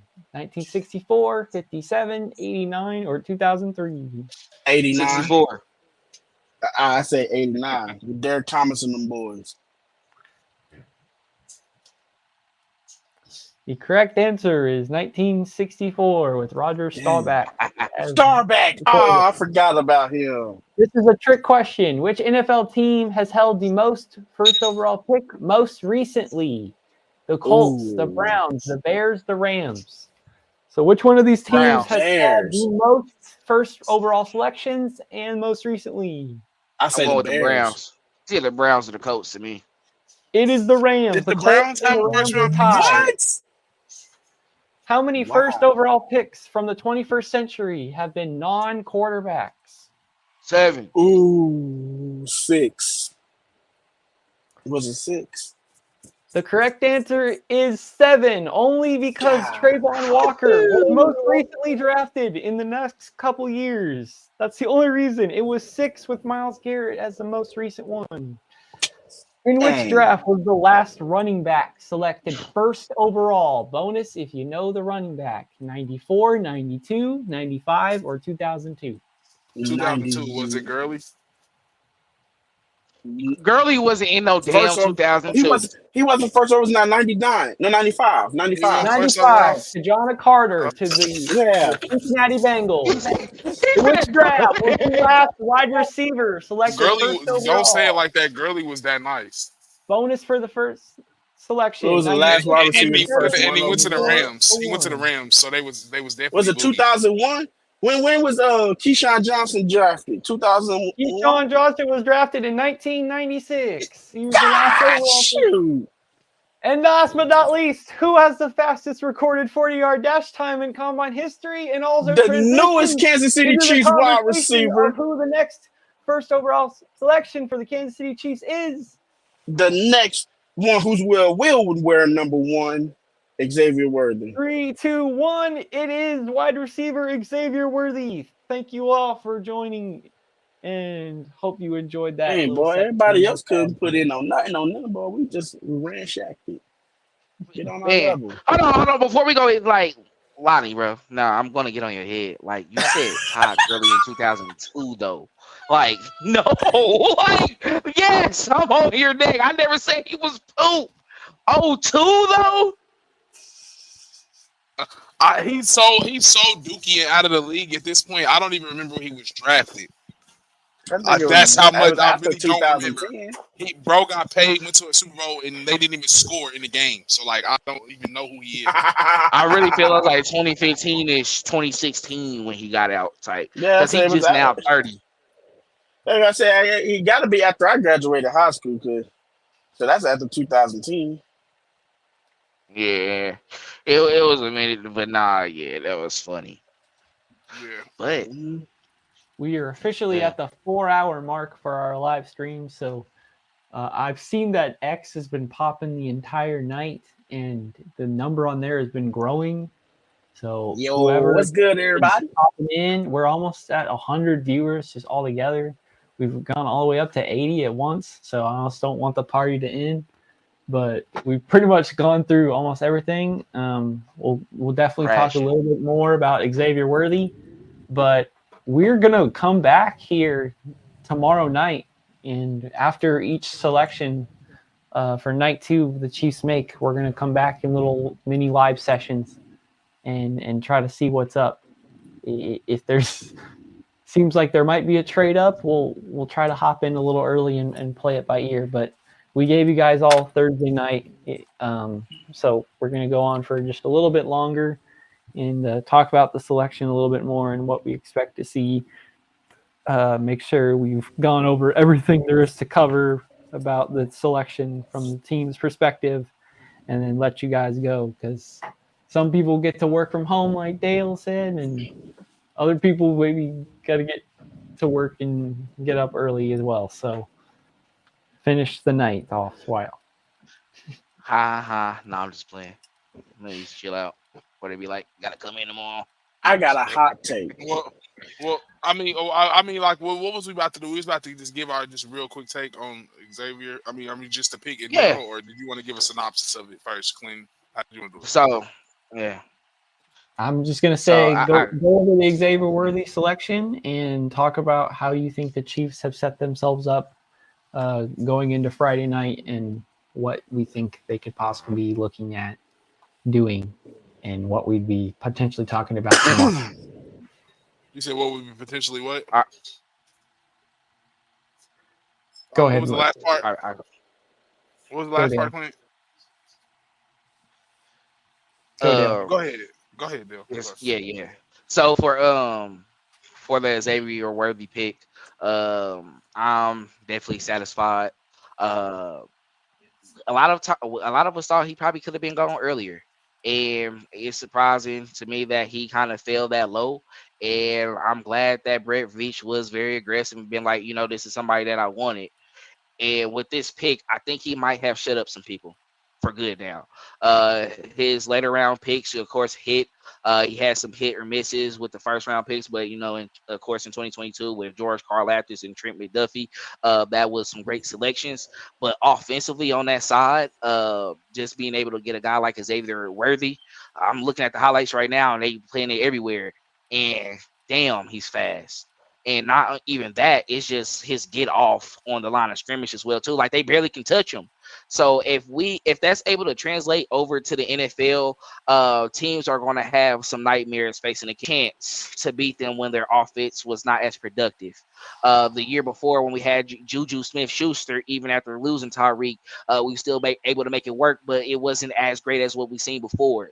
Now you allowed them to win 2 Super Bowls without one of the fastest wide receivers in the league, and they get the fastest wide receiver in the league now, and now they're just about to punish you. And we still have a great defense. Great job by the Chiefs organization. They did put in the right I think they put in the right image on their Twitter page saying like, hey, they're scheming right now. Felt something coming. Veach knew something was happening. So that's my take. I know we're going to elaborate a little bit more about it tomorrow as well too. But as of now, I think Chiefs Kingdom, regardless of if you want to be picky about it or not, you should be satisfied because this was somebody that was on everybody's board and it actually happened. Even if it was at 32 or going up to 28, I think they were like, forget it. Y'all know we want them. We getting them. And that's what it is. So I think one, kudos to Brett Veach. He had everybody out here. He did not lie because he always talked about youth. The youth was very important. And he had everyone thinking if he's going to trade up, he's going to most likely 100% trading up to get a tackle. How the board fell, a lot of those guys went off early. So it was like, okay, maybe he's going defense because no one expected for Xavier Worthy to be right there. Nobody was not expecting that. I think Brett Veach did an awesome job, especially now understanding that he just turned 21. Jesus. Oh my. So now this is literally the rich getting richer. You allow them to get their whole entire defense back and possibly could get better. I mean, looking at what's left on the board, they could possibly still get better because now they literally just getting a tackle, maybe, or just going straight defense. So you literally left the Chiefs, even though you left the Chiefs in a position of greating the odds of them being the first ever team in NFL history to three-peat. You left them in a position to three-peat, and now it's the fact that you got this great defense coached by Steve Spagnuolo, and now you are basically saying, I'm rebuilding my wide receiver room. I might not be able to do it in the draft, but at least I have a number 1, a number 2, and now a number 3. You pick your poison of who you see 1, 2, and 3. We don't see it that way. We see it as we got 3 guys that's going to be on this field, plus our tight end that's going to be on this field to eat you up. So now, since you worrying about this pass, you forgot about number 10, not Tyreek Hill, number 10, Isaiah Pacheco. Now pick your poison of what you're going to do. Either you're going to try to stop this run or you're going to try to stop the pass. They are using the pass to set up the run, and they're using the run to capitalize on the pass. Pick your poison at this point, because I like I said, I never thought Xavier Worthy was going to be there. I know a lot of people looked at his size to be a problem. The one thing I know about size is muscle can grow. He might be light now. Wait till Andy Reid get done with training camp on week 1. He might put it on 20 pounds of muscle. Then what? Then what? What's going to happen? But I wouldn't even go to the extreme of say 20 pounds of muscle. What if he just put on 5 to 10 pounds of muscle? Then what? Or better yet, let's make it even simple. Don't put on no weight. Stay here. All I'm going to do as Andy Reid, wait, you're not going to be on the line of scrimmage. You're going to be off the ball. You can't cross this line of scrimmage to put hands on him. So what's going to happen when he got a step and a half in front of you? What you going to do when he's in motion? Now you're in trouble. So if you could talk about his weight, you can't touch him when he's in motion. Now how you going to get your hands on him? Good luck. Fun. It's gonna be fun. Yep. Yeah, and I think it was best player available. So at the time where they were at, I felt like it was guys gonna be reaching on them for sure. But I love the pick overall in general. We got the fastest guy again, like I was saying before. Y'all hated the defense, the defensive Chiefs. Like y'all wanted to see the field stretcher, 60-point, spectacular plays over the top, Mahomes throwing bombs. Y'all, that's what everybody wanted to see, but we didn't get to see it a lot this year. So Brett Veach made this pick and gave everybody what they wanted to see. I said this is probably the only pick that you'll see Chiefs fans literally start screaming, dancing, jumping, celebrating like they won something. Because I mean we finally got another field stretcher. It's a little glimmer of hope there.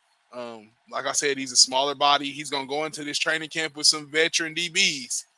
So we gonna see and find out who Xavier Worthy really is. And he's gonna have to put on some weight. But I'm really not worried about the frame too much. DeVonta Smith has been fine since he's been in the league. So I mean, he's gonna have to put on some weight, but I mean, I think he'll still be able to stay healthy, not take too many hits. The game has changed; they can't do a lot that you can do. Used to do no hip drop tackle. That'll help him a lot. He's definitely a wiry guy. So Right. Right. So this is, I think it's just a good pick in general. Like Brett Veach did what he does. He moved up. I feel like he moved up just enough because they had him at 32. I feel like that's definitely why the Cowboys moved back. They thought they were going to get their guy. And Veach probably hopped there right in front of Jerry Jones and got him knee slapping in the room. But I'm happy. I like the pick. I think it's good. We're going to get to see what Xavier Worthy can do. But I'm just hope he's prepared because he's a smaller frame. You coming in with some vets, some big dudes in that room. Trent McDuffie is an all-pro. They're going to put some hands on you, bro. So he has no choice. We're going to see if you can beat. We're going to see It's if you gonna can get beat him man ready. coverage. Yeah, he's gonna get ready. You'll be ready. So I think it'll be good for both parties, but we're gonna really see what we get at Xavier Worthy here in a minute because the speed is beautiful, but speed has to translate. We've seen John Ross before, okay? So and I'm not gonna say it's that situation, but we don't know. Let me fill in a couple more quotes that came in from Brett Veach about the selection. We're excited about adding Xavier to the roster. Everyone goes in the process with their own list of priorities and what they want. The Bills have done a great job over the years. I'm sure it made sense to them. We were on our own agenda. He really likes Xavier Worthy's abilities as a returner. Added Worthy will make life easier for Kelsey and Rasheed. That's probably an understatement. The speed's going to scare people again. We saw what offenses were like when you didn't have somebody like capable over the middle consistently, and then not having the Tyreek Hill speed effect. And now, after still being able to win the Super Bowl, despite that, the Chiefs were like, no, we're still really good when we have the super speed effect. So if we can, let's try to find more of that. One play. Week one play. When he take it 75 yards to a touchdown, 30 seconds on the came off that clock. One play. That's when the league gonna say, know what? That's it. Cover 4. That's it. Let them march down the field little by little. Cover 4. Prevent. That's the only defense we want to play is a prevent defense. If you're gonna allow him to do that 75-yard pass, one play bomb done, they will put up 30 points in the first half. So a couple more Beach quotes. Adding Worthy along with Hollywood Brown will open up things for everyone else. The more speed you have on the field makes it difficult for defenses to take away elements of the game, like I was just saying. On some of the top left tackle prospects, the guys we were really interested in went, and we didn't have any opportunity. Taking Xavier felt like the right move. So obviously they did not feel as highly on Barton or Guyton, those later offensive lineman selections, and they saw the value in the pure speed effect that the offense could have. And you got to believe that left tackle is still something that they're looking to add in the second round. And go ahead. And I was going to say maybe Beach was up there knocking for that tackle. He might have been knocking for that tackle. When them calls was getting made and those tackles was getting taken, I think Beach might have been on the phone calling him. But I think it's a play that just fell in his lap. I agree. And I think the one guy he was trying to go get was Mims until they said, nah. Bye. You figure out what you're going to do later on. Go to your plan B, C, or whatever, but you're not getting Mims. And so, okay, I just get Worthy.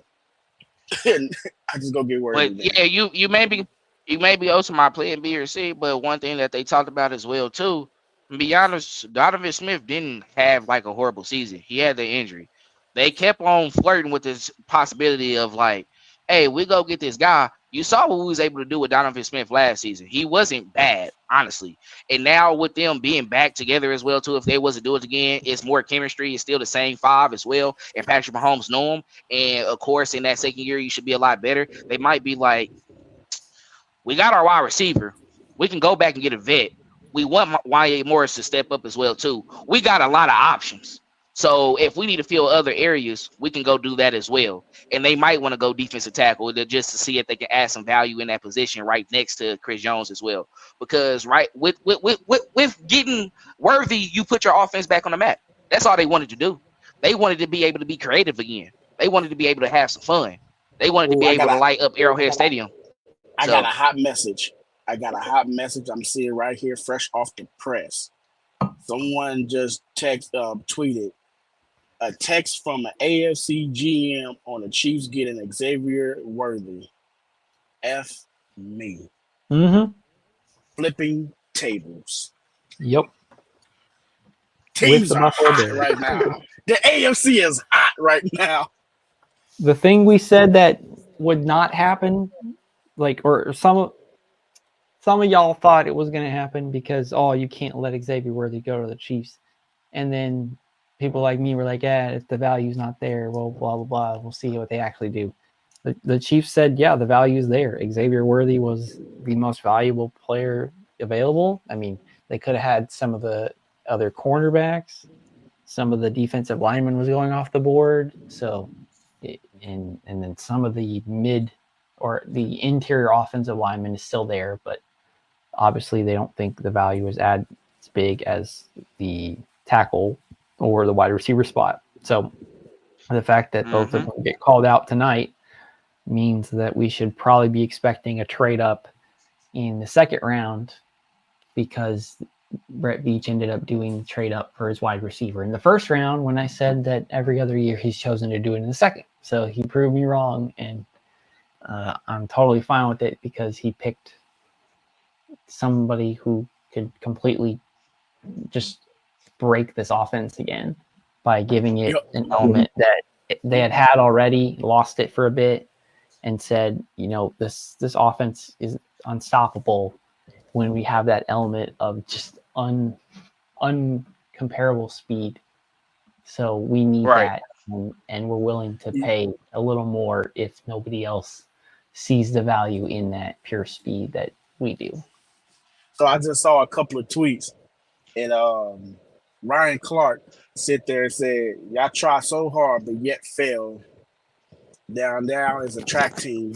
There's a track meet in Kansas City. Ain't nobody winning that track meet, dog. And Charles Manning, who just tweeted, said, hey, Rice, Hollywood, Xavier, and Travis. Bro, it's a wrap. Mhm. It's a wrap. That's too much to try to deal with, man.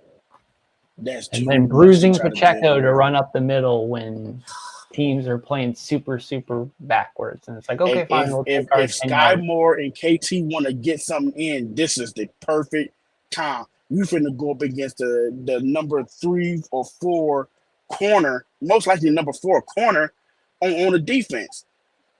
You're going up against the number 4 corner. All you need to do is catch the ball. Get open, because you're going to get open. Just catch the ball. Because And KT don't have a problem with getting open, to be honest. You just need to focus he in, catch the ball, don't. then do something after the catch. That's all you got to do.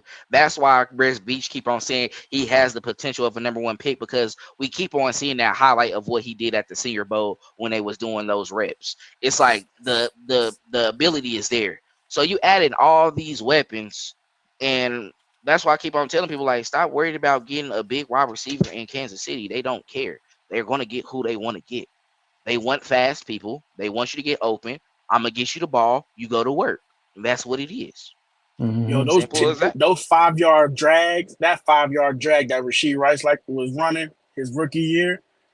Bro, you know how quick that 5-yard drag is going to come? Them dig routes, bro, it's a wrap. It is a wrap. That's right. And you got another guy. Oh, that's another thing. Luis, he said on a rugby podcast that even though he ran a 4.4 with the IMG scouts, when he was with the IMG guys in their official combine, he said when he came and worked out with the Chiefs, he actually ran a 4.3, like he said, a high 4.3, low 4.2. Dude got some speed. Now you have to worry about 2 speed guys in the kickoff return that you can't rush. Good luck. Good luck. Brett Beach asked about his day 2 approach. Any player that can come in and help us right away, we'll defer to that. So still possibly looking for a starter if they can help it. Nah, Brett Beach is a puppet master. Man, he had everybody fooled on getting a tackle in the first round, trading up and getting a tackle. We knew it's a possibility for a wide receiver, and nobody did not think about him trading up and getting a wide receiver. Nobody never thought about that. Now that makes me question what tackles was you looking, and better yet, that makes me even question that. You knew good and well you couldn't. If it was Xavier Mims, okay, but everyone else, come on now. What tackles was you really trying to get, unless you was ready to empty out the bank to go literally try to go get Joe Alt? You was literally trying to empty out the bank to get Joe Alt, and they told you no. Depending on where he was going to fall at, they probably was. They wasn't going to go 5 do too much at Chargers. none. So Yeah, that was too much. To go to Chargers as well, being a division rival. You know, they would have asked for super extra. They would have waxed. Because he said I remember he was being asked if trading next year first round pick would have been an option, and he said Clark Hunt said yes. So if you had the okay to go trade next year picks to go get a tackle, you were seriously hitting that you was going to try to get Joe Alt, but the Chargers said, "Screw you, no, no, no, no, no, no, no, no, no, no, no, no, no." Now you have to figure it out. But then again, you still put the Chiefs in a position. What if they get somebody like? What if they get someone like Kingsley or Javon Foster or anybody, and that turns out to be a good swing tackle? Now what? Try so hard trying to keep him from getting the premier tackle, and he still get a great tackle. You left too many defensive players on the board.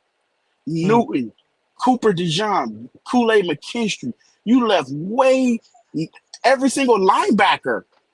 Not a single linebacker got drafted. You left way too many defensive guys and way too many wide receivers on the ball. Nah. Dude, no. No linebackers came out. That's not wow. a single one. Not a single one. Dude, so I really feel like if people is trying so hard to stop the Chiefs, Oh, we're not gonna have them trade up. That means they wasn't planning on trading up with the at least case scenario. They knew the Bills didn't have no money for no first round pick. So they said, if push comes to shove, we can trade with the Buffalo Bills. They don't. They broke. They broke. We know they broke.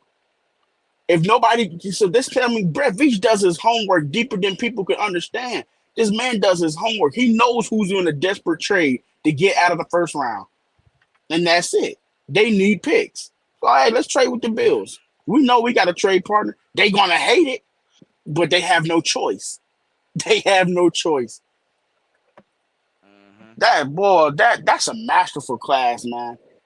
And then he tried so hard to try to stop them from getting the tackle. And you sat there and gave them the fastest wide receiver in the draft in the whole class that could turn around and be the best wide receiver in the class.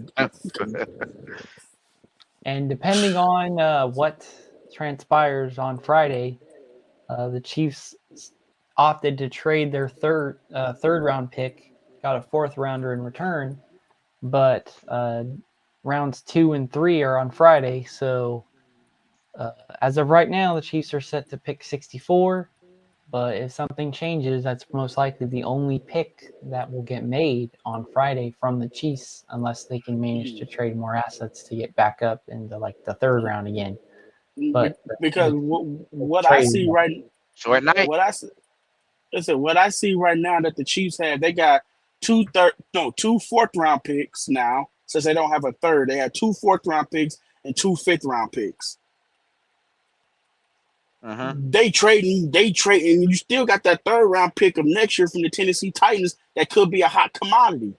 Oh, I can trade into the high second round pick without giving up 64. I can trade up there without giving up 64. You think they want 2 round picks and then end their night like they've done with Nick Bolton, Creed Humphrey, like the back to back in second round? I see that. I wouldn't mind that. I wouldn't mind that. Because if you really think about it, to me, I would sit back and say I'll give a team. I say the 4th and the 5th, and next year in that Tennessee Titan 3rd to come up. But what I say, high 40s, maybe low 30s, go right there. Depending on what's left on the board. I doubt y'all. That's worth it if you do that, though. Yeah, because it's a lot of like you can go D tackle or offensive tackle. Honestly, like right. But also I look at it, if you keep letting these defensive guys fall down, I'm gonna get in the D tackle. I'm most definitely gonna trade up for a D tackle. And if I sit here and feel like that I can get a tackle in the 4th round, what's stopping me from getting Troy Franklin and adding him with Worthy? We might be doing a too much of an overhaul. What guys? You want a hot take? I mean, Rodney's been spitting them, but the Chiefs are going to trade up into the 2nd round to take the Texas wide receiver teammate of Xavier Worthy, Adonai Mitchell. If they do that, that right now speaking to my article. If they do that, Brett Veach is on the hit list, bro. Brett Veach is on the hit list. If they turn around but then again, it's a high possibility because of his diabetes. They said his work ethic, so his character and stuff is working against him. But the only team that can handle it is the Chiefs. It's the Chiefs. The Chiefs are the only one who can handle it. And I saw the comment there. What if they traded to get Cooper DeJean or Kool-Aid? Or then you got the cornerback out of MU. You got way too many good defensive players. Man, the Chiefs sitting pretty right now. They are sitting mighty pretty. And to me, if you're smart, you got to stop them from getting defensive players. You might as well risk them getting wide receivers or tackle. Risk it. Because if they add more youth to that defense, you're not beating them. I'm sorry. You're not, especially a guaranteed starter. You're not beating them. Yeah, but Because if you are to get a cornerback that could probably come in and play right now, then that means you filled in the hole of like Snead, even though it might not be him literally filling it. But we're saying that Trent McDuffie can move out there, that guy can go into that, and then we're not really missing too much. And then you add it to the offense already and have a possibility of still getting a tackle as well, too. That's going to work. Because at this point, like I'm saying, Donovan Smith is still available. You can still get somebody in the fourth round and stuff like that to where it's developmental, and we need the depth as well anyway. So it's like, with the Chiefs, what they did as a Super Bowl team, I think that is different from others. They didn't go all in like everybody else did. They let the guys go that they wanted to let go. And they really have people in key areas that they want them at. And you still have youth everywhere. So, I mean, right now, the Chiefs really, that's why Brett Beach said what he said. We want to find somebody that can play right now in the second round once we go. That's what they're pretty much saying. Like, the next person we get is going to fill an area that we need, and we really feel good. And everything else is going to be dead pieces that come in. They might fight for a spot. It's a lot going on, bro. It's a lot going on. So now let me ask you this question, Dale, because this is the question I heard on 810 Sports Radio. Is there really, like realistically, is there really a glaring need? Is there a glaring need at tackle? Is there a glaring need at corner? I don't think so. Nope. I don't think there's a glaring need. I think your DB room is already deep as it is. It's already deep. You need depth at the offensive line. That doesn't mean you need a starter as a left tackle. You just need depth. And to put it at that as well, too, you don't really have to go corner if you wanted to, because you still got a Xavier Howard out there as well at cornerback. Exactly. If you just really wanted a vet guy who you know for sure is going to fill in for Sneady, you're cool. If you feel like Trent McDuffie is that all-pro slot cornerback, and it's like you're killing at that. It's like you. A one-year deal. And we'll come back next year. And we'll come back next year and think about it at 32 and try to trade up again. The Chiefs are in a prime spot. They are. To me, I think they are more dangerous to the league right now than any other team. They are very much dangerous because one, you gave them. They did not just get a wide receiver. They have an elite level wide receiver with that coaching staff and Andy Reid, and you practicing against a great defense at that. Let's say the Chiefs do sign Xavier Howard for a one-year deal. Oh, now you got some good work because now you're not just practicing against one All-Pro. Now you're practicing against two All-Pros. Now you're going to have to really put that work in. Let's see what you're really made of. And then you have to look into this second round. I know we don't have no glaring need. If we looking for a guy that could come and start right away, I'm going at the Newton. I'm going at the Newton, or I'm going at the Cooper, or I'm going at the Kool-Aid, or I'm going at the my guy from MU. You don't know. Just like you thought I was going at the tackle, you don't know who I'm going after. But I know it's going to be somebody who can play right now. Good luck trying to figure that out. Or how about I go ahead and get another linebacker? I did lose Willie Gay. I could throw in another linebacker. We could sit here and say that Steve Spagnuolo could turn around and say, hey, you don't really need an edge because I am pushing more towards Leo Chanel to be more of the next Michael Parsons. Or be an off-ball, outside linebacker who's an edge rusher. So they are literally picking best available when they feel like it. Say how much damage can we? At this point, the mindset is who can we get to put us in the best position to three-peat? This is all we're worrying about right now. We're not worrying about the future is going to come because they're going to get better. Just like the 5 DBs that we drafted that was rookies, now they getting better. Wonder why we right now in the position right now, having a deep DB room. So who can we get right now that can sit here and slowly develop as they're playing, but put us in the best position to sit here and three-peat? And with that thought, we're gonna save on that because it looks like we got a lot more to talk about tomorrow as well too, especially Mhm. with it coming up. Uh, we did a lot. 4 hours and 34 minutes. Going probably on to a little bit, and we up to 84 in the chat. So we appreciate everybody tapping in, showing us some love. We had a good time, and we're gonna have a good time tomorrow as well too. We'll see if the Chiefs have multiple picks, if they try to trade in, or if they just stick with what they got in the second round. But I think as of now, everyone is content.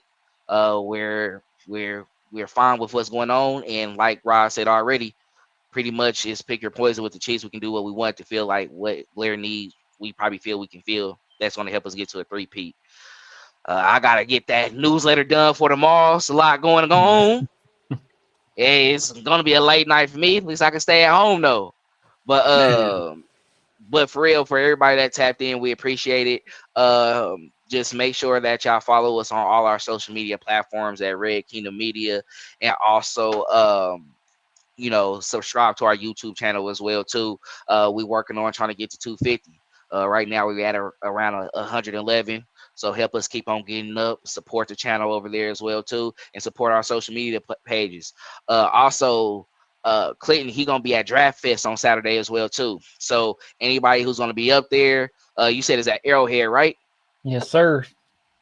Up at Arrowhead, just look for Clinton. We trying to give people on here as well too, just to hype up the home of the Chiefs podcast, the pod. He does he meets with different Chiefs fans and also any players as well too. So if you ever interested, want to like express your fandom and want to come talk some Chiefs talk, man, hit him up. He gonna be at Draft Fest, and we gonna be here throughout Friday, Saturday at random times, just talking about different picks. Tomorrow will probably be the day that we do the most because it's another day where it's just focused on second and third round. So we might have a good time like this again and, kick it. So we appreciate all y'all for tapping in. Subscribe to that Substack as well, too. Fellas, we had a good night. Anything I want to say to See the y'all people before we get out of here? Let's No, go sir. Chiefs, baby. Let's go Chiefs. I gotta That's get right. my track shoes ready, boy. I gotta get my cleats ready, get the stretching. Yep. We'll see how our Friday night looks. I don't think we got to go as late as we did tonight, Thursday night, approaching nearly Friday morning. Oh yeah, I need to go to sleep, bro. I gotta get up in the few. So It's already Friday for him. that's right. All right. So thank you all for watching. I hope you enjoyed the live. If you like, you can go watch some other previous content we put out. We got a Substack, got our YouTube channel, we got on Spotify if you want the audio version of all our stuff. But that's it for us tonight. Hope you have a great rest of your week. Enjoy your weekend. God bless each and every one of you. And as always, let's go Chiefs! Thanks for checking out this update straight from the heart of Chiefs Kingdom. We appreciate your passion, so please leave a like and follow us wherever you tune in from. See you next tailgate, your trusted source for all things Chiefs, Red Kingdom